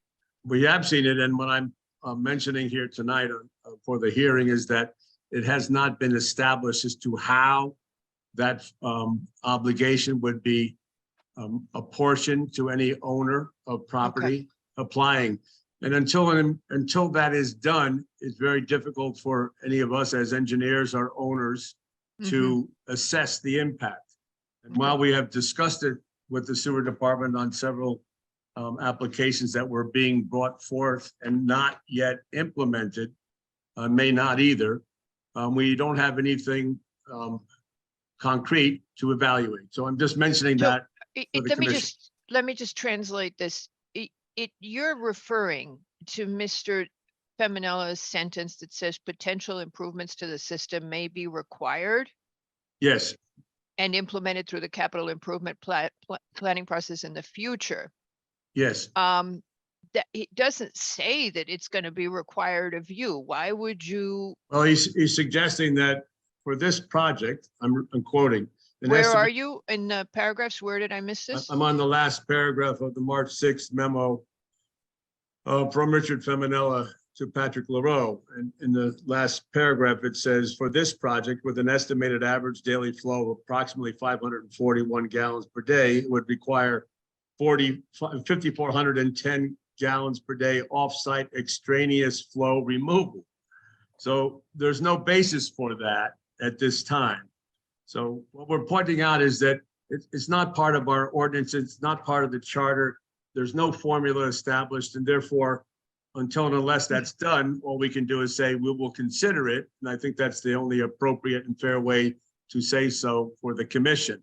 Obviously, when there are conditions imposed or at least presented, the applicant would have a chance to review it. I think it's a good idea. I mean, Yes. it's nice. I know I'm interrupting you, but can I ask you a favor? Have Yes. you or the attorney representing your client, have either of you sent a letter to P&Z advising that you would request clarification of that so that we can pass it on to the sewer department at our level? Right. We have not yet, Madam Chair, but I He's not think it's a going to good let you idea. talk. Chris, you Mr. want to Smith. respond? We're full of all these people who won't let you talk. Right. No, that's Okay, go ahead. For the record, Chris Smith, thank you, Tony. So as to sewer, the issue for the commission is whether there's capacity, and the record reflects that there is capacity in the lines, the transmission line and the lateral to the transmission line to the plant. There does appear to be a reference, and maybe it's just standard policy with the commission in the sewer, DPW, as I think you might have been alluding to, Madam Chairwoman, to having folks sign off that they recognize that they may have to or will have to provide, an I permit fee and other presumably other fees going down the road. And we're just, on behalf of our client, both Mr. DeAndrea, myself in particular, just not willing to. I've suggested to my client that, the commission, when you get to going for your sewer permit and your building permit, I'm sure they have a sewer permit formula for just the capacity. And as far as an I&I, that's just something that you would work out at that point. But I would suggest not signing a blank check at this point in time and agreeing to that as a condition of approval with planning and zoning through this process, because it is, again, an 830G. And the issue before the commission with sewer is very simple, and that is there capacity to accommodate the development? And I got two that's the only hands. point we're trying to make. Go ahead. I'm I sorry. have two hands up. Where did you see the sentence that said we have line capacity? Because I did not see that sentence. I can address that. Wait, Mr. Smith was No, addressed with. I would defer it to our engineer. Okay, but That's, Mr. Smith, DeAndrea. you made a statement that we have evidence on the record that there is ample sewer line capacity. I haven't seen that anywhere in the material. Now, Mr. DeAndrea is going to address that now, but I haven't seen that in the material. So I just want to be very clear, because Mr. Smith, as probably you have been informed by Mr. DeAndrea, our issue is not plant capacity. We have plant capacity. We have an I&I issue in the old lines, as many old towns do throughout the state. We have that issue. I haven't seen it in writing anywhere in here that he is assured that there is line capacity. He is Fine. asking for the flow numbers and he's working on it. I just want to put that on the record, folks. Okay, Mr. DeAndrea, you may answer. And if you would clarify why Mr. Smith made the Yes. statement he made. Yes. I think the basis of Mr. Smith's comment was that it has been published that there is a DEEP permit for the sewer plant, which has a 12.5 million gallons per day capacity. We have had meetings specifically and directly with Commissioner Siebert, at which time it was recorded that on a dry day, the average flow to the plant is 7.5 million gallons per day. It's also been published that over the last 3 years, they've reduced inflow by about 1 million gallons a day. That is great credit to the department and the work that they're doing. The difficulty in assigning responsibility to an individual owner is that it's an open-ended number. We have requested on and typically ask for, are there any known problems in the area in which we're working? And those are the reasons why the sewer department asks us to provide estimates of the flow that will come from this building. We're yet to hear that there have been any problems in the vicinity. Obviously, Okay. when you get farther down in the sewer shed, you might have problems that cannot be attributed to any one particular. Okay, so cut to the chase. Mr. Smith has been given no evidence that we have sufficient line capacity. What we are My trying guys- to, we are And nothing to just, the contrary. and nothing to the contrary, that's Well- fine, but the applicant has been asked for the flow data. And Provided. Yep, and provided, and the sewer department is studying it and they look for the offsets. And Correct. Madam Chairwoman, if I may, I think Yes, I sir. might have said it's our understanding that there is capacity there. There was a delta. That information, the flow data was submitted by Mr. DeAndrea. I think in the sewer memo, the most recent one that I saw, and I just can't pull it up. There's a reference and an acknowledgement of those numbers. And then the conversation in the memo, they went into the I&I issue. But the point being that there's capacity, there wasn't anything rejecting Mr. DeAndrea's numbers relative to the increase, that small delta increase. And that's what I was referring to, Madam Chairwoman. I think we're just saying wanna the be same, clear. we're saying Yeah. something similar. Dry, we have capacity. That may well be. Wet, we do not. Mr. DeAndrea is nodding, and the horse neck line, someone remembers better than me, but it has run at 110 and 120% in bad situations. So even though they've taken out a lot of the volume, they've made huge steps. We still have an upstream, I know you don't want to call it really upstream in a sewer line, but an upstream issue. Okay, go ahead, Mr. DeAndrea. What else? That's really it for me right now, unless you have some specific questions. We're just pointing out that while there will be conditions that will be considered, and when we find out the formula and how and when we could comply, that'll make it fine. But until then, it's an open-ended, as Mr. Smith said, an open-ended or blank check, and that we can't agree to that. All the conditions that are outlined in the memo dated March 6th, such as low flow fixtures and tracing the existing laterals and providing the volume estimates, those have all either been done or are reasonable conditions. And obviously those would be complied with. And Madam Chairwoman, I note that Town Planner LaRoe makes reference to, there's a statement under sewer, the last line says, quote, "Review of the flow data is still pending at the time of this report," end of quote. Well, that flow data has been provided, and I suppose we can wait to hear on confirmation of that. We understand the I&I issue. It's really something separate from, is there capacity for this small increase in flow associated with the change in use? And hopefully we can get a comment on that on Okay, the record that's, one way or the other from your sewer. yeah, that's not my understanding. My understanding is the I&I is what drives the lines right over capacity. But yeah, so my understanding is it's the I&I drives the lines way over capacity. We are working on resolving the I&I piece by piece, and we've made a lot of headway, but that's what's driving it. And we've had some not so great incidents. You know, we're under a consent decree on a different line. So we're working on it. Okay. but we don't, but so you know, that is, and the lines do exceed. I mean, I know more about sewer than I ever thought I would want to right now. Sorry, not my first, wasn't on my list. Okay. So we would like to hear from sewer. I hear your point, Mr. Smith. You're saying, hey, it's 10 units. You should be able to accommodate it, but we would like to hear from them. Other outstanding issues. Did you say that you would do something so the bicycle people didn't have to drag their bikes up and down the stairs? I'm sorry, Madam Chairwoman, is that directed to me or?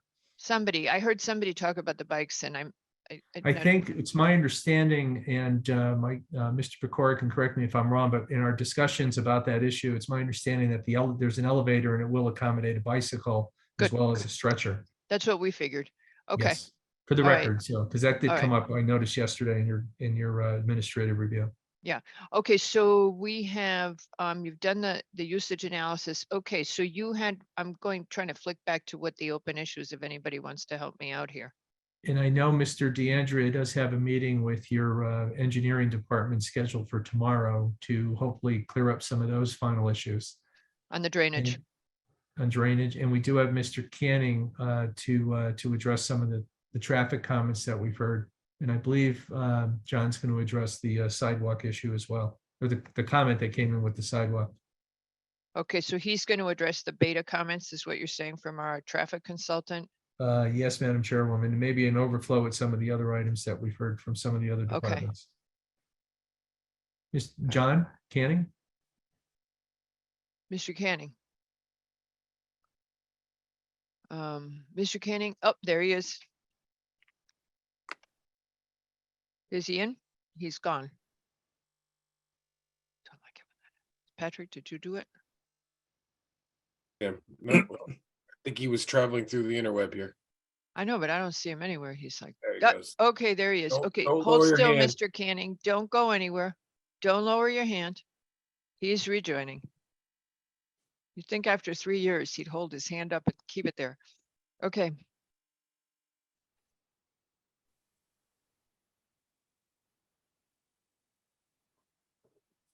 Good evening, everyone. Can you hear me? Yes, we can, sir. Please go ahead. Thank you, Madam Chair. For the record, John Canning with Kimley Horn, and we provided the traffic and parking review for the subject application. Mr. DeAndrea also already mentioned the issue of the separation between the two driveways. I would like to point out that the property across the street, 179 Hamilton Avenue, has 10 parking spaces and an ADA accessible space that backs out onto the street. And it's been at that location for 10 years without incident. So, Mr. Canning, the fact that there is a non-conforming property somewhere doesn't mean that DPW has to sign off on a new non-conforming event. No, I guess my point is that I know the board is always concerned about balancing the community's needs and public safety against the needs for affordable housing. And my point is that that this is not an unusual condition, and it's not unsafe. In fact, the separation, the town's minimum separation between driveways is actually 2 feet. The requirement is that they're on separate properties, but if you're on your own property, you have to be 50 feet apart. So no, it's the other way around, isn't it, Patrick? It's 50 feet apart on 2 separate properties, and on your own property, it has to be 2 feet. no, I believe we can't prohibit people from building driveways on other properties. It's your own property that's the. But when limiting you factor. do a new driveway when you're doing a new driveway on a separate property, you have to be 50 feet from other driveways. no, you have to be, if you have 2 properties. Okay, let's not get into it. We'll let DPW figure it out. Okay. Okay. Yeah, and we will request the required waivers. Regarding the sidewalk, the 5-foot minimum requirement is in the town's design manual for sidewalks in commercial zones, and this property is in the LM1 zone or something like that. So that's why it requires a 5-foot sidewalk, but the town minimum sidewalk is 3 feet in other residential streets. We're proposing to have a clear width. It's a 6-foot sidewalk now with a clear width of 4 feet at the utility poles, which meets the ADA requirements. Just where I was going. Okay, so if you're meeting ADA, that's our primary objective on that. Okay. Regarding the 18-foot minimum sidewalk width, that's the minimum sidewalk width for residential driveways. It doesn't make a residential driveway unsafe. The town's minimum width for commercial driveways is 20 feet. And the proposed 20-foot wide driveway has recently been approved by the commission for, I think it's 3 or 4 other properties, 3 of which are in Chickahominy and 3 have been built. That's 4 Orchard. I think it's 303 Hamilton, and I'm not sure what the third one is. Regarding the 10-foot end cap parking spaces, if you look at section 185A of the code, the language there states that that is a requirement for transient parking spaces where people park for less than 3 hours. And the code states that it does not apply if the space is a non-transient space, parking space, or where the commission makes a determination that the use can be considered non-transient. And this is residential parking, and typically when you go home, you park for more than 3 hours. So we would state that it is a non-transient parking space. Okay. With regard to parking services, we have provided data in our responses indicating that the replacement of fewer than 5 parking spaces on the north side of Grand Street to accommodate a sidewalk will not have a detrimental impact to the community, and we will seek approval from parking services as necessary.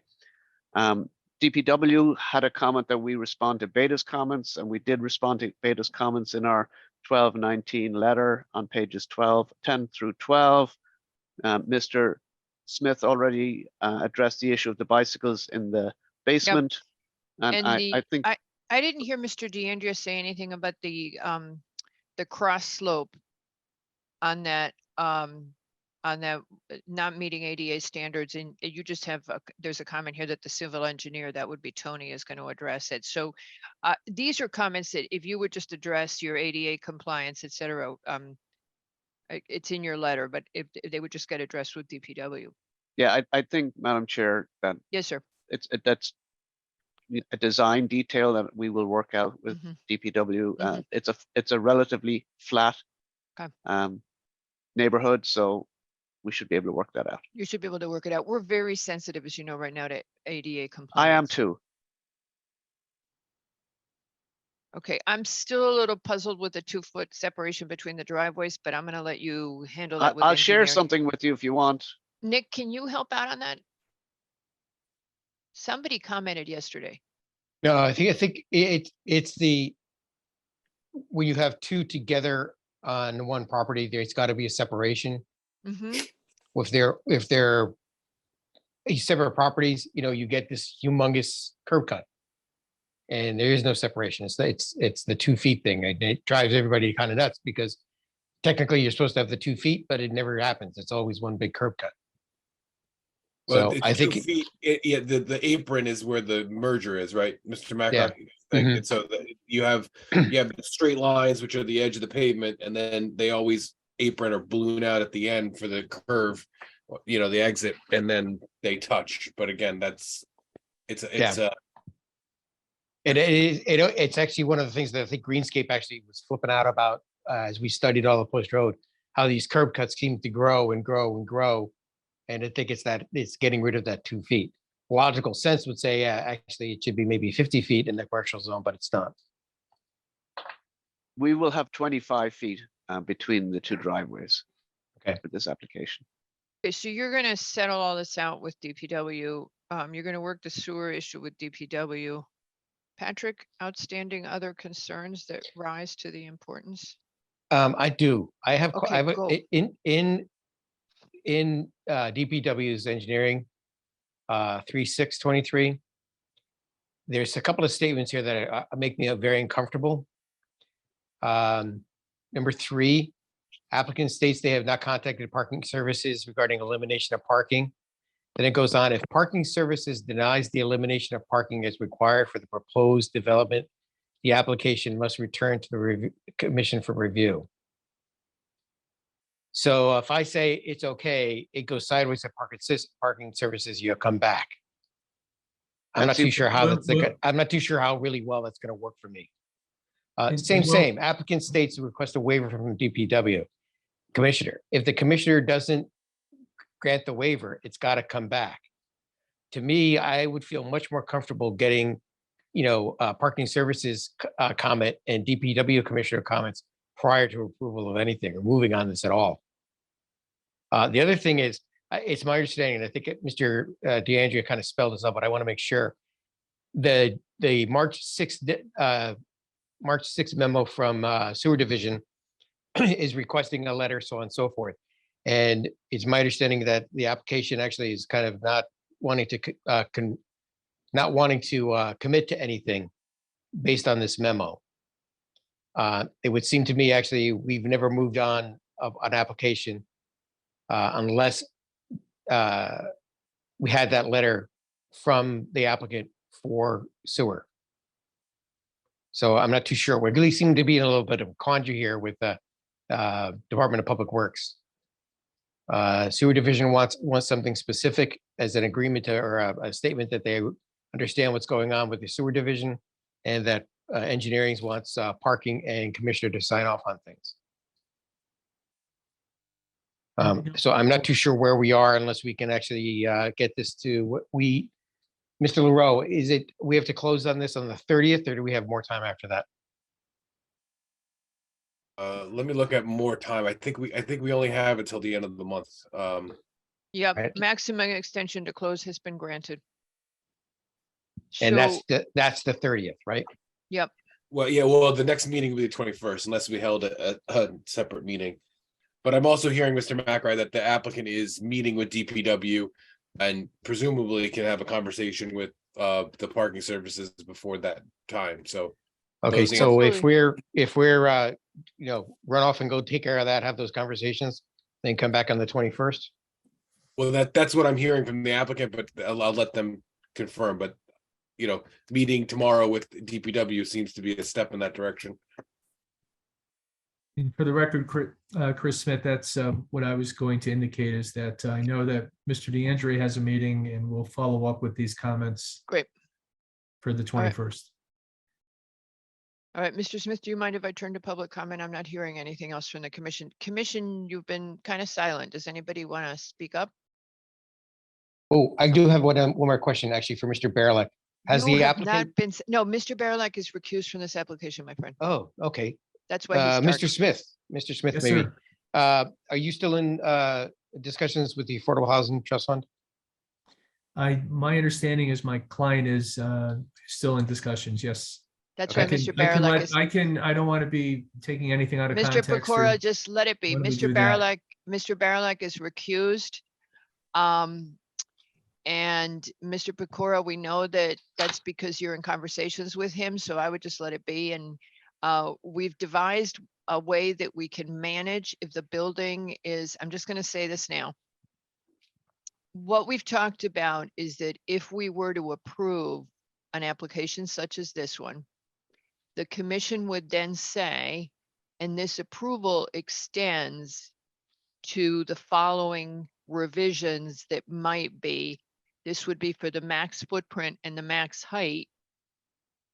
We might want to reword that as I think about the earlier discussion, but that it would be worded so that the applicant could go to the trust and modify the building without coming in for another approval.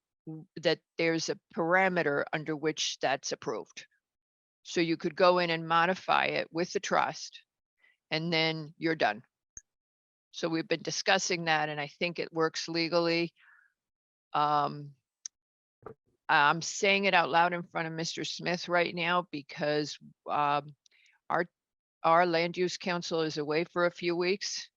So if Mr. Smith feels strongly against us giving the applicant the ability to modify the building post-approval within certain guardrails, he should speak now.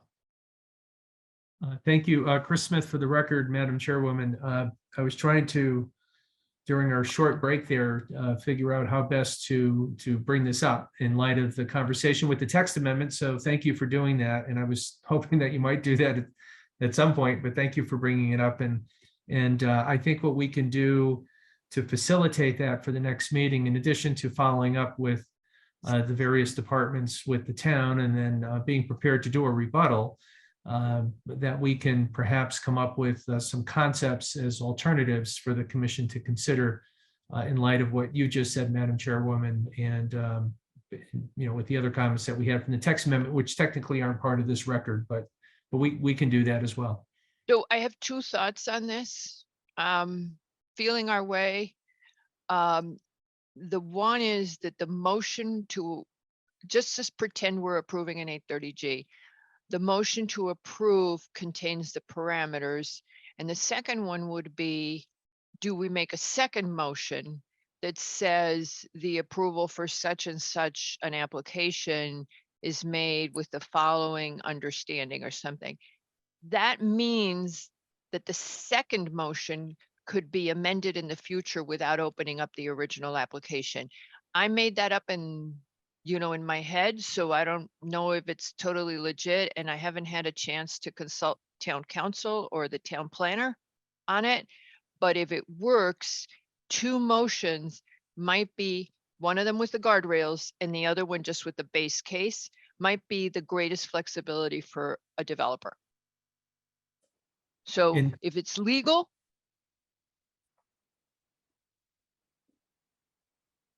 We Go wait. ahead. Do you want me to respond, Madam Chairwoman, or? Sure. I wasn't sure if you were. So Yeah. I would certainly defer to town council and your town he's planner. right now he's away, but your opinion will have value. If you want to come back and give us a recommendation on what you think, we're perfectly willing to hear. We'll reach out to him. In the meantime, I guess, Patrick, we reach out to our substitute town land use council in the meantime. Whoever the pinch hitter is, that designated Yeah. hitter, but we will, I think, to facilitate that as well as continuing with the underlying application that's before you, based on conversation during the concept of possibly having an approval with a commercial component on the first floor.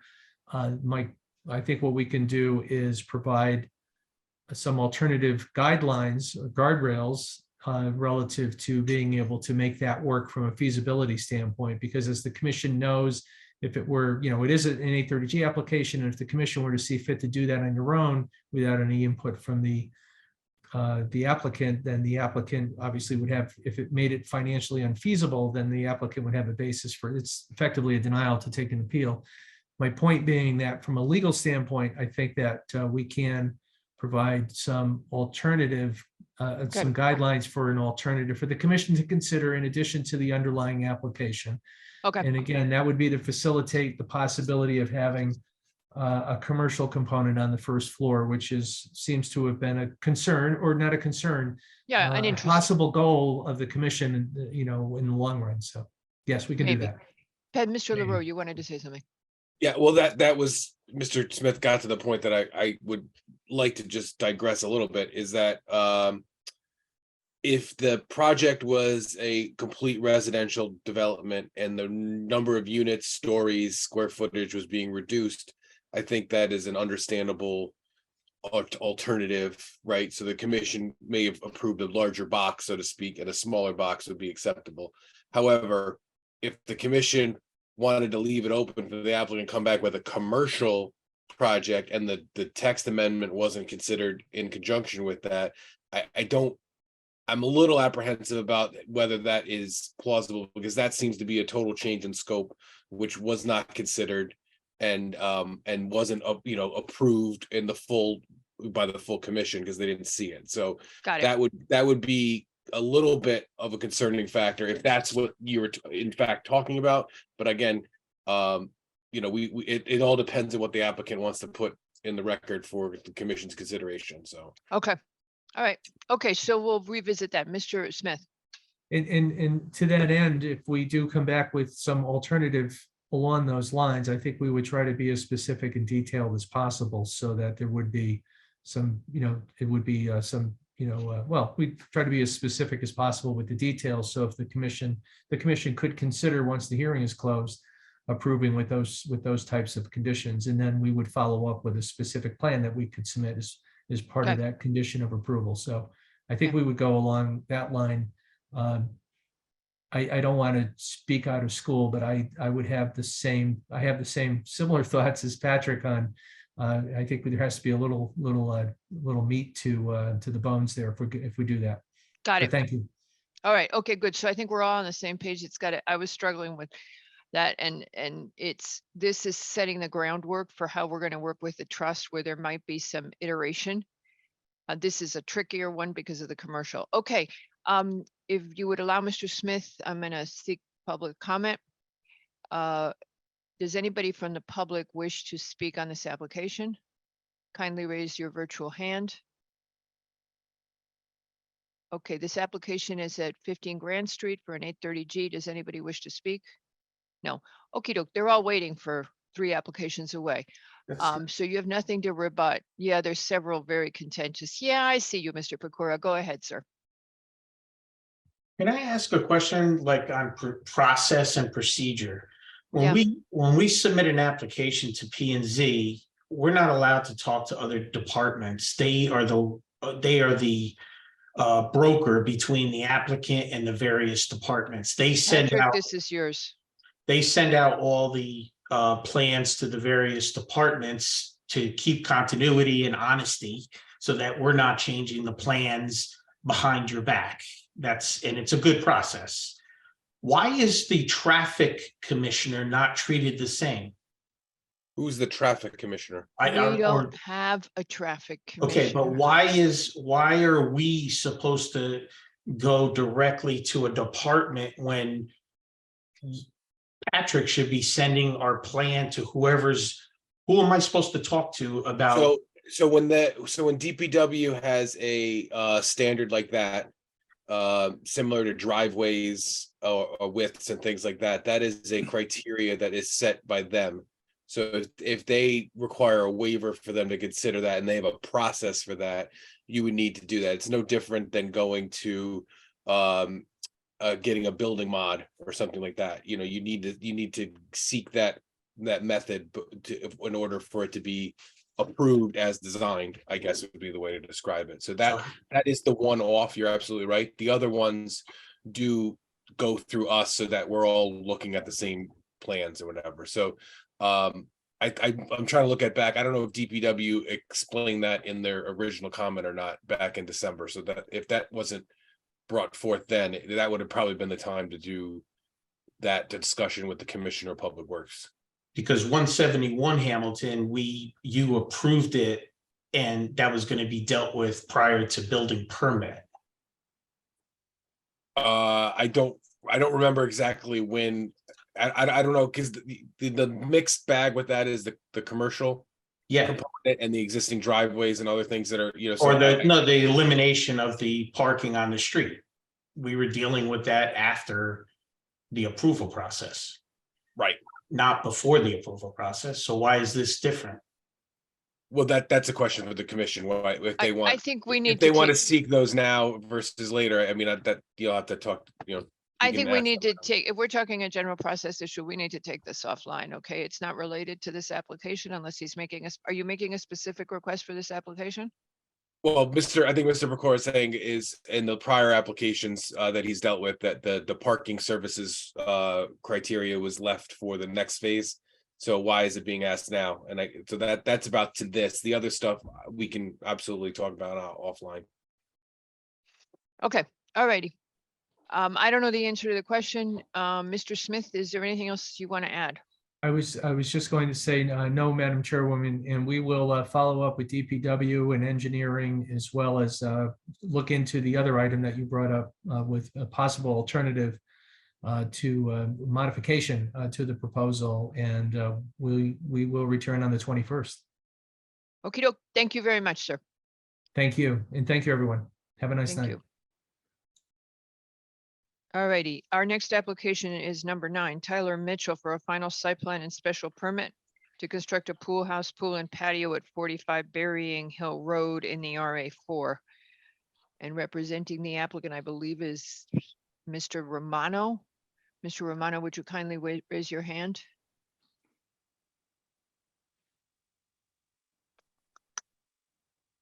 Mr. Romano?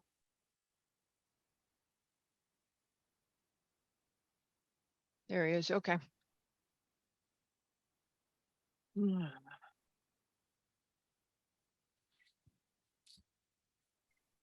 Okey doke.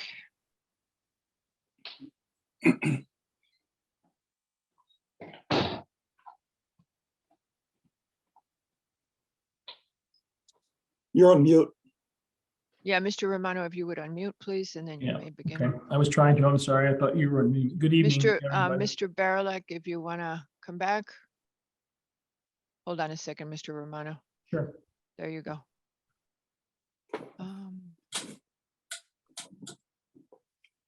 All right, there you are. All right. Okay. All right. I'm sorry. I'm just going to let Chuck Willett know we're on. Okay, I'm sorry. Pete Romano with Land Tech. We're a site civil engineering firm from Westport. Tyler Mitchell is with us tonight. Chuck Willett will be joining, and Anna Reisinga, our project manager, is on the line also with us tonight. I thought if it's okay with the commission that maybe we would pick up from where we were the last time rather than rehash everything, if that's okay with you, Madam Chairman. That would be so appreciated. Pick All right up. If you want to go right to approval now, that's okay also. But I think the last time we were here, you asked us to do a couple of things when we left. And if you can allow me to share my screen, Patrick, is that? It's done. Happening? Okay. Perfect. Last time we were in front of the commission, you asked us to do a couple of things, and one of them was for Chuck Willett, the architect on the project, to prepare a rendering of the pool house, how it relates to the streetscape and also the house itself that's there right now. So this is our site plan, and I got 3 views that Chuck prepared with the new pool house and how it relates to it. So essentially, it's a couple of views from Burying Hill, and I'll take you through it. This is if your back is to, you're standing on Burying Hill and you're looking at the existing driveway where some of the commission members and I and Chuck all met, and I think Bianca was with us. They came in that access way. My cursor is sort of pointing out the existing dwelling, and this is the rendering that Chuck prepared and set into the landscape. So it gives you some perspective on how that looks in relationship. Now, the second picture is a little bit further to the west, looking across the parking court and tennis court area, looking down at the pool house there. And then the third view is about at the center of the property. Again, you're on the other side of the tennis court. You see the pool house, you don't necessarily see the house, but you see it's relatively de minimis from I think some of the fears that some of the commission members might have had prior, that it was, stuck up in the air. They've set it down into the topography of the land. And then I'm just going to take you through some historical things, because I think some of the questions that came up the last time was just what did it look like before? So this is a picture just prior to, and then when the Mitchells actually purchased the property. You're looking east on Burying Hill. The Pruner's home is off to the right. The Mitchell's home is to the left.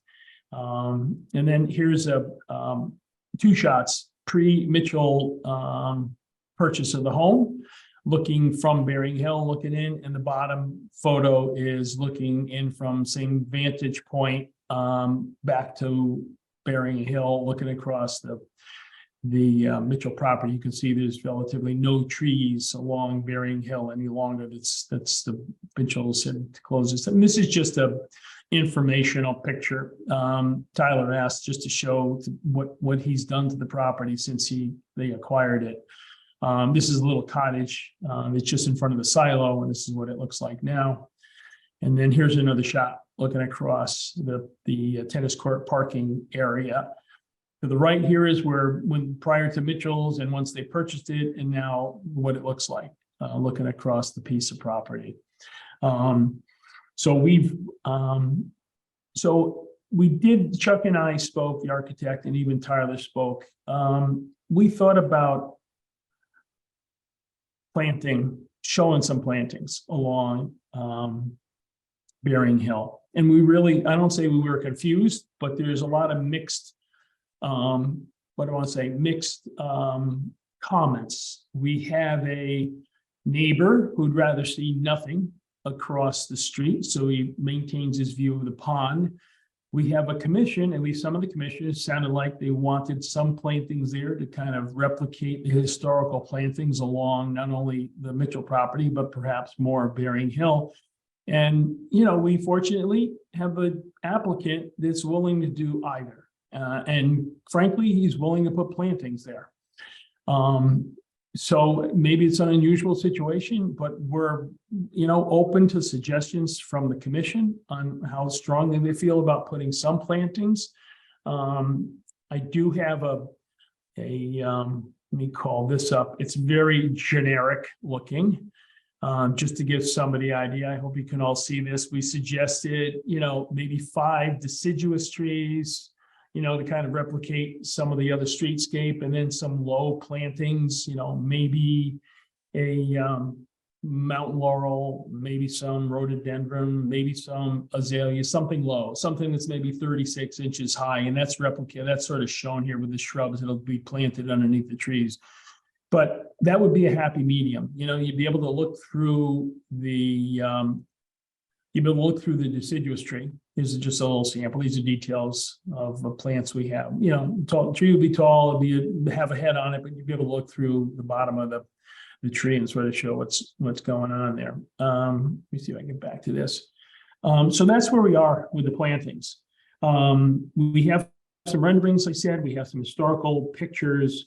I provided to Bianca, and I'm sure she distributed to them, that Mr. Mitchell and Mr. Pruner carried on the conversation while they, since we met last at the end of February. And then because there was some interest in the application, people that heard what was going on, unsolicited, and some solicited, we submitted about 6 or 7 letters from people that lived along Bering Hill in support of the Mitchell application. So that's where we are right now. And we can discuss how you want to proceed, but I thought those were the key items that we left the last meeting with, if that's. Mr. Romano, do you have photographs of the opposite side of the street? Like standing on Bering Hill looking at, no, the only thing I think I might have is an aerial maybe that shows. And I'm not sure it's pertinent to this application. You want to face the other way. I want to face the other way. Yeah, but that's not Okay. before us, Nick. I'm sorry, Mr. Romano, that's not before us. No, I'm seeing, you know, yeah, we're talking about scenic road. We're talking about what's happening on one side of the street. I'm Mhm. kind of curious what's happening on the other side of the street too. Yeah. Maybe Mr. Pruner's on and can speak to that. My recollection is it's fairly open Mhm. the side of the Okay. street. Yeah, it is. He's got several little buildings that you can see Right. very easily from the street. So, but it's not before us. There's not a proposal before us. There's no work in the right of way. So on that side, so we really shouldn't. Okay, go ahead. I'm Oh, not you. I Oh, I'm thought sorry. Nick wanted to ask something. I'm sorry, sir. And No, Mr. I Bruner, I actually at the see moment, your hand. at the and- moment, I think actually the only thing I maybe kind of look at the detail of what the landscape plan was putting together, but we Mhm. can get that in a little bit. I want to get through the whole thing first. Oh, You and know he- what, Mr. There's no Macri, whole and- thing to get through. He's wrapped up what the issues were. They've been talking, they've been looking at landscaping. They were asking us if we want them to landscape more or less. My comment at the briefing for anybody who cares was, I think that the view from the street is just fantastic. It's beautiful to see the pond, and that the tennis course looks a little stark. And the final thing is that I saw the letter, the email that Mr. Pruner wrote, and I would not want to see maple trees removed to facilitate a view. Mr. Mitchell has planted those trees. It's his private property and they're in the ground, and he has every right to plant trees. So that letter offering the accommodation of removing what is it, one maple tree and something else, Mr. Romano? Yep, a birch tree in between the pool, Yeah. new pool house and the house. Yeah, I agree. That they've already been planted. And I feel like that is counter to lots of other stuff we're doing. That's my 2 cents on. I'm going to shut down and let the rest of you talk. Go ahead. Mr. Romano, can you bring up the landscape plan that you have proposed? I think this gets back to something that Chairman your name? Alvin had talked about. Oh, I'm sorry. It's, there it is. Can you It's- zoom it's in fairly on the landscape plan? generic. I'm sorry, say that again. I'm sorry. Just zoom in so we can see it a little bit closer there.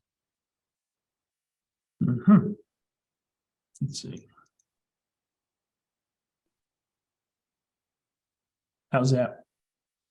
That's good. So basically, we've got some kind of a deciduous tree. Right. And we've got shrubs.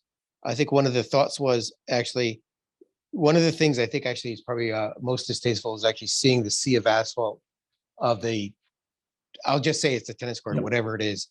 Yep. At 30, 32, 36, 42, in relationship to say the wall. If I was driving down Bering Hill and looked over, would that be sufficient enough to actually block the view of the tennis court itself? Yes, yes, it would. Okay. Okay, and then the deciduous trees, basically, there's actually something, there's a few things out there, right? There are. It looks like a cedar tree or something, Yep, you're right. and there's something else farther up next to the Yeah, there's a telephone little pole. sapling that's left there or something. There's nothing substantial on that stretch there. Okay, and these would be planted in between those, they've got Correct. that cedar Right. and whatever that other thing was. Yep, Okay. And it would be a deciduous tree of some species at some time. correct. That would be Okay. our desire. We wouldn't want to put some evergreen there. One thing we thought about was if you're up for this, and we've done it in other towns, if you give us some direction that this is something amenable to you guys that you could live with, then we would prepare a true landscape plan, submit it to staff and have them perhaps approve it. If that's, make it a condition of approval, in other words. Yep, we do that. Okay. And now the building itself, just a real quick question. If you go to your slide, the photo renderings, I'm very appreciative of actually having these. I just, a big picture question. Is it possible at all to push the building down into the ground 12 inches, a little bit more? Or are you pretty much set with grade and conditions in the soil? I think that two things, you're right, Mr. Mack, there's a high groundwater table here is one. And then I think Chuck can speak to this if he's able to. He's on the line. There was a connection between the finished floor of the house and where you walk up to get to the pool and the pool house. This is set couple of feet into the ground already. And if anybody, I don't know if you guys took a look at it, the groundwater is about 30 inches. So we're trying to keep it up and out of that, but I think it's more of we could manage some groundwater, but I think it's an architectural feature that Chuck spoke to. Okay.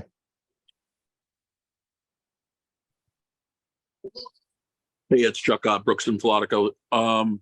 Yeah, I can talk to that a little bit. It's also, Pete, when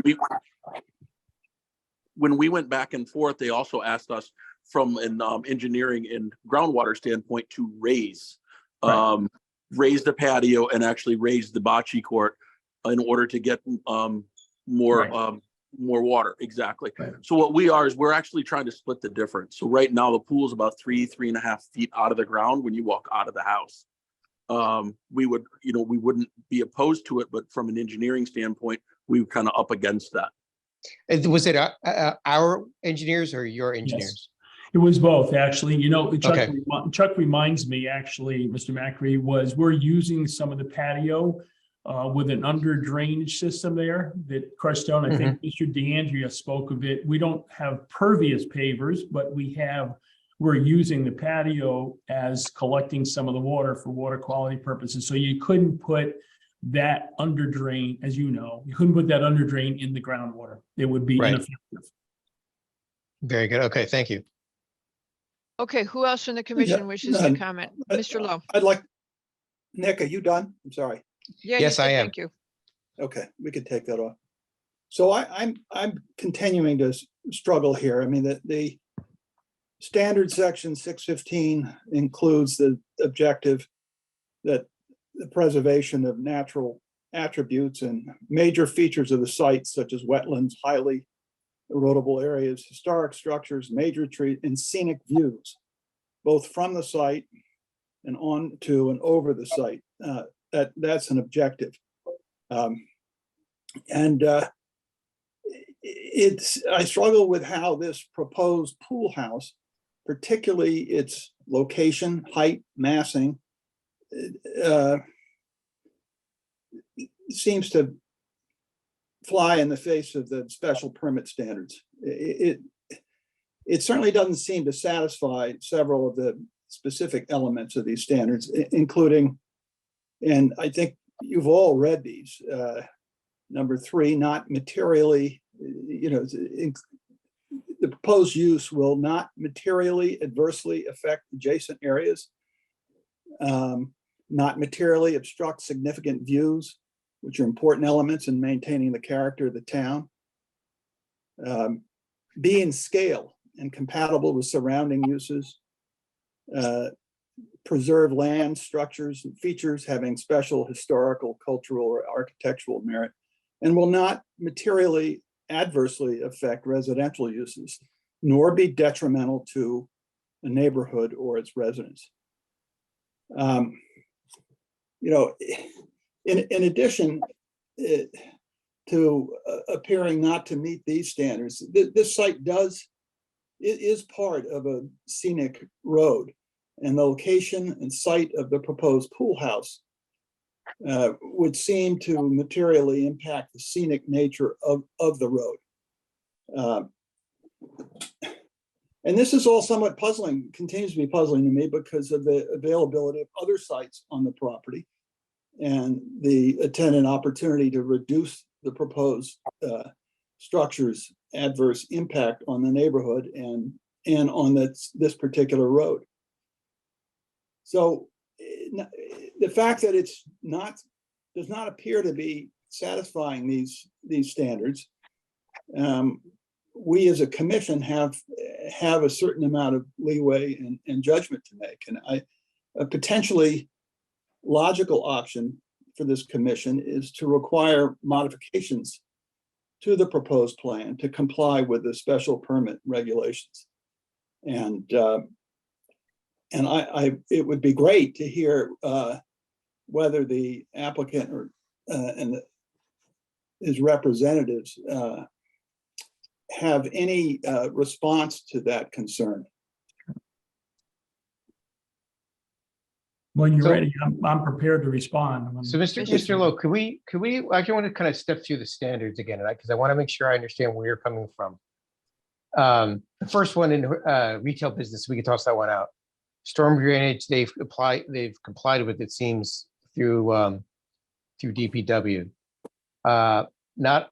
Where are you? I don't know where you are in this. The 617 standards. He was reading you 615. I'm giving you 615. 615. Well, initially I gave you 615, okay, which deals with the preservation of natural attributes. That's the one I quoted initially, and specifically mentioned scenic views both from the site and onto and over the site. Okay. Then 617 under D, it's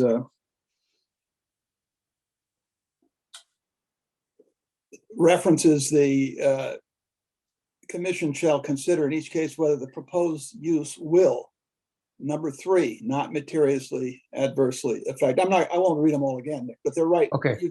Yeah, I see it. It's it. But I think actually what I'd like to understand, how does it materially adversely affect the adjacent areas? Those kind of things. I want to see where you're coming from, because I'm not seeing it in terms of how I read these and look at what's in front of us.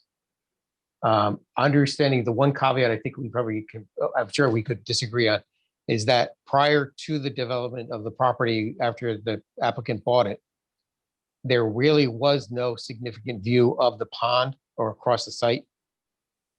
I'm from the information I have here in front of me that was been provided, there was a stand of trees along the road that prevented the views that we're seeing now in photographs after development. Well, as I think I mentioned at the last meeting, one's idea of a view can be different from another person's, right? So, and what I'm referring to is a view of a natural setting, as opposed to this man-made, a man-made structure.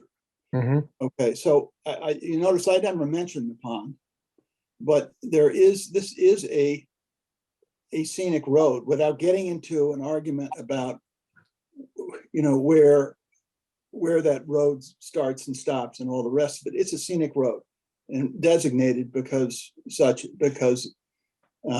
felt that it was actually scenic. And I guess I would argue that the construction of a tall pool house in that space is a disruption to that natural setting. So if I, yeah, go ahead. if No, I could please. offer, bartering, somebody else jump in, but here's the thing. You guys are looking at the exact same street, you're looking out over at the pond and you're seeing two different answers. Nick is, I believe, focused on private property rights and that a person should have the ability to build their pool house. Is that correct, Mr. McRae? Yes. Mr. Lowe is saying this is a spectacular view and it should be somehow preserved for the residents of the community who are driving down there, because it has been recognized as this is a lovely, lovely setting. It's like what makes Greenwich a special place. I think I've articulated what both of you are saying. Now the question is, let's finish with this application would be what I'd put on the table. Let's get this done and let's find something that we think meets both objectives. Allows the applicant to have his private property rights and develop what he wants, but at the same time, preserves the view of the pond to the extent possible. He's got that whole area that goes over the tennis court where you see the pond. And the question now is, to what extent is the driver's view blocked as they go down the street? And it's this beautiful natural resource. How do we work that so that we can stop talking about this application? This is when you give the person the right to share a screen. Pat, the chair's still talking and he's sharing away. That's not really, the horses in the pasture wasn't really what I had in mind, but okay. So where could you two, and the rest of the commission, please feel free to weigh in. Where could we do a meeting of the minds? How can we come to a consensus that works for everybody? Nick. There's two thoughts on this.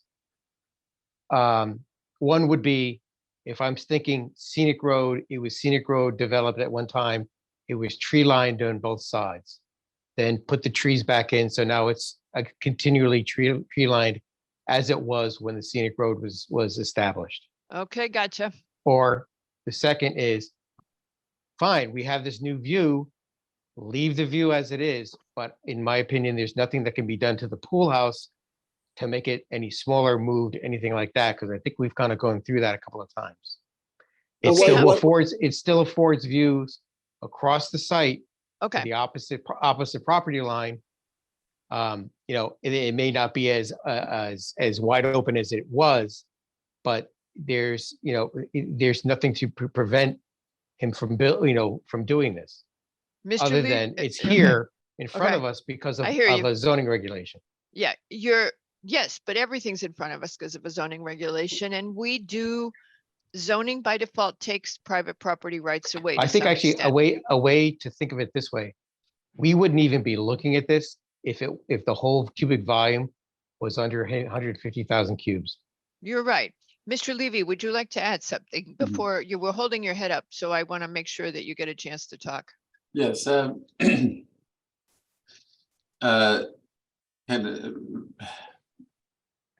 The scenic road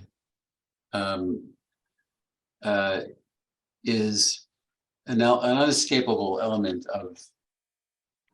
this site plan. It's just part of it. And if you are to put a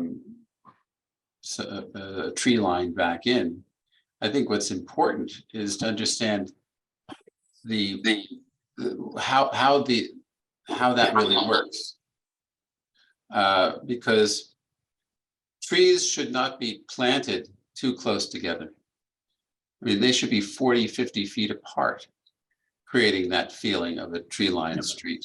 And as the trees grow, they create a canopy and have a beautiful stature. If you don't give them that kind of breathing room, you don't have to use those kinds of trees that grow so voluminously, but that's part of the idea, is to create that canopy effect.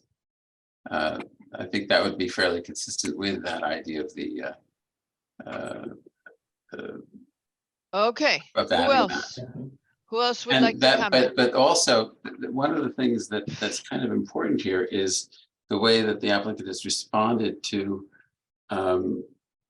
dealing with this pool house. I mean, it is not really sticking out. It is in the landscape. It's set back. Its roof line mitigates its bulk. And it is gently kind of set in to the landscape, reducing its size as well. So I think that there's some very nice things that will set this application off very well by, I think that adding some trees along the Okay. we'll do that, and I think the building, I think, is pretty successful. Okay, got it. Great. Thank you, Mr. Levy. Mr. Yeski. Okay, I've been listening. I think we need to do two things I would propose. Number one, ask the applicant if they're willing to move the pool house behind the house and leave the view. They've If refused. they are, that solves this. If they're not, then I think we need to go to a vote on the application. Because the application says the pool's there. We can refer to 615 and 617, but then take a vote. You have 5 commissioners. All we keep doing is, we've been doing this for a long time. That's the basic Exactly. issue. We all. I went out agree and with you. bought- Yeah, Mr. I mean- Romano, don't interrupt the commissioner, please. We've been trying to help you not do that, okay? Mr. Yeski, please finish. Well, I think that's been the issue all along. I understand Peter Lowe's comment. Yet, if the applicant's not willing to move the house, we have to make a decision as a commission whether we believe that 615 and 617 impact this site, and we're willing to vote that way. Okie If not, we dokie. just keep talking about it. I agree with you. Okay. Based on that, Mr. Romano, please reply. Then we're going to go to public comment, and then I'm going to ask you to Sure. close the application. Go ahead, Thank Mr. you. Romano. Just for Mr. Yeski's comments, can I share the screen again? I just want to show him why we did look at others. We've been working on, I don't remember, I'm sorry, I don't remember if you were on. That's one of not the other hearings question. with That's us. not the question. No, but I want to show you something about shifting the house in the back. I showed this the last hearing. These are all the restrictions we had on the property. It looks, it's 8-acre piece of property, right? But when you figure in the building setbacks, setback off the wetlands, the pond, the septic system that's here, strangely enough, this place where the pool house is one of the places that it fits. So we can't just put it behind the house there. We did give a lot of consideration to where it could go. We've been working on this for over a year. And this is where we came to the conclusion that the pool house can go. Yes, So your Mr. answer- Romano, you told us that at the last meeting. Mr. Yeski, please go ahead. No, I was going to say the same thing, that. I didn't remember if Mr. Yeski saw that. That's all. I'm sorry. Mr. Yeski was at the last meeting, sir. Okay. Mr. Yeski, go ahead. And Mr. Yeski went to the site and walked all around. And Mr. Yes. Yeski is then concluding that the applicant's not willing to move the house because Correct. they looked at all those options. Mm-hmm. So, we're back to the second, which is, let's vote.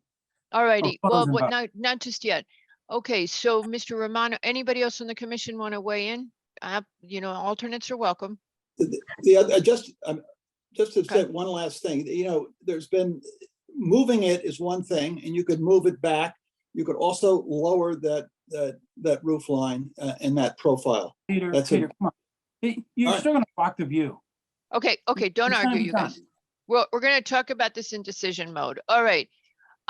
Would members of the public who wish to speak on this application kindly raise their virtual hand? We're talking about 45 Burying Hill.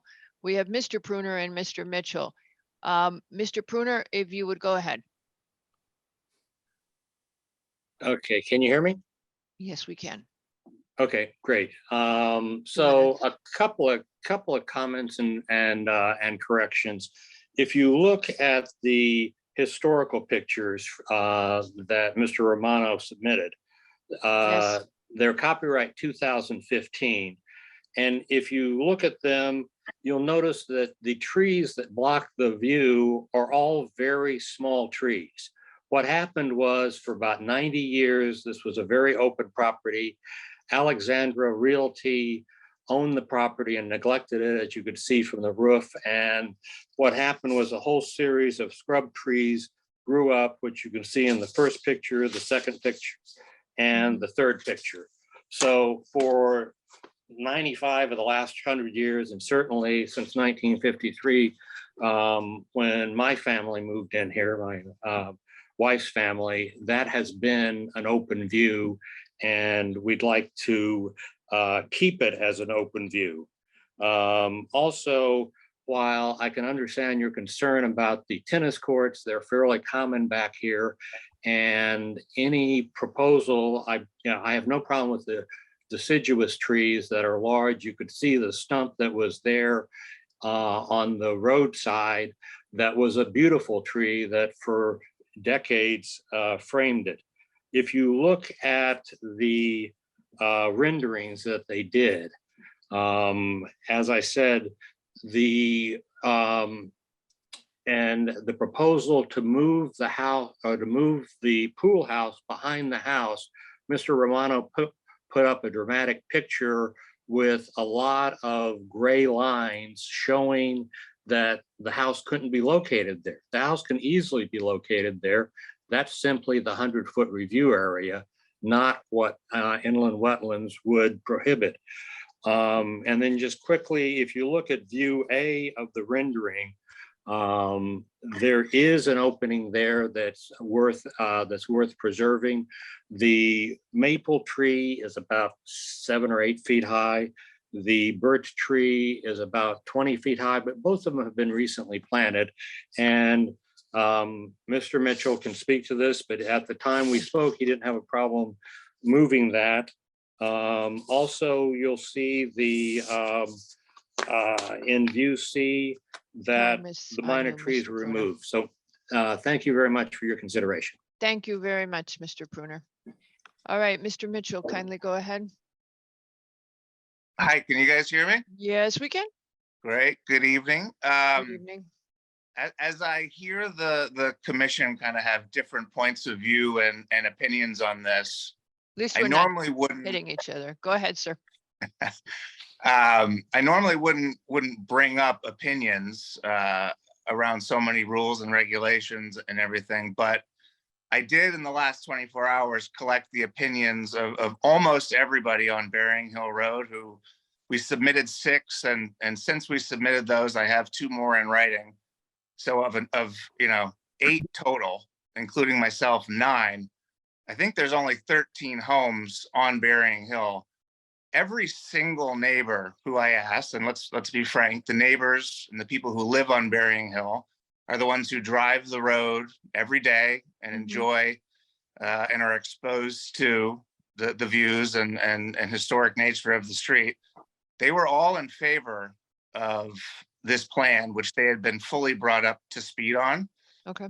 And I think everybody understands, my wife Stephanie and I, since we purchased this property, have done nothing but preserve and restore and make all of the history beautiful for everyone to continue enjoying on Berrying Hill. And it is an awesome street. Like, and our hearts skip a beat when we listen to you say, you know, it's one of the most beautiful places ever, just to drive down these streets and look, and it makes Greenwich Greenwich. I believe that. I do. And I really don't feel like, and I do represent 9 other people who live on Berrying Hill.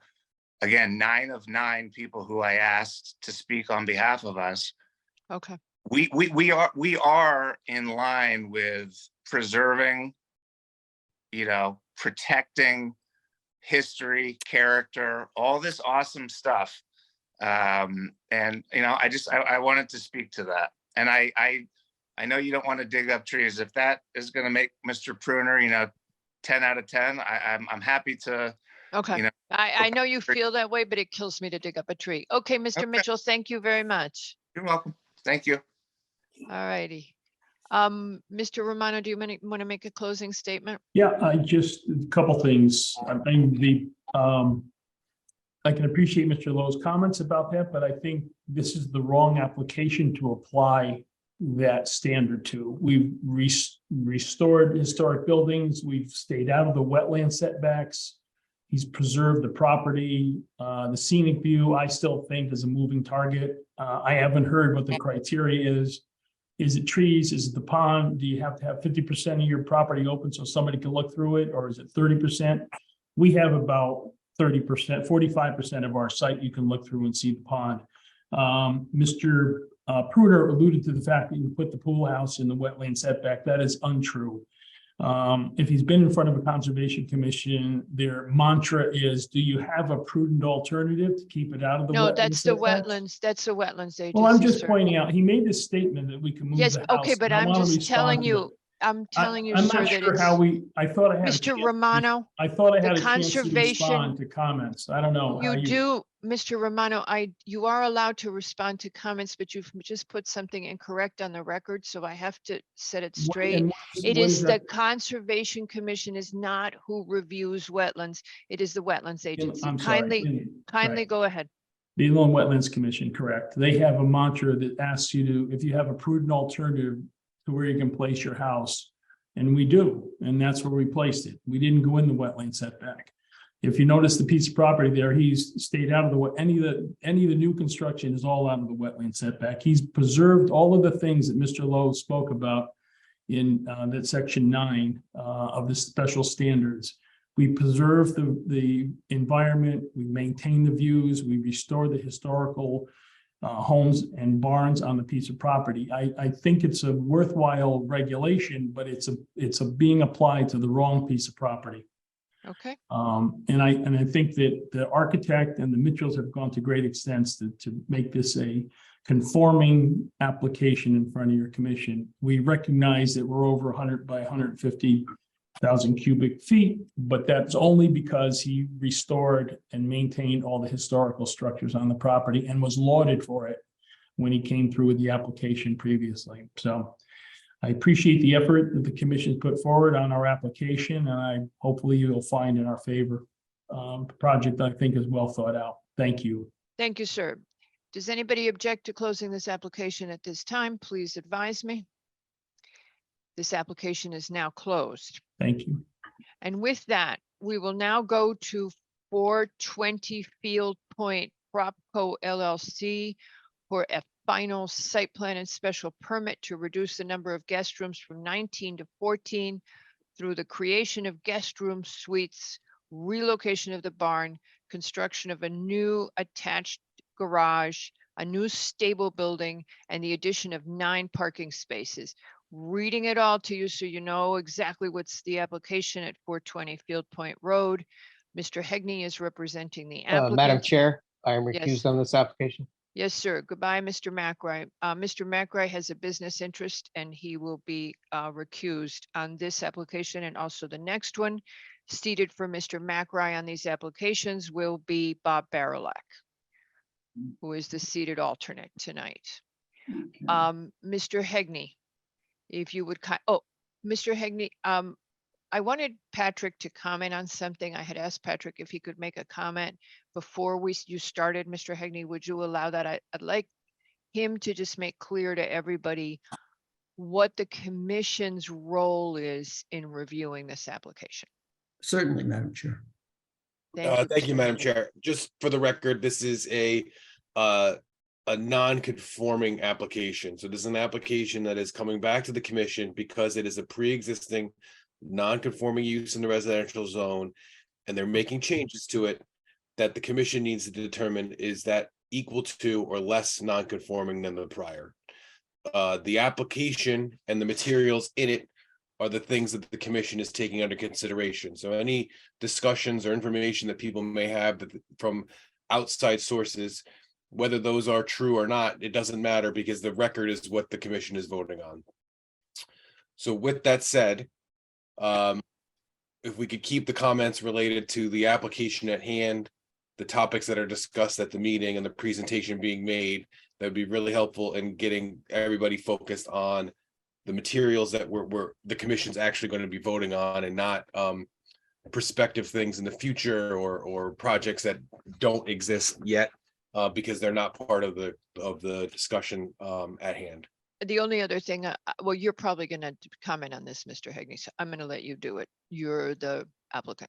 Go ahead, sir. Oh, if you'd like to make that point, if there are any counsel or representation, legal counsel for the neighbors or butters to the Thank you. property, we will allow them to have ample time to discuss and make a record, but just need to identify themselves now for All right. or excuse me, when that time happens. Okie dokie. Now you can finally talk. I know that's hard for a lawyer to wait, but go ahead, Mr. Hegney. Thank you, Madam Chair, members of the commission. For the record, Tom Hegney on behalf of the applicant. This is a process we started in July of 2021 with a pre-application. At that time, we described renovating existing buildings, including the barn. We discussed reducing the number of guest rooms, which were currently 19. And then we embarked on what we're calling phase one. There were interior renovations and the replacement of windows and siding on 3 of the existing buildings: the manor house, the cottage, and the carriage house. So that is in process. We got a building permit early last year, and those buildings are under construction and renovation. Phase 2, which is what we submitted in October, involves adding a garage building with 2 guest suites above it, and relocating and renovating the barn with 3 guest suites and attached 2-car garage. We had a hearing in December on this application, and then we had 2 hearings with ARC in February that had significant changes to the garage building, and I'll go through that momentarily. So the plan is to reduce the number of guest rooms from 19 to 14, to reduce the seats in the restaurant from 120 to 100. I want to clarify, guest suites will not have cooking facilities. They will not have dishwashers. They will not have washers and dryers. And I have to say, I didn't see the notation on the 2 units above the garages that showed washers and dryers, that they are not going to be included, and the plans will be revised to reflect that. This is a high-end inn that my client is looking to renovate. And frankly, I don't think somebody who's paying $1,000 or more a night for a room is really going to want to do their own laundry anyway. We have certain definitions in our regulations, and I want to go through those. We have a definition of dwelling, which means that you have to have a kitchen. We do not have any kitchens in any of the guest suites. Kitchen is defined as appliances, with having appliances for cooking. There will be no appliances for cooking in any of the guest suites. A wet bar is also defined in our regulations. We will have mini bars. They will be under counter, and there will be a small bar sink, which is what is required and permitted under our regulations. Not required, just permitted. Permitted, excuse me. Yes, you can have a hotel room without a mini bar and a bar sink. The definition of hotel says you have to have 13 or more guest rooms. We have 14. And inn is included in the definition of hotel. We will have a reception desk. We will have a concierge. We will have concierge services and daily maid service. So it will operate as it has in the past as a high-end inn. A few site issues and operational issues, and I've discussed this with Attorney Joel Green, who is the attorney for one of the neighbors to the south. The dumpster will be located to the rear of the and south side of the manor house, right the back door from the kitchen, and will remain there. It will be screened by a 6-foot-high solid board fence. Attorney Green asked that the pickup and of any refuse be limited to Monday through Friday, 8 a.m. to 5 p.m., and that is agreeable with my client. There is an existing laundry facility in the restaurant, and that will be retained, sometimes used for the guest rooms, other times that will be sent out for cleaning at another laundry facility. One of the questions that came up yesterday was on, is this an expansion or an intensification of a non-conforming use? And Mr. Hegney, that would really be the main issue before us. Is this is a non-conforming use. An inn is a non-conforming use in a residential zone. Yes. As you present this, the question is, are you expanding the extent to which it is non-conforming? Now, I know you covered this in previous meetings, but we have a lot more people listening. So if you would kindly review that. So as you said, Madam Chair, expansion is not permitted, intensification is. And the inn and the restaurant are the non-conforming uses in the residential zone. So when we look at whether it's an intensification or an expansion, we look at how those uses are being applied, and are they greater or are they lesser? As I said earlier, Homestead had 19 guest rooms. We will have 14. So that's a reduction of the nonconformity. Homestead had 120 seats in the restaurant. We will have 100. That's another reduction of the nonconformity. We will continue to operate it as an inn. The Homestead was operated as a year-round inn and restaurant. We will be doing the same and operating it year-round. We have added a garage building and a 2-car garage to the relocated barn, but we are still conforming. So the floor area and the buildings themselves are conforming. It's the use that is actually being less intense rather than more intense. In fact, we could add almost another 2,000 square feet to the property and still be conforming. With the reconfiguration of the parking, even though we've been able to increase the number of parking spaces, we have reduced, or I should say increased, the green area by 800 square feet. And we have maintained the parking that is needed for 100 seats in the restaurant and 14 guest rooms, which is 53. So the use itself is not expanding. And actually, it is less intense than it currently is. Just a clarification, if you would, Mr. Yes, Hegney. Madam Chair. The existing floor area is 18,700 square feet, and you are going to almost 23,000. Now that extends, you're building a new building to house vehicles, your garage.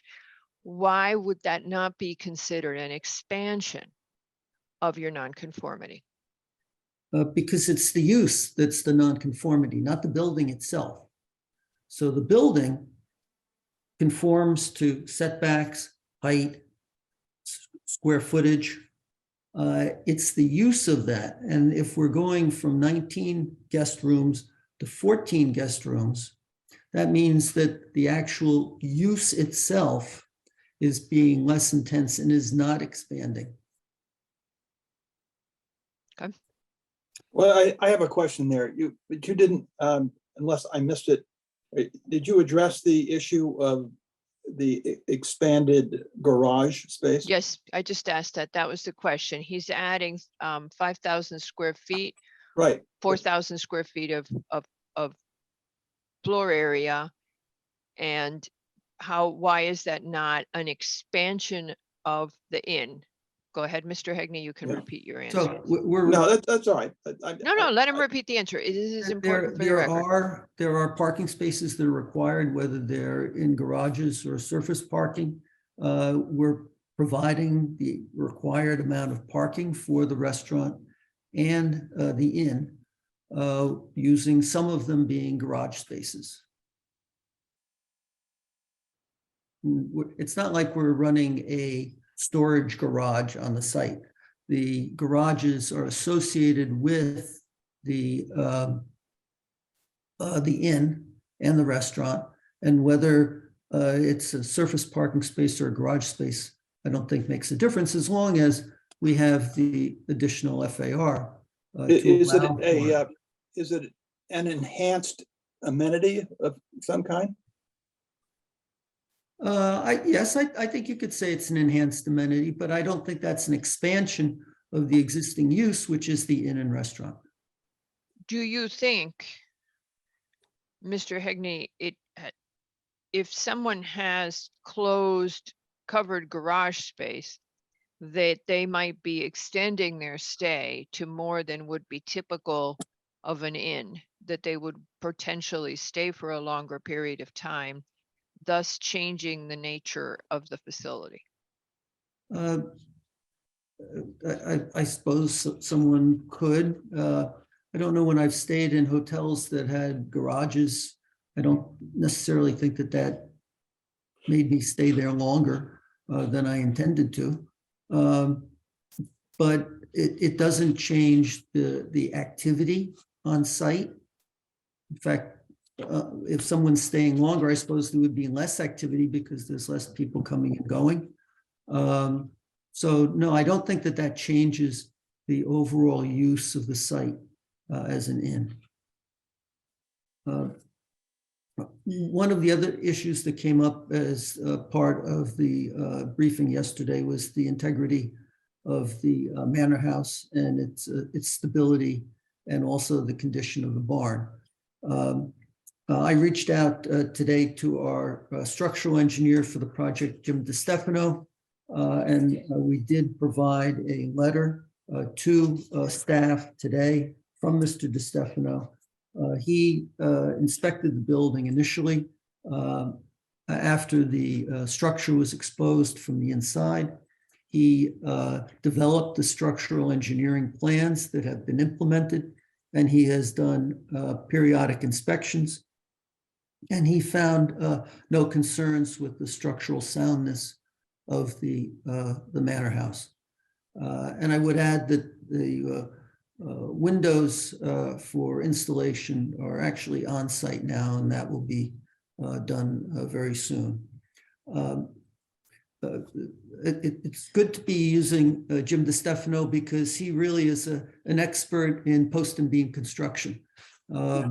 He has a book, actually more than one book, but one that I read recently on post and beam. And in the letter, he describes how a barn is disassembled and then re-erected on a new foundation. And that is the appropriate way when you're dealing with the relocation of a barn. And that's what he refers to in his letter. Now, Mr. Hegney, as you know, we have in our public record an article from the New York Times about a similar a property owned by this your client, which collapsed when it was in the process of being restored, quote unquote, restored, and it collapsed.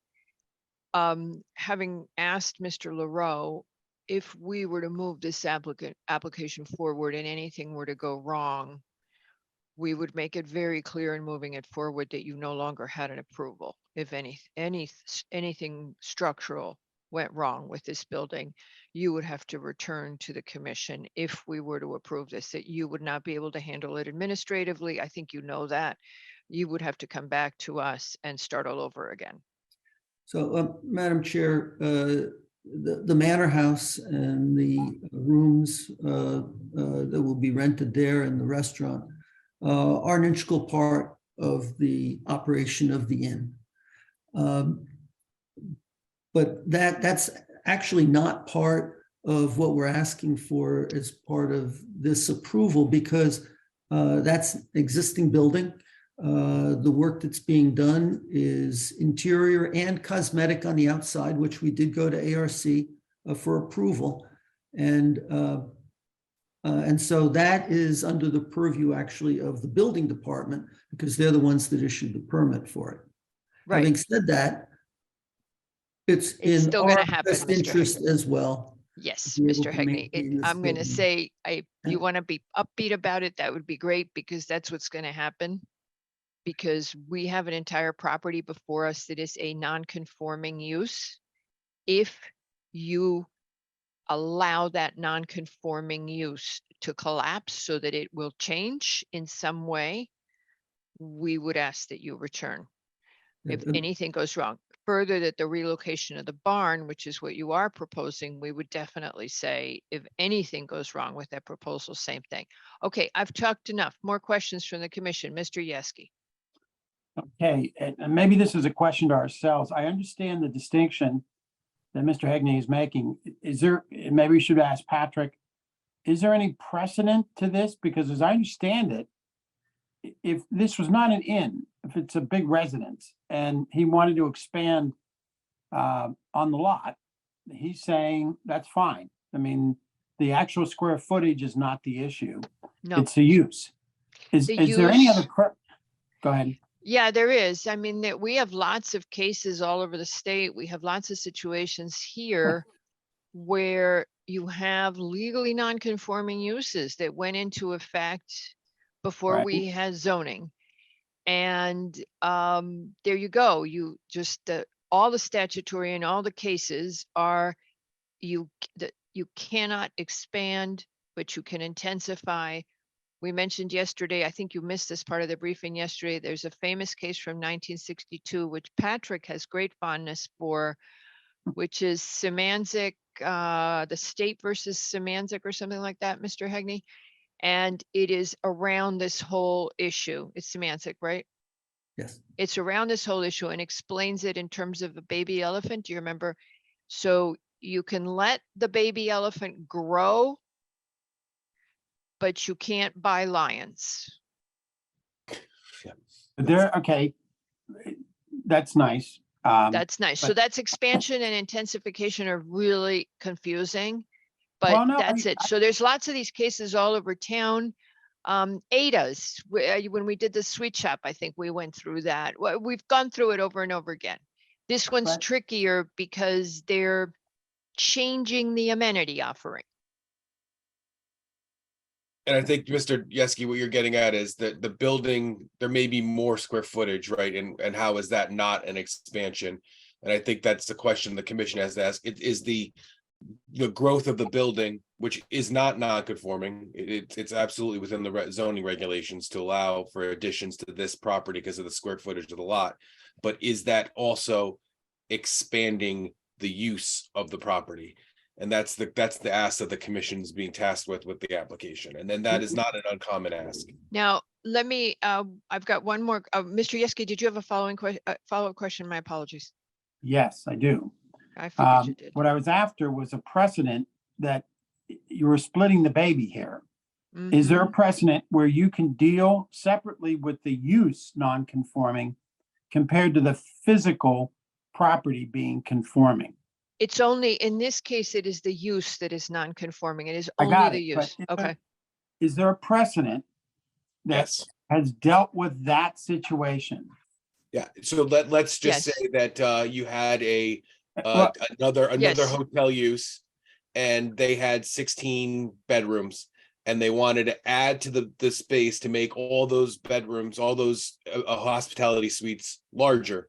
So it's still 16, but it's over, let's just say hypothetically over double the square footage of the prior. That would be an application, I think, that would be considered to be not an expansion of the use, but yes, would be expanding the building under the zoning. It would be legally applicable under the zoning for the square footage of the building, but the use was found not to be an expansion. And those are the type of Okay. case laws that Didn't you just answer the question we have here then? They're actually shrinking the number of rooms. They're adding a little to square foot, but they're not changing the use. And therefore, That's what you have to decide tonight. okay, Yeah. You And have that- to and I'm not- decide if the use has changed in any way. They are, did I do this right? A roughly 10% increase in the FAR. They have added washing machines in some of the rooms, washer dryers in some of the rooms, and they have covered indoor parking. Those are the key changes, I believe. No, he said and no, no washers and dryers. There are washers and dryers in some of the rooms. Mr. Hagney expressed at the beginning that he was going to have those removed. Oh, good, You might because miss I that. was gonna ask him, I heard him say it and I thought, he said rich people don't do their laundry, and I was like, okay. I'd missed the part about we're removing them. No, he didn't say that either. Okay. I didn't He say they said didn't people do who their are own paying laundry. $1,000 a night aren't gonna wash their own clothes. was he what you said there will be no washer and dryers in any of these units other than in the main building. Mr. Good. Hagan, is that correct? That's correct. Mr. Okay, Yes. so we've got that one settled. All we've got is the enclosed garage. Everything else is less Yeah. rooms. Why do you need that enclosed garage, Mr. Hagney? It's adding to the amenities of the inn. As I said, this is a high-end inn. People may bring expensive cars that they want to have protected. How many which- units are in the new inn? 14? 14, And how many garage units are there in the garage? 9 and 2, 11. Actually, we reduced that to 10. Okay. And that's part of what I wanted to go through with you, because part of this is also a site plan. And I wanted to touch on what we discussed with the Architectural Review Committee, because based on their comments, we made really substantial changes to the garage building itself. And if we could bring up the presentation material, I just wanted to show you graphically what those changes were. I'll go through them and describe them. Bianca, it's slides 11 and 12. If we can start with 11, please. While Bianca's doing that, Mr. Hegney, the commission expressed an interest in a site walk yesterday. I know 2 of us have been extensively on the property. I hope we weren't trespassing. We've been walking the property, would you be averse to making time? I know you have it as a must close tonight, but would you be averse to enabling the commission to walk the property? Well, Madam Chair, it's always been there, and I know that commission members do go out on their own to look at projects, and we set up meetings like we have done up on Old Mill Road and at the Mead end Point. of Indian Field Road at Mead Point. But Burying Hill more recently. Yes, Yeah, so, So yeah. my thought was, I thought we were far enough along in our discussion and. Well, I'm just planting it now. that Let's this see would how the not rest. be needed. Okay. Let's see how the rest of this discussion goes. I wanted to plant it in Yes. your head in case you missed it. Go ahead, Mr. Hegney, you've got the So, elevations. when we first went to ARC, slide 11 represents what we took to them for the garage building with 2 suites above. They thought that it was too tall, and we lowered it 6 feet. They thought that the cupola was not needed and was out of character with the rest of the buildings. We removed that. They thought that the gable ends created a heavy roof, and we removed them. They thought that the building was too linear with all the garage doors, and so we removed the middle garage door. and created a walkway through it. Thank you, Bianca. So we've lowered it significantly, made it more in keeping with the other buildings, roughly the same height as the two-story carriage house, which is already on site. And on the south side, we had, and that would be slide 13, Bianca. We also had a gable end. We had quite a few windows on the first floor. And if we go to slide 14, we eliminated all those windows. There was some concern, again, discussions with Attorney Green on removing them and really simplifying the design of the building. The manor house is the architectural gem on the site. We're not looking to have something compete with it, but something to be more in keeping with the carriage house and the cottage. I should also add that on the two-car garage that was added to the barn, that we removed two windows on the south side of the garage facing Mr. Green's clients, so that they respond to another concern that they had. If we can now go to slide 5, please, Bianca.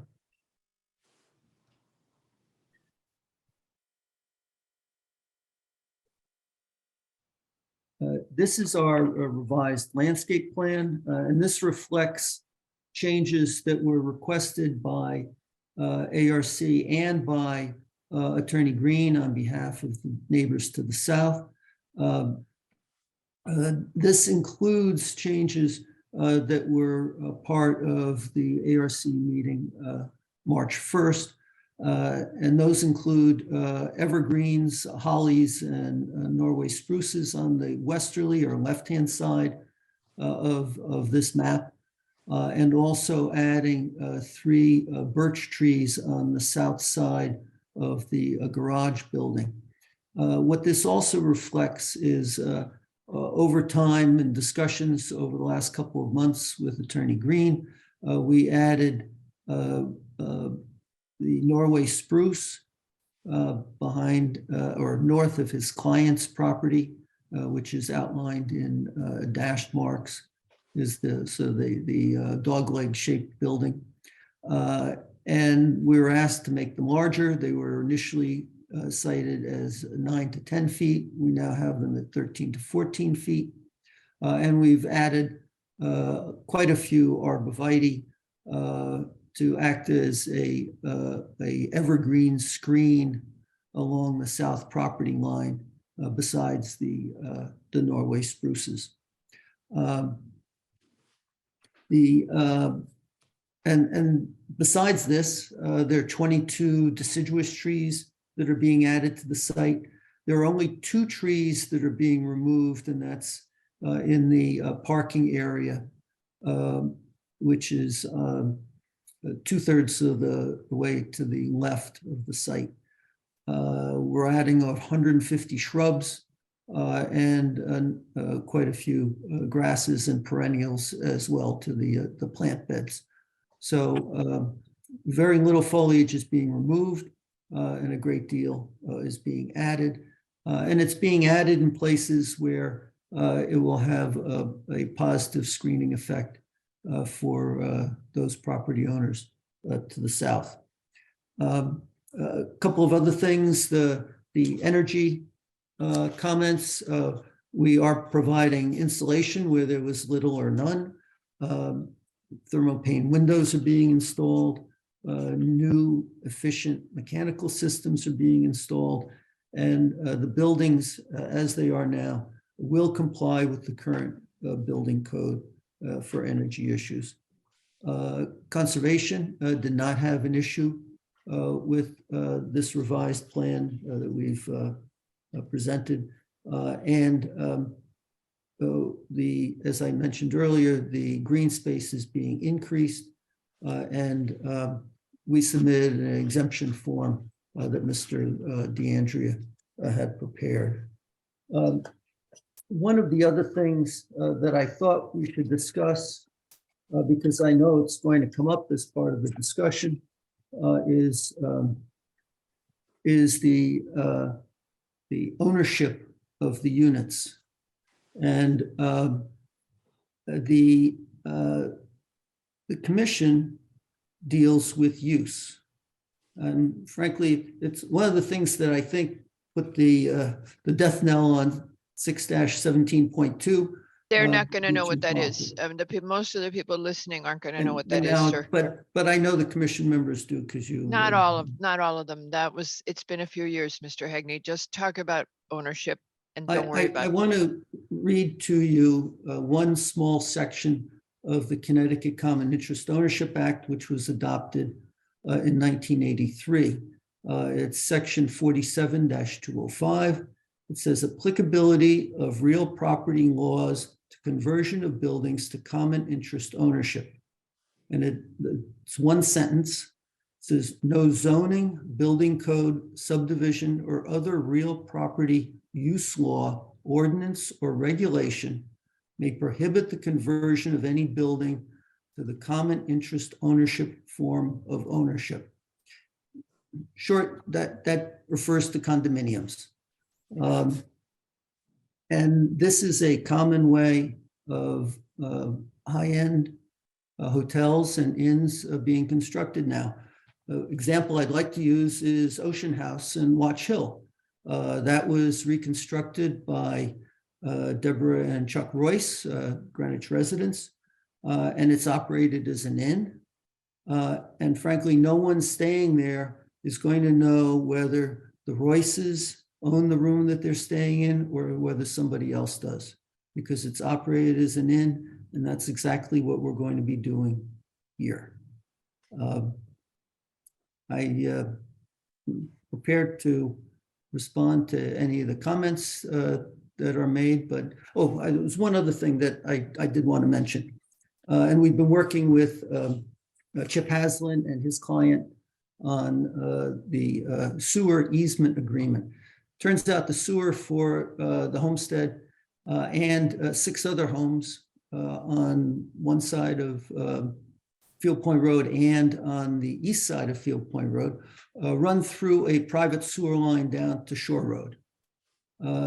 Frankly, I've had a number of properties developed along here, and it's not uncommon because Shore Road is lower than Field Point Road, and they didn't put sewers in Field Point Road in this particular section.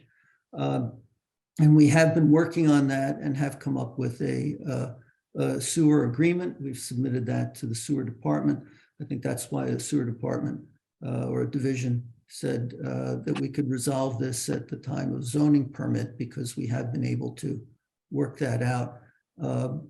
It provides for my client maintaining the sewer line and ensuring that it is in proper working order, including repairing it where needed based on the videos that have been taken of the sewer line itself and provided to the sewer department. So that was an important thing that we have been working on for quite a few months, along with the neighbors and Mr. Felmanella and his office. Yeah. Further at this point, Madam Chair. Okay, Mr. Hegney, Mr. Feminella keeps asking about your grease trap, but you dismantled the kitchen. If you could just have gotten rid of that question. And what we've explained to Mr. Feminella is when we come in for the fit out of the kitchen, you're going to do that. It will most definitely include a grease trap. And the health department. And as well as with the health department specifying each of the equipment and their models and model numbers and all that. Does the commission have any questions for Mr. Hegney? I had a question. Sir, go ahead. Yeah, some of us have remained concerned about the lack of windows. I mean, you got a building permit in early last year, I guess. Typical practice would be you wouldn't take out the old windows until the new ones, you were able to install the new ones. In this case, they've been out for about a year. But that's just the comment to lead to this question. And that is, in your opinion, Mr. Hagney, does the non-conforming use go with the buildings or does it go with the land? So in other words, if for some reason the buildings all fell down due to a hurricane or neglect or other reasons, would the non-conforming use still stand, or would it disappear because the buildings on which it was originally approved are no longer there? I'm going to let you answer that, Mr. Hegney, the 2017 change in the state statutes. What the chair is referring to is a change in the statutes that says if you have a non-conforming building or non-conforming use and it's destroyed or it gets knocked down, or frankly, you knock it down, you can rebuild it without a variance. And that has resulted in very fewer cases going to the Board of Appeals because the zoning enforcement officer recognizes that this statute protects existing uses and buildings, whether they are conforming or not. There has to be proof of abandonment, Mr. Wells, of an intent to abandon the non-conforming use. And they have made it the state made it very difficult for a municipality to establish abandonment, for a municipality to ask for that. However, as you heard Mr. Hegney say, if the building were to collapse, he has agreed that they would return. If the barn collapses, they absolutely have to anyway, because that's what's the subject of this, relocating the barn. If something happens to the barn, they have to come back and get our approval, but they are able to continue being an inn because that non-conforming use, they have not expressed an interest in abandoning. Okay, then I just want to conclude or put it on the record. There appears to be no protection for the existing mansion house or the other buildings. Well, that is in fact very true. And one of the things that I believe Mr. Hegney, I said the same thing when we first heard this, and everybody said to me, yes, it doesn't have an HO. It would be grand if there were protection on this building once it has been restored, but the applicant has to be willing to do it and has not demonstrated willingness. I mean, Mr. Hegney, if you want to change your mind on that, your client wants to change your mind, we welcome it with open arms. We had looked at whether a HO application was either appropriate or warranted here, and we thought we could work within what is there now. And Mr. Wells, I do want to respond. They did remove interior walls and utilities. So in essence, what you're doing is rebuilding it from the inside. You're maintaining your exterior walls, you're maintaining your floors, you're maintaining your roof. And that is what the building department looks at when it is reviewing whether it is a demolition or an alteration.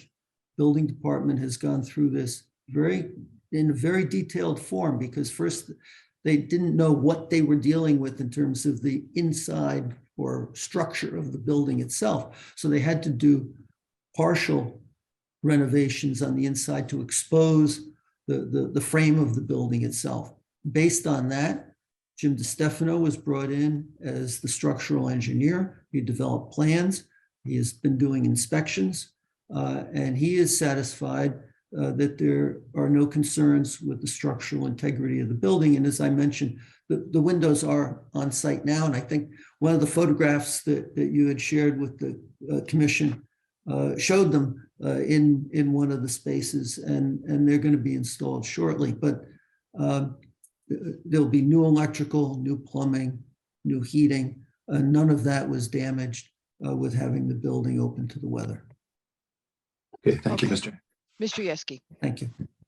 Mr. Hegney, since this is a high-end inn, are they planning to do any special events? Like that garage looks like a exotic car storage. There are a lot of car shows. There are special food events that people are doing all over the world now. Are any of those kinds of special events planned on this site? No, not that my client has shared with me. And I would say if someone was storing a car but not staying at the inn, that would not be permitted. That would be an expansion. And these garages are intended just for either people staying at the inn, or if need be, using it for someone attending having dinner at the restaurant. Which So I your think client is would have no unlikely. objection if we put in conditions that no special events, no storage, no no kind of an unusual fundraiser or something. We'd have, we'd have to go back into the normal, no amplified music and all that kind of thing. I would assume they would have no objection to that. It's in a residential neighborhood after all. I think I'm not, although I've had dinner at the homestead on many occasions, I can't say that I attended any. I heard it was good. I have generous friends, Mr. Yeski. Oh, yeah. I don't know if the homestead conducted those kinds of activities. As I said earlier, if it's storage of vehicles that are not owned by the people who are at the inn, renting a room, then that would be an expansion. But I think it depends on what kinds of activities had been going on at the homestead. If the homestead had been having special events, then I think my client would be able to continue special events. I just don't know what the answer to that is. I think the answer would be, Mr. Hegney, what is in the normal operation of an inn, and as you're pointing out, the historic operation of the homestead, and you would be able to find out from the previous owner, and we could condition that you would not add events in addition to what has been done historically. Okay, folks. Just to use this as an example, hosting events that are not what the homestead had been doing, that would be an expansion. That would not be an intensification. There you go. Okey doke. Any other questions, folks? You have referenced Mr. Green, the attorney, Mr. Green, several times. There is a Mr. Green in the public. Does he wish to speak? Yes. So folks, the way it works is the attorney for the opposition has an unlimited time to speak because he went to law school. I've never totally understood that, but that's the way the statute, that's the way it works. So he's going to come in and speak, and then we will turn to the public for comment. We are going to ask the rest of you to please kindly limit your comments to 2 minutes. Patrick will time you, and to not repeat what other people have said, and I'll remind you of that, and to stay focused on what's you're seeing in the application. Mr. Green, would you kindly proceed? Thank you, Madam Chair, members of the commission, staff. You're good. Yeah, we can see you. You're good. We can hear you. Great. Thank you so much. It's my pleasure to appear before you this evening on behalf of DGLG Property LLC, who is the owner of the property at 3 Mercia Lane, which abuts and is directly behind the property, and you can see it on the site plan. Let me begin, and I'm sort of going to divide my presentation into 2 parts, and the first part is relates to sort of the cordial and cooperative relationship that we've had with the applicant in shaping some features of the application. And over the past several months, Attorney Hegney and I have spoken on several occasions regarding the potential impacts of the project. And obviously, as residential property owners, my clients are concerned with the potential impacts of any change, as anyone would be in their neighborhood, of a project like this.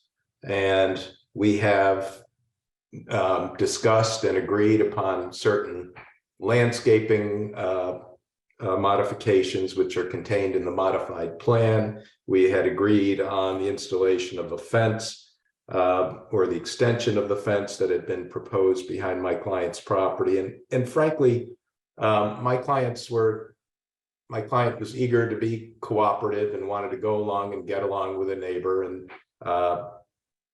and wasn't looking really to obstruct this, but obviously was concerned about the impact of this project on the peaceful and quiet use and enjoyment of her property. So we agreed on these landscaping modifications, and there were also some modifications that were made to accommodate some other neighbors. But obviously, these were sort of compromises on everyone's part. And so the result is the modified landscape plan with some trees being planted, the fence being extended. We also had reached an understanding on the dumpster location.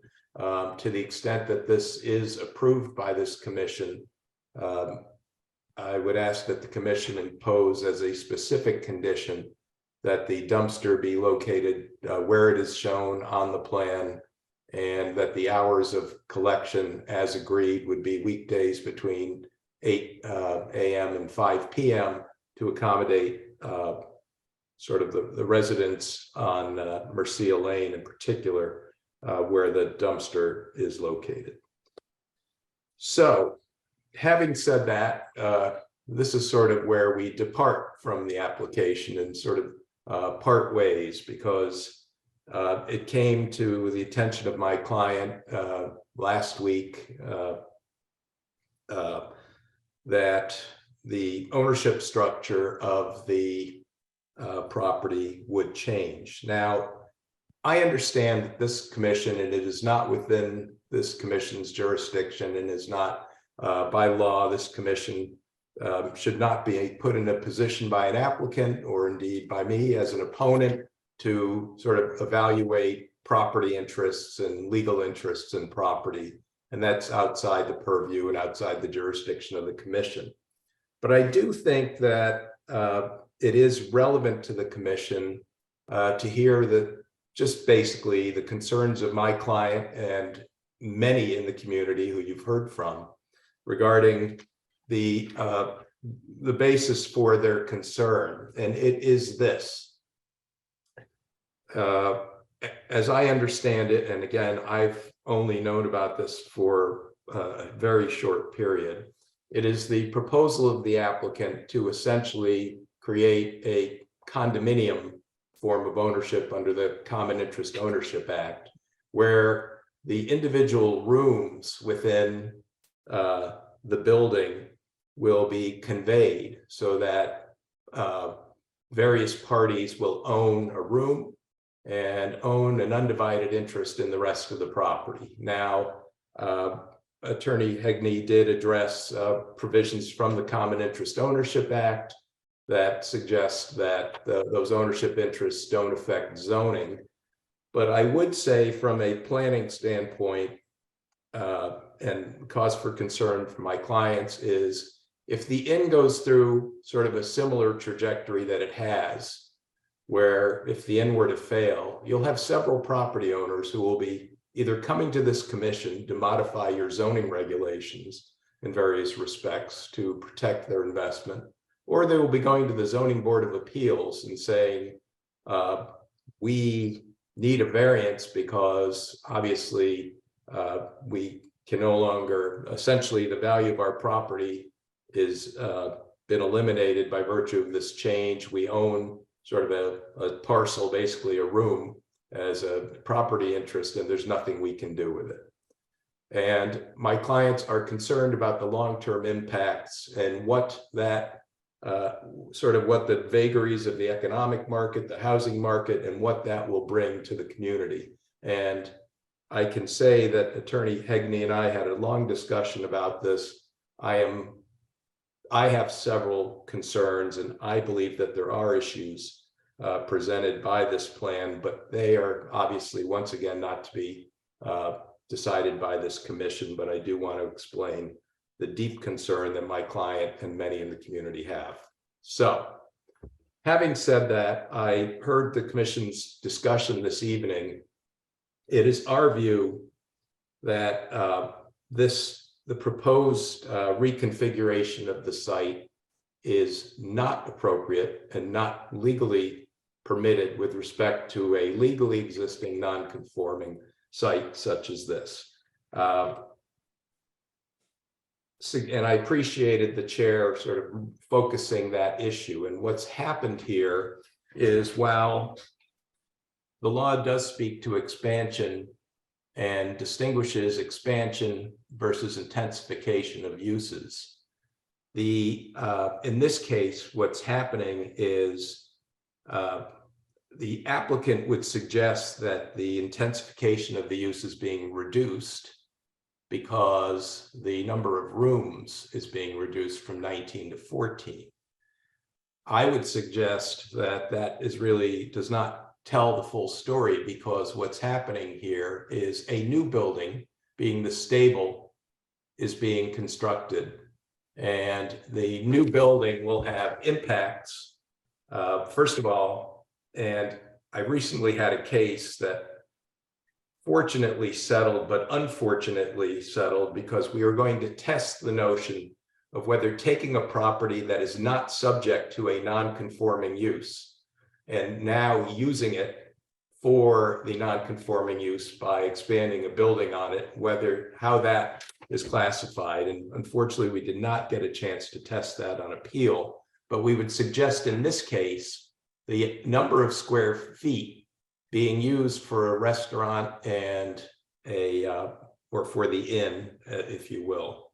Areas of the property are now being used that weren't previously used for the inn by creating this stable building.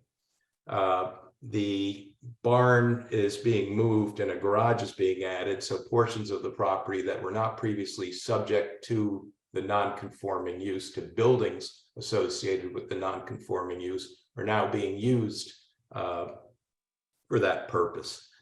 The law speaks to expansions and nonconformities. And to begin with, when I read your regulations, and I've spent the smallest fraction of time working with your regulations as compared to you commissioners and as concerned to Attorney Hegney. But with fresh eyes, when I look at your regulations, the regulations contained in, for example, 6.6-141 speak to additions to buildings and speaks to alterations to buildings, but significantly, there's not language in that regulation speaking to new buildings. And here, there is a new building being constructed on the site. And I would suggest that that represents an improper expansion of a non-conforming use by virtue of the construction of a new building. Now, Attorney Hegney may disagree with me and suggest that this is merely an intensification of a legally existing non-conforming use. But there's significant case law, and if you would need, I would ask the town attorney for an opinion on this. But the law speaks to, in the context of both expansions and intensifications, what the consequences are and whether they impact neighboring properties. And what I would suggest is that as a commission, and before you allow this sort of use to move forward,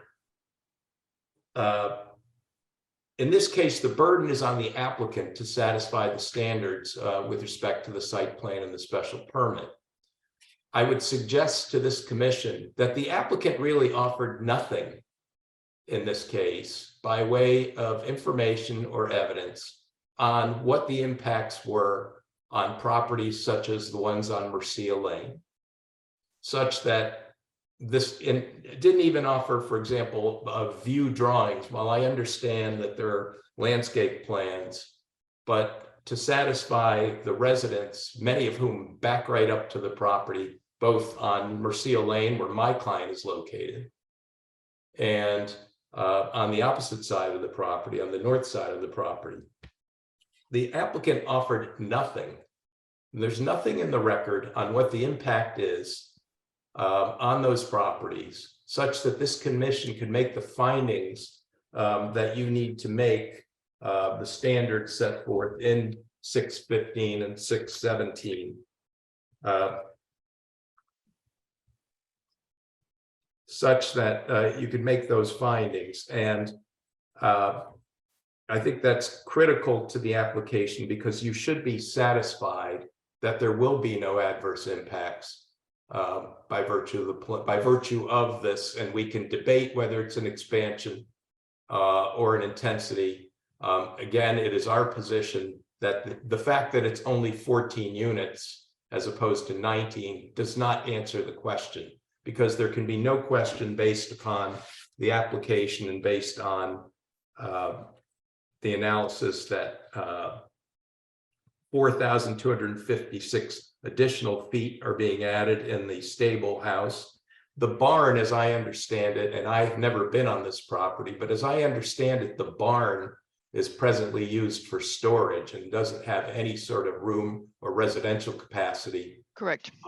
At the present time. So suddenly now the barn is being used for residents as well. So you might argue, and Attorney Hegney will argue, that that is an intensification because the barn is on this property that's being used for an inn and a restaurant. But I would question that. But there can be no question that where there is no stable building, and adding that building that is again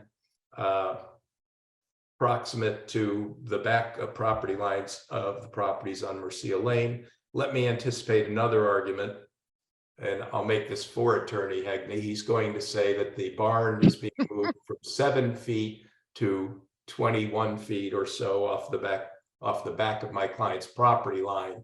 But what's really happening is the barn is being moved over so that it's closer to my client's property. Mrs. Brown next door, who I think is 1 Mercia Lane, is about to have a building that is 10 or more garage stalls wide, but more because it's got an open portico or an open breezeway between, so 5 and 5. That is a tall building with 2nd-story windows overlooking her property. And while it's 14 feet further away from the property line, it's 14 feet taller and has windows unlike the barn did. So this commission could certainly easily find that that is an unanswered question as to what the impact is on, for example, Mrs. Brown's property and on my property. If you'll just bear with me for one moment.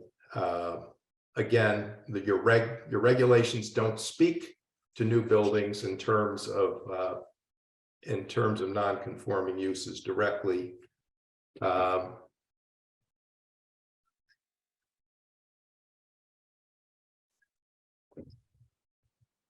just want to make sure that I've covered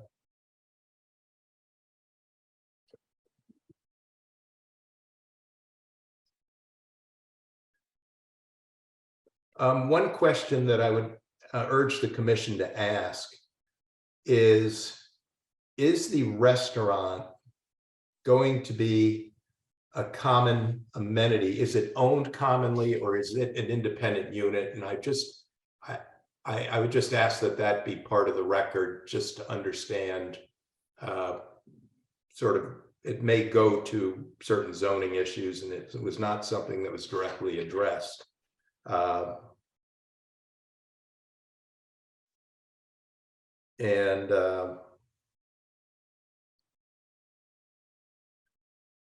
With that, I think I will. Thank you, sir. Rest. And Okay. I appreciate your patience. I know you've been at it for a long time. Oh, we're tough. Now, I'd like to recenter the commission for a second, and I'm going to say something for the benefit of the public as well. Connecticut state statute now requires that planning and zoning commissions do 4 years of training every year in land use issues. One of those is land use law. Several members of the commission are fulfilling that requirement this weekend.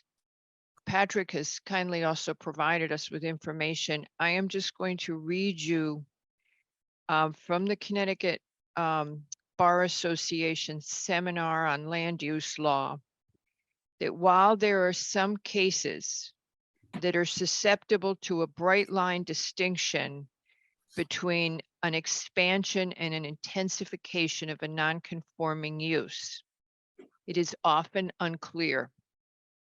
And in deciding whether the current activity is within the scope of an existing non-conforming use, consideration should be given to three factors: the extent to which the current use being proposed reflects the nature and purpose of the original use, any differences in the character, nature, and kind of use involved in the future, and finally, any substantial difference in the effect upon the neighborhood resulting from differences in the activities conducted on the property.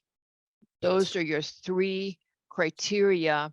It is called the Zacks factors and reflects a case of that name in the Connecticut courts.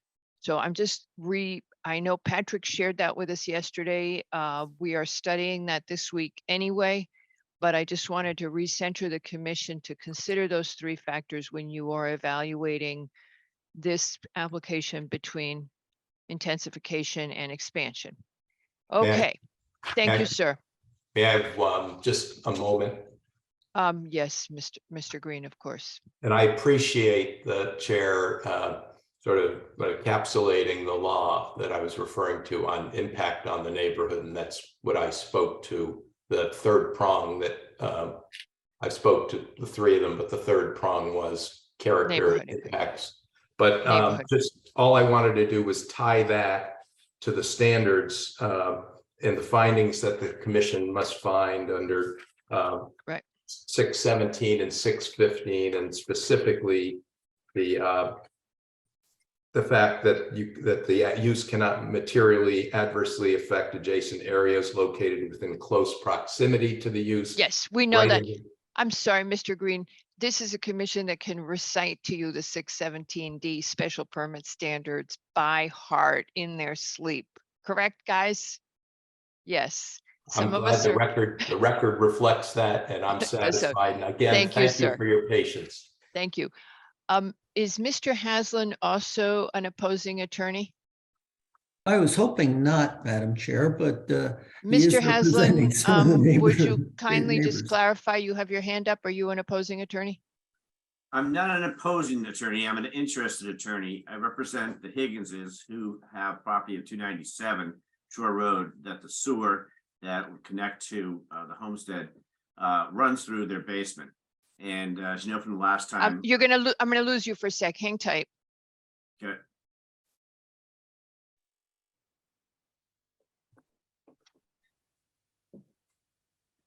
All right, you should be all set, Mr.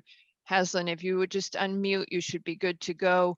And Mr. Haslam, so you are representing a neighbor? Yes, the Higginses, who I appeared before you the last time, Tom was before you as well. And the Higgins owned property 297 Shore Road. The sewer line runs through their basement, literally through their house. So obviously they've had concerns about this. Tom is correct. We have worked on language last week for the sewer easement together with other neighbors who have interest here. And we have agreed upon the language, but there are prerequisites to our actually entering into that easement agreement. And I just, my clients asked me to alert the commission to that fact. Hopefully we can work out those prerequisites prior to the zoning permit issuing. Thank Other you, than sir. that, I think the inquiry is proper. I think the law as you're applying it is correct. And I leave it to your judgment. Well, that's great. It's always good when the attorneys think that the commission is being diligent. Thank you, sir. Thank you.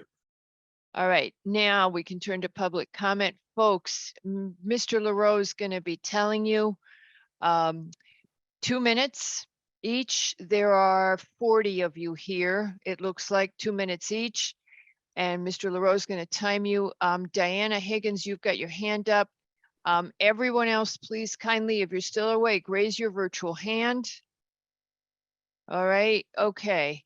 So, oh, I lost Diana Higgins. Wait, don't start the clock yet. I don't have her in yet. No, I've lost her. She's gone. We're gonna start with Sherry Lynn. And folks, just the standard reminders, keep focus on the facts. Don't say anything negative about people. You could be sued for something you say at the commission. You are not protected. You are not immune when you speak before the commission. Stay on the facts. And if someone's already said your thing, then say something different. Here we go. Sherry Lynn, followed by Cynthia Conroe.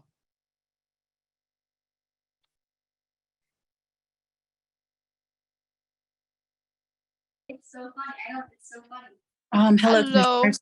Hi. Hello, Miss Lynn. Hello. I'm going to keep this very short because I know everybody's been working so hard and I don't have anything new to add except to say that I'm a homeowner at 432 Field Point Road, which is right next to the property facing Field Point, and I oppose this new development. And that's all I have to say. And I really appreciate all the dedication that everybody has shown through this process. Thank you. Thank you, Ms. Lynn. Ms. Conroe is next, followed by Christina Folkvine.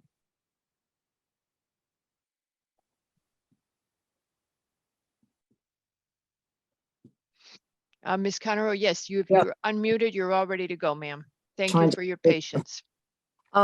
We are neighbors across Field Point Road and are very concerned about the possibility of condo ownership. Those views have already been expressed by the attorney. One question we had was if the 14 rooms are going to be expanded to suites, is that considered expanding the use? Certainly seems like, and looking at the plans, Mr.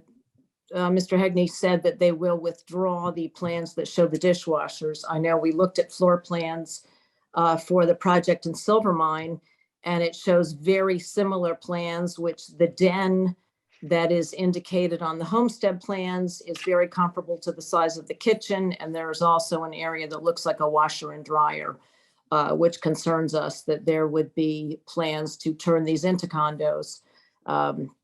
So that's a concern. And then another question that my husband, Ron Canaro, had was, will the restaurant accommodate takeout orders from the suites, thus expanding the use of the restaurant? So there might be more increased things there, and certainly concern about, increased traffic and activity with timeshares. There have been issues periodically in the past. The homestead was always good when they at one point tried to have music on the terrace in the front. Yeah. It went too late and they were cooperative in stopping that. So that is a real concern that there will be events, and this will be sort of a destination to do events like that. That is very much a concern. We're also concerned if these, as I say, the plans look as though there's room for kitchens and washer dryers, how that could impact our sewer. We also are downhill and are concerned about water runoff, drains and flooding. It's been a dry year, but in the past we have had terrible flooding. And if there is increased coverage, that would be a concern with runoff to our property. Thank you very much, ma'am. Our next speaker is Christina Folkvine, followed by Dr. Lassane. Ms. Folkvine, if you would go ahead. Thank you. And then anybody else who wants to speak, raise away your hands. Thank you. My name is Christina Volkwine. My husband and I reside at 350 Field Point Road, fairly close to the Homestead Inn. For the record, we have personally observed the main manor house being open to the elements for the better part of the year. So I think, yes, I mean, one could imagine that if replacement windows were ordered, they would at least have boarded up the openings to protect the building. So we're concerned about that building's health. I'm also concerned about the style of the outbuildings not being, we talked about curb or conforming with the streetscape and that sort of thing in the neighborhood. I'm uncertain about the shingle material when we have clapboard existing on those buildings currently. My question about the expansion, I just would like to say that a timeshare format could potentially increase usage of the rooms. Two-bedroom suites could also increase, even though it's a reduced number of guest rooms, increase the number of guests who are staying where it's possible to stay at any given time. So I think that I'm not in favor of this being permitted to go forward, because if not in letter, in spirit, I think we have an expansion of use. Thank you very much. Thank you very much, Ms. Folkvine. Our next speaker is Dr. Lassane. And after that, I've lost Ellie Brown. She had her hand up. If you would kindly raise your hand again, ma'am. Go ahead, Mr. Doctor. You're unmuted. You're ready. Great, thank you. I believe that there is an expansion, a substantial one. If you look at the parking spots, and particularly the covered parking spots, it was run successfully as an inn for decades. There was no covered parking. The clubs don't have covered parking because people are transient, and that's what the inn is supposed to be. It's not going to be transients anymore. And I believe that the covering the parking spaces and the expansion and the changes to that stable really indicate a profound change of use. And so it would impact all of us, and it would be a real change in the zoning on it. Thank you very much, sir. And Ellie Brown, do you still wish to speak? If you do, I'm trying to promote you into the meeting. Declined. I'm going to give you one more shot. There you go. All right. Okay, I'm just going to allow you to talk. Just unmute. There you go. You're all set. Okay, great. Hello. Yes, I am on One Mercy Lane. Yes, The ma'am. whole portion of my property is running right next door to the homestead. Yes, And I I do think- believe, I stopped the clock for 2 seconds, Pat. I do believe you stared at me this weekend. Oh, was that? That's because I was trying to figure out What is that what they woman were. doing? Yeah, thank you. No, you were- no, not what you were doing, but what they were doing. What noise? I mean, this is so noisy already. Yeah. I mean, it's amazing to me. Yes, And ma'am, go ahead. Did you go in the back of the barn? Yeah, I wandered all over the place. So yes, ma'am. Somebody saw me and they were staring at, what is that person doing? Go looks- ahead, ma'am. No, because there's been other people who have gone there on the weekend to see what they're doing. I mean, the Okay, Pat, it's go ahead. what they're building, the stable that they're building, that is, I mean, that's going to cover a majority of my property, and I'll have them people looking over. I mean, I just don't. And they say that they're moving the barn, but I want to know how they're gonna. I mean, even if they just disassemble it, I mean, it's gonna be. I can't see how they're possibly be able to do that. I really don't, and I really object to this. I've lived on this road. Mercy Lane is named after my mother for 70 years. And it's just, I just don't think this is the time, and do we need this? And from what I've heard, I just don't think that this is something that's needed. I really don't. Okay. So, and that's the only thing I have to say. Thank you very much. Anybody else from the public? All right. Well, thank you guys. You all hung in there. I see a lot of the folks that sent us emails are listening, but I think you've heard enough speak. Mr. Hegney, would you like to respond to the opposing attorneys or the attorney opposing a non, and also to the public? Yeah, yes, thank you, Madam Chair. First, I saw in the emails that the commission received reference to a timeshare. I don't know where that came from. This is not going to be a timeshare. So I want to, for those people that are concerned about that and worried about it, that is not what is happening here. And I appreciate Attorney Green's assistance in helping me respond to the points he's making. But first, I want to say we have had a cordial relationship in terms of going over this, and certainly extending the fence, which I hadn't mentioned, which is part of the landscape plan. It certainly is something that we had talked about and agreed to, along with a location of the dumpster behind the kitchen at the Manor House, and the hours of collection being Monday through Friday, 8 a.m. to 5 p.m. And no amplified exterior music. You got that, right? Yes, yes. Okay. No amplified exterior music is certainly something that I think it comes about as part of also the looking at the special permit standards in terms of what impact it has to the neighborhood. Joel referred to 6-141, which is our non-conforming section of the regulations.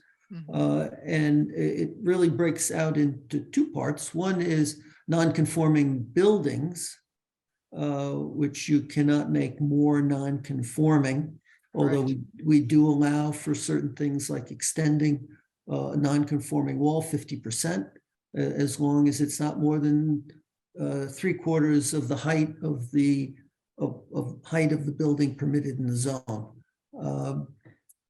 It refers to also not expanding the use. And much of it has to do with impacts of traffic, congestion, noise, dust, pollution, all of those special permit standards that you look at. And I would submit that none of those apply here, because we are reducing the amount of activity on this site by reducing the number of rooms that will be rented, the number of seats in the restaurant, and any expansion of any type of events would not be permitted. That would be part of what's considered an expansion rather than an intensification. Mr. Hegney, do you mind if I interrupt you for a sec? I missed that a member of the public raised her hand just as soon as I stopped looking. I'm going to let her speak, and then you can finish up in case you want to add her comments. Ms. Gladstone, this is Laura Gladstone. If you would, yep, you're all set, ma'am. Please go ahead, Patrick. Hi, no, I just wanted to address Mr. Hegney saying that there aren't going to be timeshares. So just want to understand exactly what his client's going to be doing. Mr. Hegney, would you explain? I know it's not a zoning issue. I said to the commission yesterday, it's kind of like if it's Venmo or it's cash, it's not a zoning matter, but would you explain to the neighbor how it will be working? Just for public outreach. Under the Common Interest Ownership Act, which I referred to earlier, there is a declaration which needs to be filed on the land records. And that declaration controls how the property is used and who can own the property and what rights they have and what obligations and restrictions they have in terms of any unit that they may purchase. And that's how this would be set up. So it will be, if people will be able to purchase fractional ownership of a hotel room. Is that correct? No. Ma'am, Mr. Hegney, if you would kindly, would you kindly answer the neighbor's question? Answer is no. Okay. So why was that represented to us when we were in your office last week that was going to happen? Is it? So you can't, this is like the RTM, so you need a direct question. yeah, you know this. Okay, so is it just going Talk to me, talk to the hand. Okay, so is it just going to be a hotel then with just nightly? Mr. Hegney, would you kindly answer that question? This will be run as an inn and restaurant, just as it has been run over the decades as the homestead. Okay, so there will be no LLC or condos or anything like that? separate LLC with condos. He has represented that several times, Ms. Gladstone, and this is the tricky thing. We are not able to condition that. If we were to approve it or deny it or whatever, we can't touch that because it's not zoning. Right. So you would have to talk to your attorneys or whatever if you wanted to pursue that. Because I think everybody's been telling us all over ownership. It's kind of like if a restaurant takes Venmo or they take cash or they take credit cards, it's nothing to do with us approving a restaurant. It's the same kind of deal. It's a form of payment and it's outside of zoning. So that's the snag, is we can't touch that part. And I know that that's what's giving, we saw the emails, that's what's giving the neighbors a lot of concern. I honestly don't know how I would feel if I were you guys. I would always be concerned about change in my neighborhood. So I don't know how you address that because we can't address it legally. I understand. He was just saying on the record. I just wanted to make sure I understand. You wanted to make sure it was on the record. Yeah. Okay. And I just want to understand what he was saying was correct. So he's saying it's going to be operated exactly how the prior owner had it. Is that correct? That's what I'm understanding. That they're going to operate it as what I'm understanding. Mr. Hegney, I'm going to let you answer that because you're the one who needs to lay the record. Yes, I want to make it clear to everyone in the neighborhood and those that are concerned that this will be operated as an inn and a restaurant, just as it had been operated in the past as the homestead. And whether the suites are owned separately or all together will not change how the use is occurring on the site and will be the same as it was in the past. Okay, so there could be the fact that there will be separate ownership. Mr. Hegney, would you respond to that question? Yes, but as you've stated, Madam Chair, that's not a zoning issue. That But is an the ownership neighbor issue. is asking you to put that on the record because they can request our transcript and they can then rely on it. So you are being asked to put on the record and to represent, even though it's not a zoning matter, and you're accommodating us, even though it's not a zoning matter. This is the only time. And he's Okay. not under oath, by the way, just so you know. It's fine. I All right. understand. Thank you. Thank you, Ms. Gladstone. All right. One Okay, of I'm the oth- sorry, Mr. Hegney. Tina Volkfein. Okay, folks, Tina wants to come back and then we got to stop, okay? Because we got 4 more applications. And it's 11. Ms. Volkfein, go right ahead. Thank you. I just have one more question for Mr. Yes, ma'am. Hackney. I think the ownership does impact the use. Because if they have separate owners. Yes, and go ahead. Deciding whether to use or not use their unit, I think that affects the overall use of the property as a whole. So I'm going to let Mr. Hegney answer that because he's the applicant. Go ahead, Mr. Hegney. So by purchasing a unit, people would have certain rights to be able to use it. But if they're not using it, then it would be operated just as a hotel at any other time, where rooms would be rented out on a daily basis. So while the owner is using their unit, it would not be operated as a hotel. Is that correct? No, Ma'am, it'd still be it's a operated form, as- it's a form, I think the point here, and I don't know how else to say that. It is a form of how the unit is paid for. Whether it is paid for as a timeshare, whether it is paid for as a condominium, how it is used is the same. That's what, it doesn't impact zoning. I know that's the best way I can explain it to you. Mr. LaRoe, would you like to add to that? I just want to add that unit is a poor term here because that's a defined It's a term bedroom, of regulation. it's a So suite. that, right. So these are hospitality suites. They're not, and if they were to ever have kitchens and appurtenances like that to them, that would be absolutely change of use and would have to be approved by the commission. It's not something that could be, just done as a, like a change order or anything like that. That is an absolutely a zoning issue that would have to be addressed. Right, but Mr. LaRoe, I want to point out that the owner and an in-guest cannot use the unit at the same time. So I presume that an But again, owner, it's not a, Mrs. Volkheim, it's not a unit. It is the suite. It is. Right, a- okay, but she's saying you could have, so it's like, can you sublet a hotel room is, I believe, the question that Mrs. Oakvine is asking. And again, as I mean, long as that one is the person question, right? That is a that's the question. traveler who is staying in the room as an inn, it is being used as an inn. Does that make sense? Yeah, how about this? Go If ahead. Whoever depends on the unit, they may be intensifying the use because an owner can use it or a guest, but they're not expanding the use. Does that clarify? I mean, that's what we were arguing about, no, I right? think they Right, are that's- expanding it because an owner. It's because it's in- still a rental Okay. unit. But if someone is, it's almost like Okay, it can be continuously occupied. Because it can Right. be, it can be, but it's legal for a hotel to be continuously occupied as right, well. but it probably wasn't when it was the homestead. I don't know if there are records. No, but an inn can be occupied 100% of the time. If you are that successful as an inn, and some of them are, what's that place in Upper New York State that's so famous? It's 100% occupied even off season. It's an inn, but everybody takes a room whenever it's available. That's still an inn.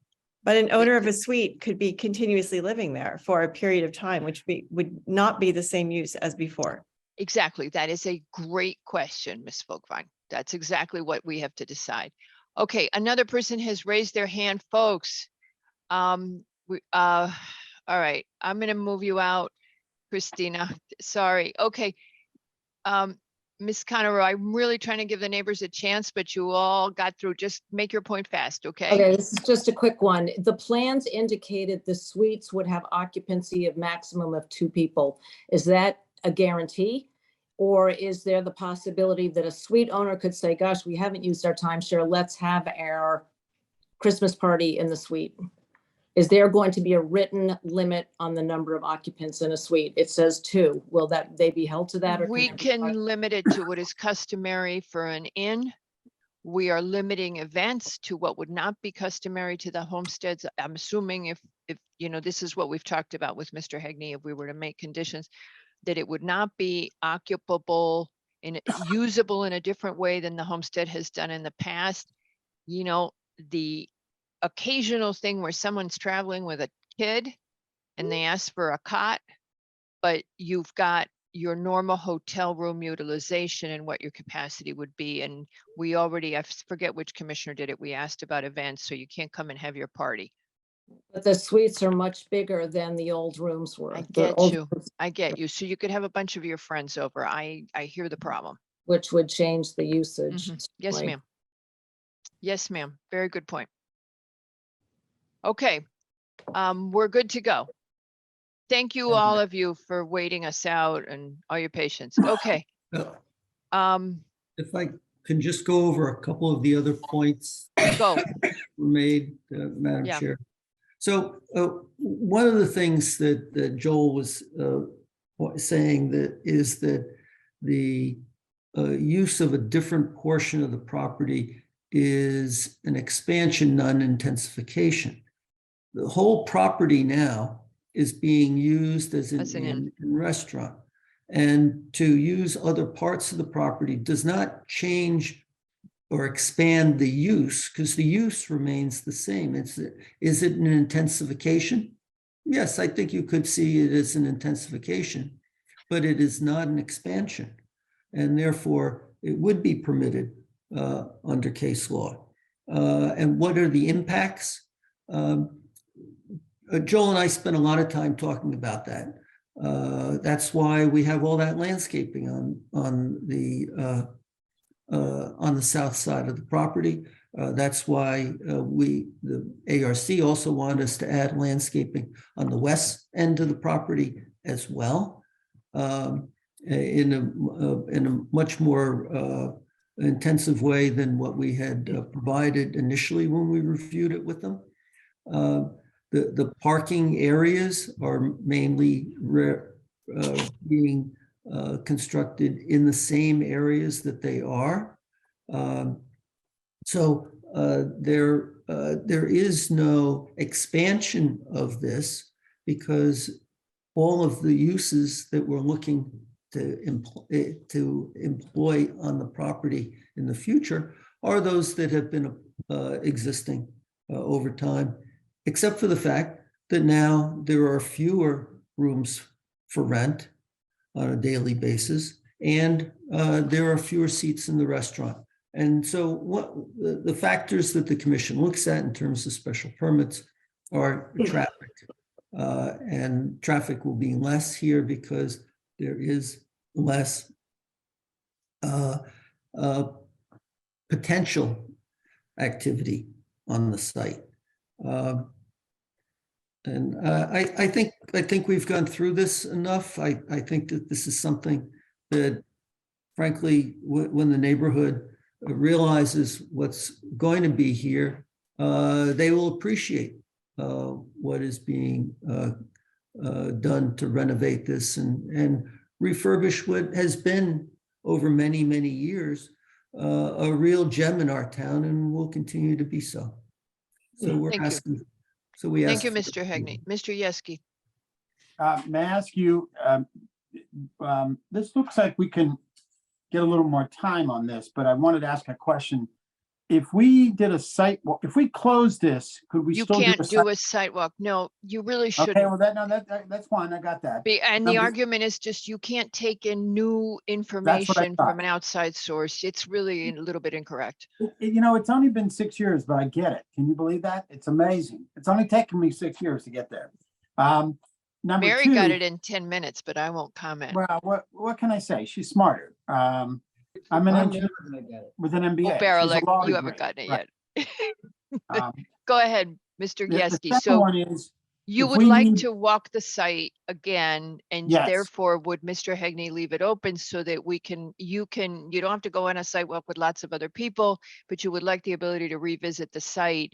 And your chair was uncomfortable with you doing it after the application was closed. So if Mr. Hegney Right. would leave it open for I- another 2 weeks. I would like to visit the site. I still have this thing, it's trespassing. And even though I have that little coupon, I think someone's gonna come out and shoot me someday. And I'm surprised you got away with it, but you're like that kind of person. Second question, if I may. Yes, sir. If we need some legal counsel, can we close it and get legal, or do we have to get legal and then close it? Technically, we can get advice from our staff departments after we have closed an application. We just can't get, I don't know, Patrick, if you think we can close it and people can go walk on it, that would be nice. I'm sure that would make Mr. Hegney happy. But I just feel like that's new information. What if somebody takes a picture and they want to share it? It would be better if it was left open. What's the reservation on the part of Mr. Hegney for allowing a Mr. walk? Hegney, would you be willing to leave it open for 2 weeks? Peter, that was my third question. I thought we had enough discussion of this. We to can able to be- close it. But if I'm hearing from the commission members that they feel more discussion and review and inspection are warranted, we can certainly provide an extension to the meeting. on Excellent. First, That would be helpful. which now seems like it's going to be another meeting just like tonight. No, No, because you don't have to start all over again and repeat. We're good on this. Oh, no, I'm So- talking about just more items on the agenda. I know. We keep thinking it's slowed down and then it's. and there'll then it's be just- entirely different people from the public to speak. Yeah, well, maybe, but, so that would make it easier for us if you would leave it open, because then if somebody sees something, they can comment on it. I'm still, a couple of people raised this question, Mr. Hegney, and what I want to continue to think about is if you have, as all this has come up, if you have a closed garage in which you could protect your car for a longer period of time, might that change from the typical inn to a much longer term stay, and thus changing the nature of the use? I'm struggling with that. I have to think it through. That's the biggest thing at this point. Now we've gotten into this use question. That's what I want to ponder leaving that to the commission. I don't have an answer in my head, but that's what I'm struggling with. Mary, Peter Levy, go ahead, Mr. Hegney.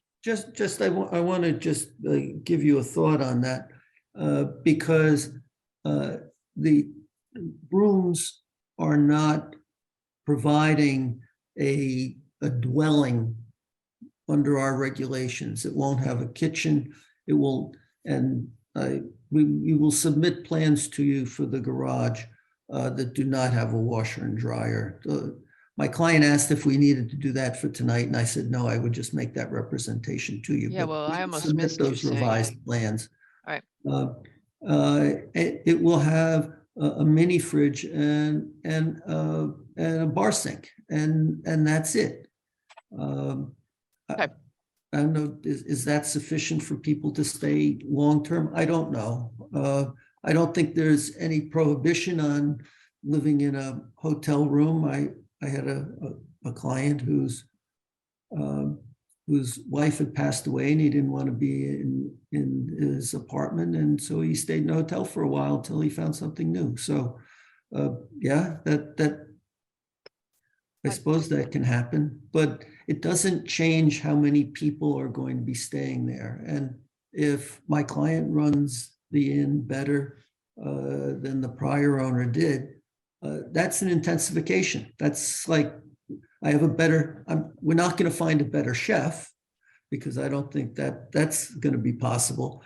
But that's oftentimes the example that people use, that if I have a lousy chef and I'm not doing any business, and then I get a good chef, that's an intensification. That's not an expansion, even though there's more activity going on there. Okay. Just want to use that as another example. All right. Thank you, Mr. Hegney. Everybody good? Mary. Yes, just one last question, Mr. Hegney. Just to clarify something you just said.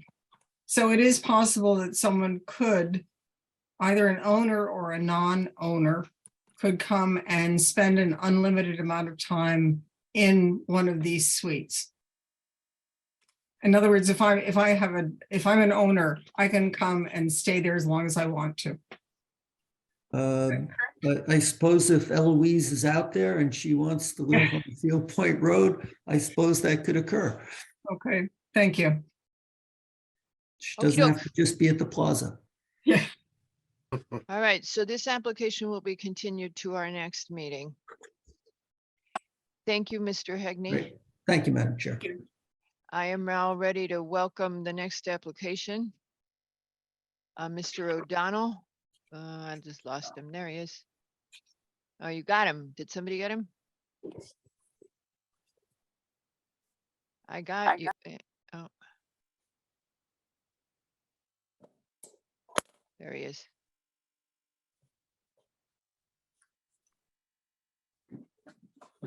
Mr. O'Donnell, Good you're evening, in Madam luck. Chair.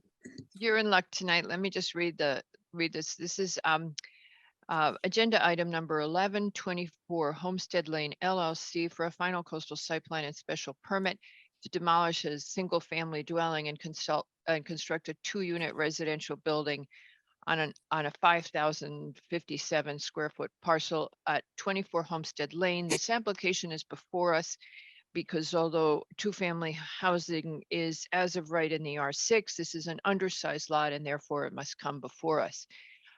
Mr. O'Donnell, if you choose door number 1, you could be in fabulous luck tonight, which is, we previously approved your application at 26 Homestead Lane, which was a very similar application to this one.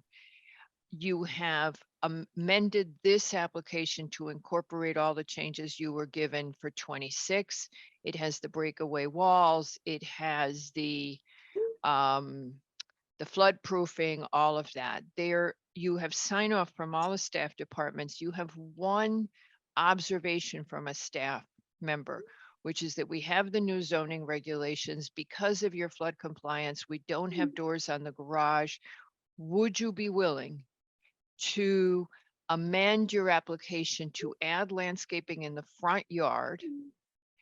And so that the cars in the garage are less visible from the street, and boost up. And we would not ask you to return to the commission, or at least I would not want that unless I get beaten up by my colleagues here. We would ask you if you would just work with our staff member, Jacqueline Pruitt, on amending this, satisfactorily amending your landscaping. That's door number one. If you want to stay here till 1 o'clock in the morning, I'm voting for door number one, but my client just sent me a text. If you don't object. Yeah, sure, go ahead. My client is in agreement, and we're grateful for your time and your interest in the application and your guidance to bring the best product. So thank you. So your client sent you a text as well, and you are in agreement to amplify the landscaping. And we have found previously that the way you've laid out the parking, it is not what our regulations spell out, but because you have 5 indoor spaces where somebody stopped me, they're not all supposed to be indoor, and 4 of them are tandem. But the commission has found in previous instances that this is acceptable. I believe we could move that similarly. And then you have the landscaping. Anything else that I've missed? I don't believe so, Madam Chair. I think that really covers it. Okay, staff, Patrick, Bianca, if I missed anything? All right. Casey, can you explain how the parking works with that center parking space? Go ahead. Absolutely. Throw it up. The easiest way to see it, if you want to, and you don't have to, is if you No, look I at mean, the- we don't want a short trip. We just figured we'd save time because we've done this application, a very similar application already. Go ahead. Correct. Sure. The cover page, the first page, I think it's A101 of the architectural plan, shows the basement level. And when you're looking at that plan, you'll observe that there is tandem parking places that are located to the left, and that will serve the unit to the left. And there's tandem parking places located to the right, and that will serve the unit to the right. Each of those, we agreed, would have level 2 charging outlets there, so they can add that. We were happy to add that feature. You don't have to. It's not, Guidance. yeah. Between the Dee, two can you share it? sets. I'm sorry? I'm just asking Bianca to share it. Okay. Between the 2 sets of tandem spaces, there's a center space, which will act as the 5th or the guest space, which is required because each of the units contain 3 bedrooms. So the property is adequately parked. It's permitted to have backout parking. There appears to be adequate maneuverability, as the commission found on the application at 26. And Bianca, this is a great site plan. Do you possibly have the architectural plans? The file is called 24 Homestead Lane Architectural. And I can probably find it in the big package too, but we don't have the page numbers for you the same way you have them. If you've got it handy, Patrick could make you a and you could just bump it up yourself. Oh, done. There you Okay. go. That's it. There you go. So again, on the left, we're looking at tandem parking spaces. On the right, again, we see tandem parking spaces. So there's 2 sets of tandems, all are enclosed. We agree that there's no garage doors. And then in front of the entry door, which is mostly an architectural element, there's our 5th guest space. So And what we're agreeing to is that we'll modify our landscape plan to provide additional screening across, obviously where the driveway isn't, that's appropriate for sight lines to further shield the cars from the street. Yep. Mr. McDonald, I was unable to see how that 5th parking space wasn't an entry door. It looked to me from the front elevation on page A200 that it was just an entry door to the building. Is it in fact a parking space, and can you explain why the front elevation looks like it's an entry door? I can, and I regret I didn't submit the same illustration I had the last time. This 2-dimensional illustration, the elevation, lacks depth. So what we're really looking at when we're looking at this picture is to the left, we're looking at essentially the back wall of the garage, and then the same as the right.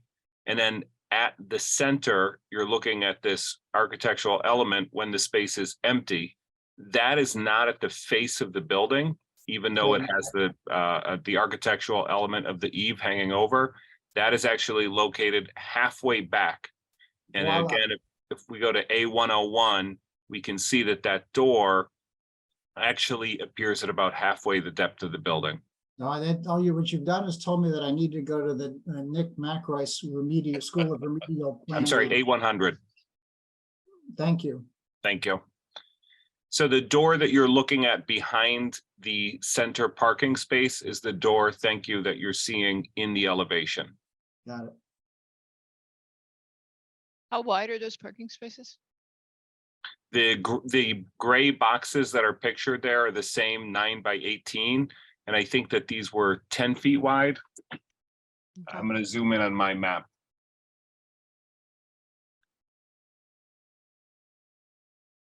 So the garage doors are 9 foot 10 inch.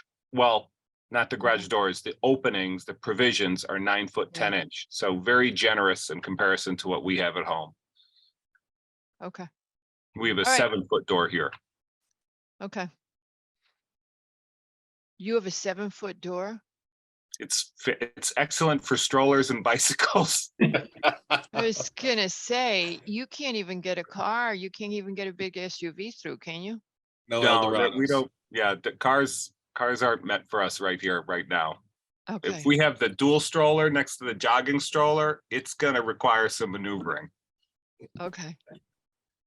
Yeah, I, on the other hand, and the commission knows this, I have to take my groceries out before I drive the car into the garage. Okay, so that's why I was asking you, and I have to let everybody out and take out the groceries. Okay, you didn't need to know that. We're gonna fall asleep. And thank you, Mr. O'Donnell, because I had not remembered the layout from the prior plan, and Mr. Bearlack had asked a bunch of questions today that I felt like I needed to have answered. So thank you. My Thank you. pleasure. All righty. Okay. Any questions from the commission for the applicant now that he has given his shortened presentation? All righty. Does anybody from the public wish to speak on this application at 24 Homestead? It's the luck of the draw when you get to go last. All my kids are asleep, so hopefully nobody's raising their hand. Okay, yeah, so I forgot about the night that one of your kids raised. That was so cute. All righty. Okay, does anybody object to closing this application at this time? We will therefore close this application now. And thank you, Mr. O'Donnell, and thank you, Mr. Bazili. That ends the public hearing. Thank you. And bye-bye. I hope we didn't bore you too much. No, not at all. Very exciting. Just love it. His attitude towards us. We're so deadly. All righty, let's go to the regular meeting. Back to the regular meeting? Can we get Nick in? Nick, he's probably out smoking a cigarette again.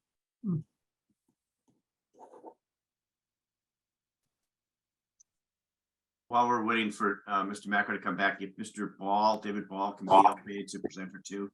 He's the architect. I don't expect that he'll No. be presenting, because I know you don't like presentations, but he's here to help answer any questions that you Oh, might. and at 11, whatever it is, there he is. I had my finger on him and he jumped. Okay. All right. Hello, Nick. I got through an act and a half. Of what? In another 10 minutes and I would have had all 4 songs finished up. Of I've been what? practicing. I've been practicing for a gig. Good. All righty, Mr. Haslam. Our next item is a discussion item, Summit RR Avenue LLC. This is it's a pre-application review at 280 Railroad Avenue where they're doing some interior and exterior renovation. Mr. Haslam, if you would proceed. That's correct, Madam Chair. My client recently acquired these properties. There's 3 properties with 3 separate buildings on them, but they have shared parking. The application for Unite only has to do with one of the buildings and properties, which is 280 Railroad Avenue. But I should tell you that we had met with Katie DeLuca back when she was still the town planner early last year to discuss what buildings needed to have approval from the commission in order to proceed with the renovations and improved amenities. And she determined that only 280 needed that, but that all three properties had to go to the ARC. So the architect has gone to ARC and has received approval from ARC for the renovations to all three buildings. This particular building, 280, requires approval by the commission under site plan special permit because we're adding all of 217 square feet to the building, which is occasioned by the fact that we are taking a roof, steep roof and dormers and replacing it with a vertical wall and windows which extend to the floor. And that has the effect of adding 217 square feet. And that kicks in the site plan special permit, and that kicks in the pre-app, obviously. So that's why we were before you. In addition to that, I think the most helpful thing is we met also with Pat LaRoe, and we met with Jody Kuchar too to discuss various elements of this project. I think the only thing we wanted to get some indication from you on is that we're hoping that we don't have to add another parking space merely because this reconfiguration is resulting in another 217 square feet. There's ample parking on the premises. Katie acknowledged that when we met with her last year, and Pat and Jody this year. There's an underground parking garage that is not utilized, so it's full potential. We will encourage tenants to go down there to keep the outdoor spaces open for the restaurant uses, et cetera. We recognize that although you don't differentiate between medical offices and offices, at least there's no different definition, nonetheless, that parking requirements are different from general offices to medical offices. It's our understanding after talking to Pat that provided we were able to show staff that we will not require any additional parking for any medical use, we would not have to return to the commission for approval for any particular medical use, but that would be a prerequisite. We would have to make that evidence that to staff. The other issue that was raised yesterday by Mr. McRae, or two issues actually, is that we need go back to ARC for signage, which we will do once we know who the new tenants are going to be. Obviously, that will dictate to a certain extent what we have on signs. And the other issue was he mentioned the fact that there was coolers, a grease stack, and some other storage elements outside the northwest corner of 280. After talking to David Ball, I'm told that everything there is going to be removed as part of this landscaping plan, except possibly a cooler, which is existing there now, that we think we're going to be able to keep there while still implementing the landscape plan. There's sufficient space to do that. So I think those are all the issues, unless the commission has any questions or further comments. Mr. McRae, you had questions and you've been on coffee break, so you get to go. Okay, so Mr. Hazen, you heard what we talked about yesterday. It's actually all of the great work that you're putting in to actually make these buildings up to date. That's most appreciated, especially your landscape plan. You know, the trees, the park benches, all of that kind of stuff, the walking paths. It was when you come back, it's understanding exactly what's going to happen back there, because it seems that you're putting a lot of time and effort into the landscape, to the parking lot, and you have restaurant uses in the back that have, you know, back of house uses along in that area. So make sure that actually that's properly addressed. There was no location for waste services here on the landscape plan I'm looking at. So if you can take a look at that.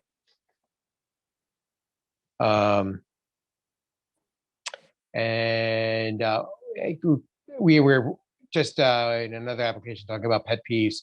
I do have a pet peeve about wall packs on a building for lighting. I'm sure you discussed this with ARC, but I'd like to know if you can do a little bit better or make sure that the wall packs and the anticipated light fixtures on the poles can be the same type of same light type, color, so on and so forth. Or if the light head on the poles has a version of a wall pack, maybe that'd be a great idea to actually use those instead of the ones that are being proposed. Duly noted. I'm sorry. I think what the other thing is, the sign program, to me, is a critical thing. I think if you're waiting for tenants, you've kind of missed the point. You have a building, you're spending a lot of time and effort on the buildings to make them look great. I think you did a good job. I think actually the sign program has to be dictated by your design team, and the tenants come in and need to conform to that. Because if you're actually waiting for tenants, and as an example, a large box store comes in and wants to put in a satellite store, you're beholden now to their branding, as opposed to this is what you'd like to see on your buildings to make them look elegant, because you have spent a lot of time and effort and money to make them look elegant. So I'm not too sure if you should wait for your tenants. You should actually just have your program ready to rock and roll. And this is what they're supposed to be doing when they move in. And to which I would add just, I haven't been on the property recently. I drove by it just to look at it this weekend, but I didn't look at the parking. It always confused me, that there's actually that underground parking. I would always get frustrated on that property looking for ground level parking. So I think you guys put in better signage after the last time you were before us, but just saying that, it just does better business. It's not for it's not a zoning thing. You'll do better if people can find parking. Anything else from anybody on the commission on this? I was just going to say, I think Nick's point, the ARC comment actually said that the signage would be for all 3 buildings.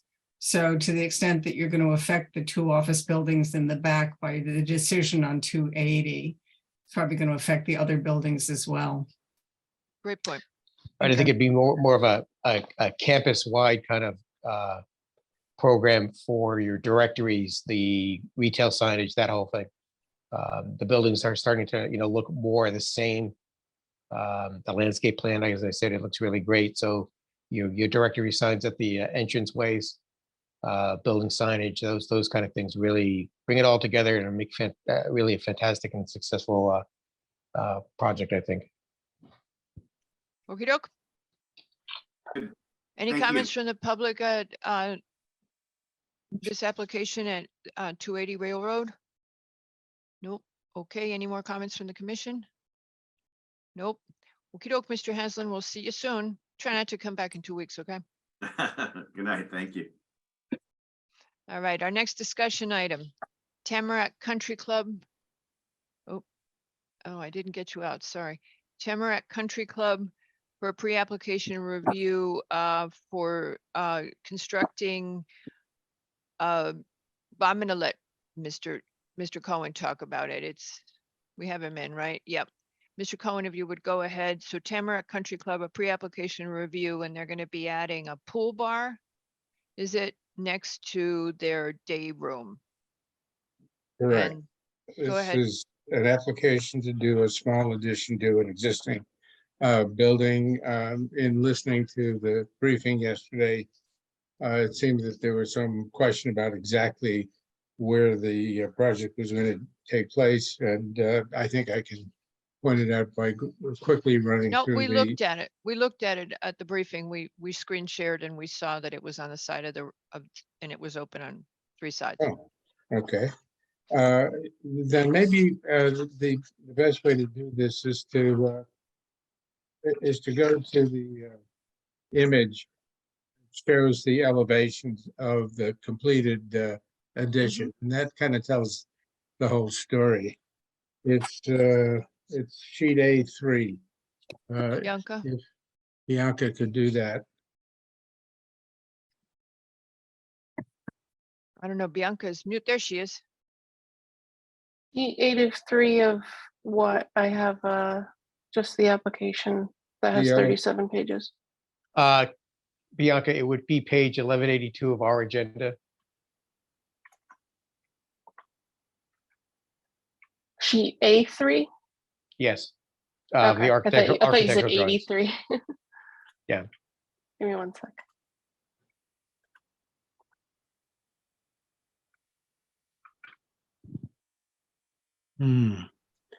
Pat, didn't Michelle send you earlier today or yesterday a group of images? I'm looking for them. I thought we put them in the file, but I'm looking, Mr. Cohen.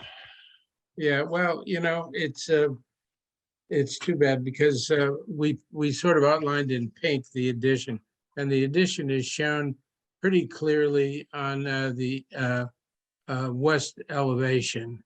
The west elevation is the building exists as you see it up to the leftmost part, which is the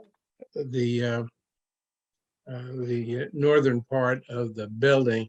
The building is called a day room. The day room is we've got a space for young people for summer programs. Got lockers. It's got a bathroom and some storage and mechanical areas. Oh, there we go. Very briefly, that's the overall campus, 170 acres, bound to the north by I-684 and some property and conservancy property of the Nature Conservancy. The little piece in red down there shows you generally where the building in question is located at the south end of the property near Locust Road. There is a picture of the plan, and the dark red is the addition. And the next image is the addition in a new landscaped area. There's going to be a new patio next to the addition. The addition is does not add floor area because, as you'll see from the next two images, that's existing, and the next one is proposed. There you go. The pink is proposed. It's an open addition. Basically, the addition is extending the roof line by about 14.5 feet for the purpose of adding an outdoor bar open on three sides. It'd be adjacent to the new pool patio, which is adjacent to the pools. It'll be newly landscaped. There'll be no additional floor area. We would go to ARC to review the new landscape areas as well as the addition that we're proposing. And I'd be glad to hear any questions. I don't think we had any comments yesterday, and I don't think we have any comments tonight. Does anybody in the public wish to comment on the application at the Tamarack Country Club? No. I'm sorry, Mr. Cohen, that we kept you up so late. Apologies to Madam Cronin as well, but we got nothing. I thought you were going to say to Madam Cohen, but she went to bed a while ago. Yeah, I know. That's the rough thing. I think most of the commission shares your plight. All right. Thank you, Mr. Cohen. We'll see you when we see you. Good night. So I don't know, maybe we need to work on the 750, 159 so that they don't do a pre-app for de minimis stuff. This one we could have seen, I don't know, just thinking on some, like, we didn't have anything to say, you know? I just hate to keep people awake till after almost midnight. All righty, the next thing is Nick's minutes. If approval of the minutes of March of The ARC thing, you just want to do that? No, the next thing is the approval of the minutes. Okay, fine. Sorry. Holy smokes. Huh? Second. Third. Fourth. Okay, should we do this real quick as the minutes for the 3:30, 21, 4:27, 21, 5:25, 21, and 6:22, 21 public hearings have been distributed. Are there any corrections? Nope. Hearing no requested corrections to the minutes, therefore a motion to approve the minutes as distributed. Second. Mr. Yeski, how do you vote? Aye. Lowe, Aye. Levy, Aye. okie dokie, McRae. Yeah, aye. Good. Albin is Yeah. also aye, and now we go to the ARC. Item number 14, proposed modifications. Okay, hold on a second. Where do I put my notes here?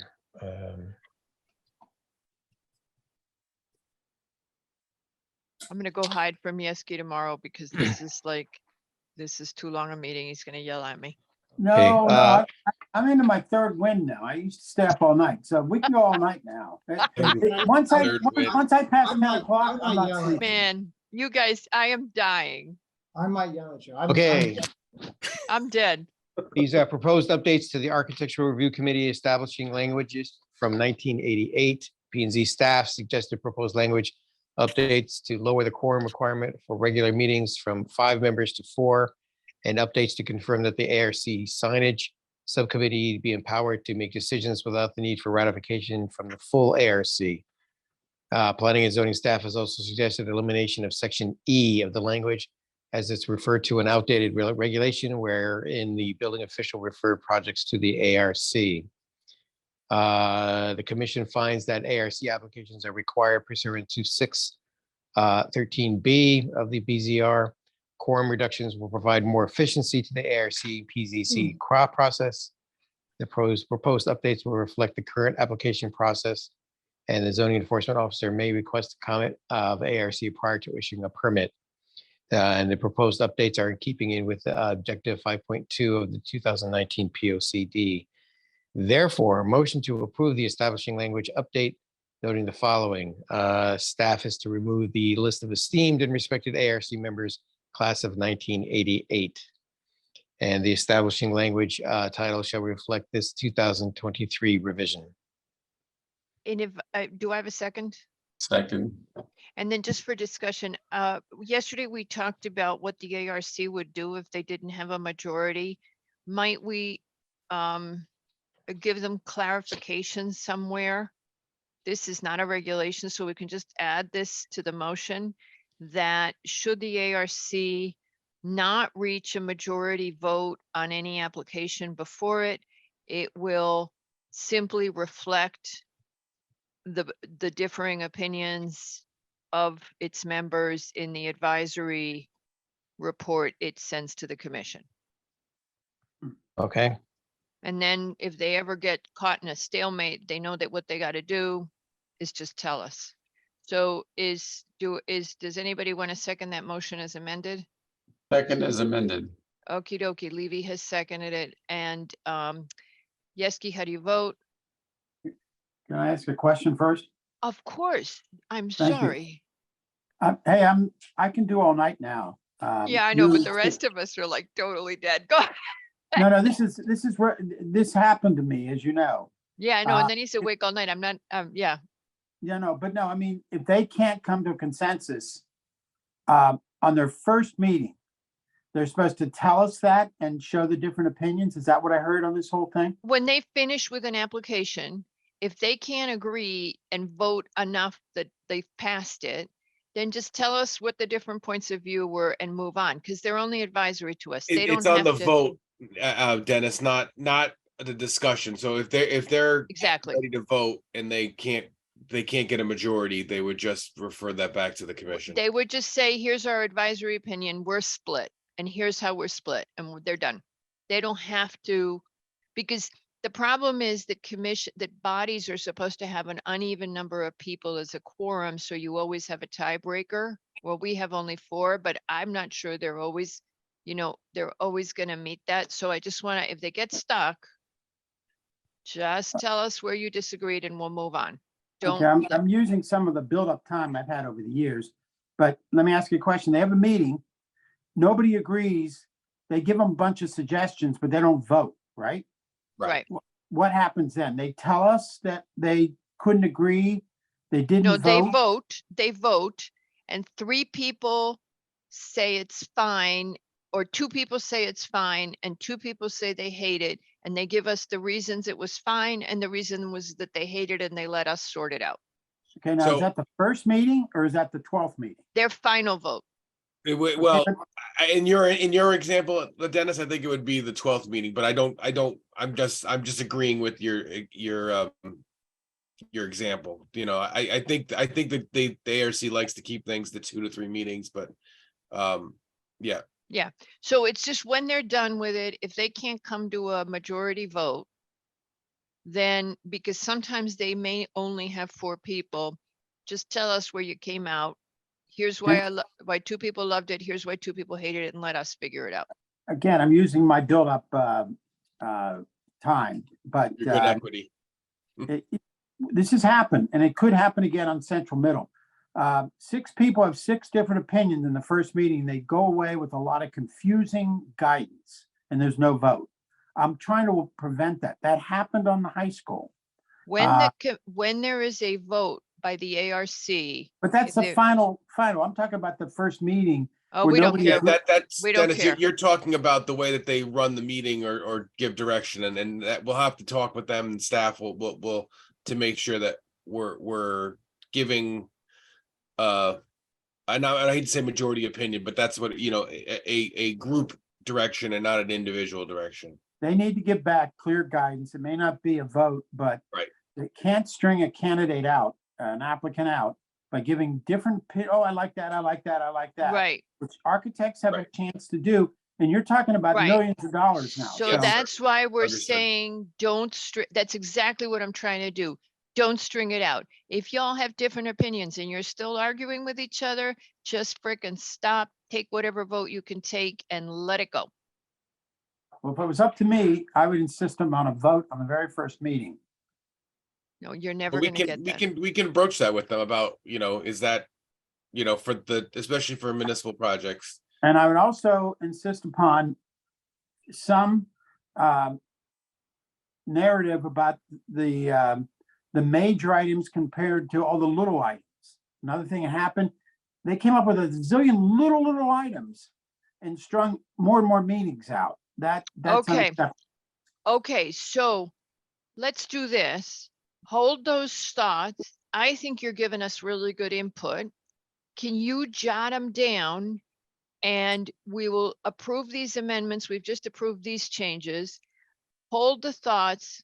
Let's make a new motion next week where we figure out how we want the ARC to move forward with municipal proposals. I think that's what Patrick just added in. And how to like major guidance, minor guidance, et cetera. And let's help them out because we got 2 big school proposals coming in. And by the way, let's throw in the 830Gs. Yeah, why not?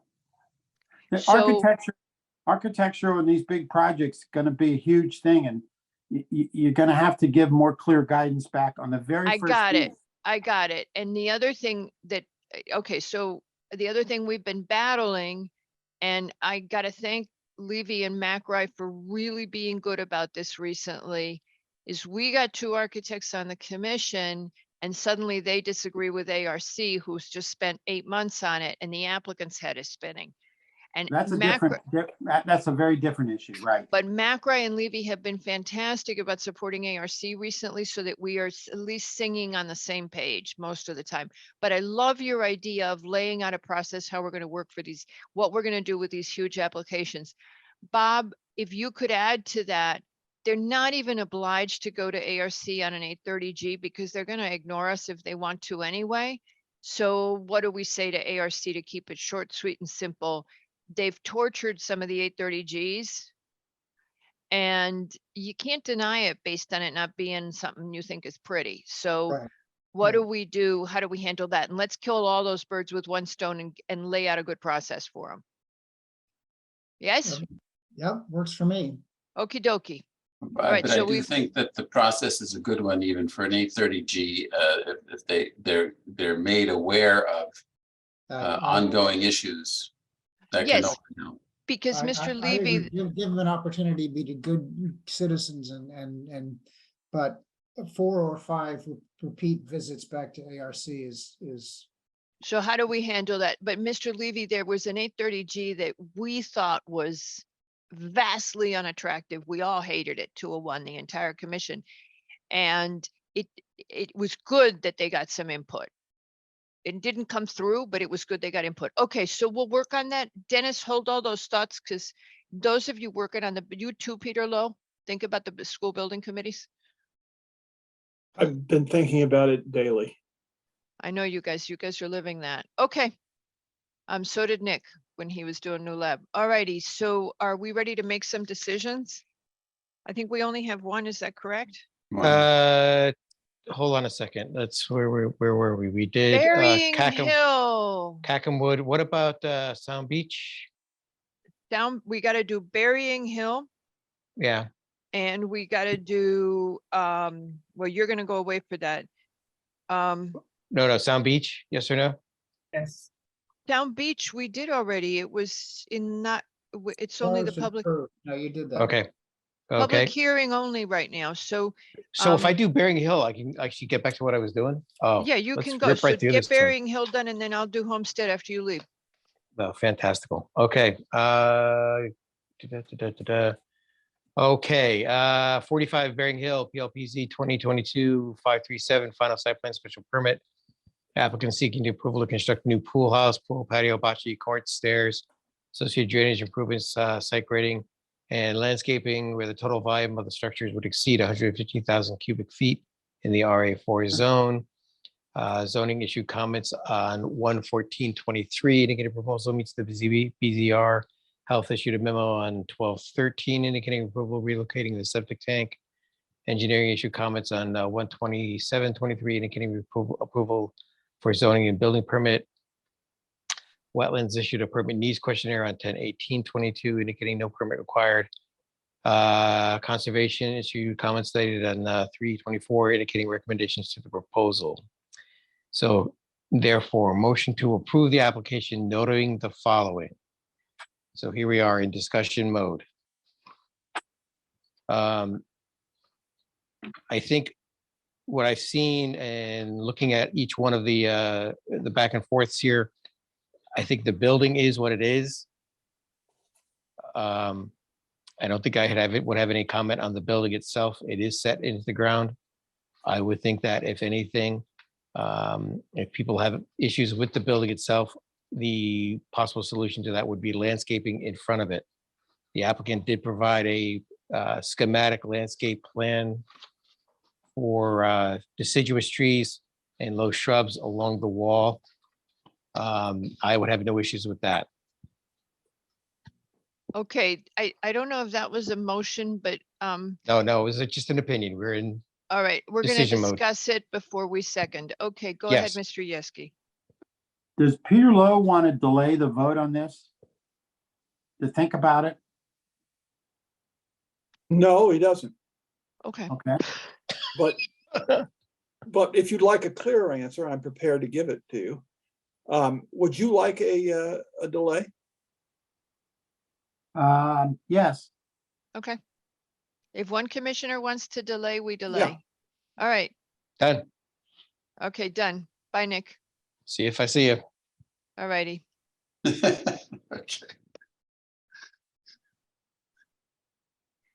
All righty, folks, I hereby move approval of the final coastal site plan and special permit at 24 Homestead Lane, 24 Homestead Lane for, in the R6 for a for the demolition of an existing single-family home and the demolition of, and the construction of a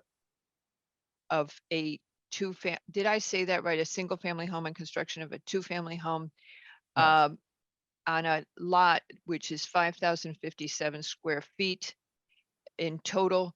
The commission notes that the drainage exemption was issued signed on 7/28.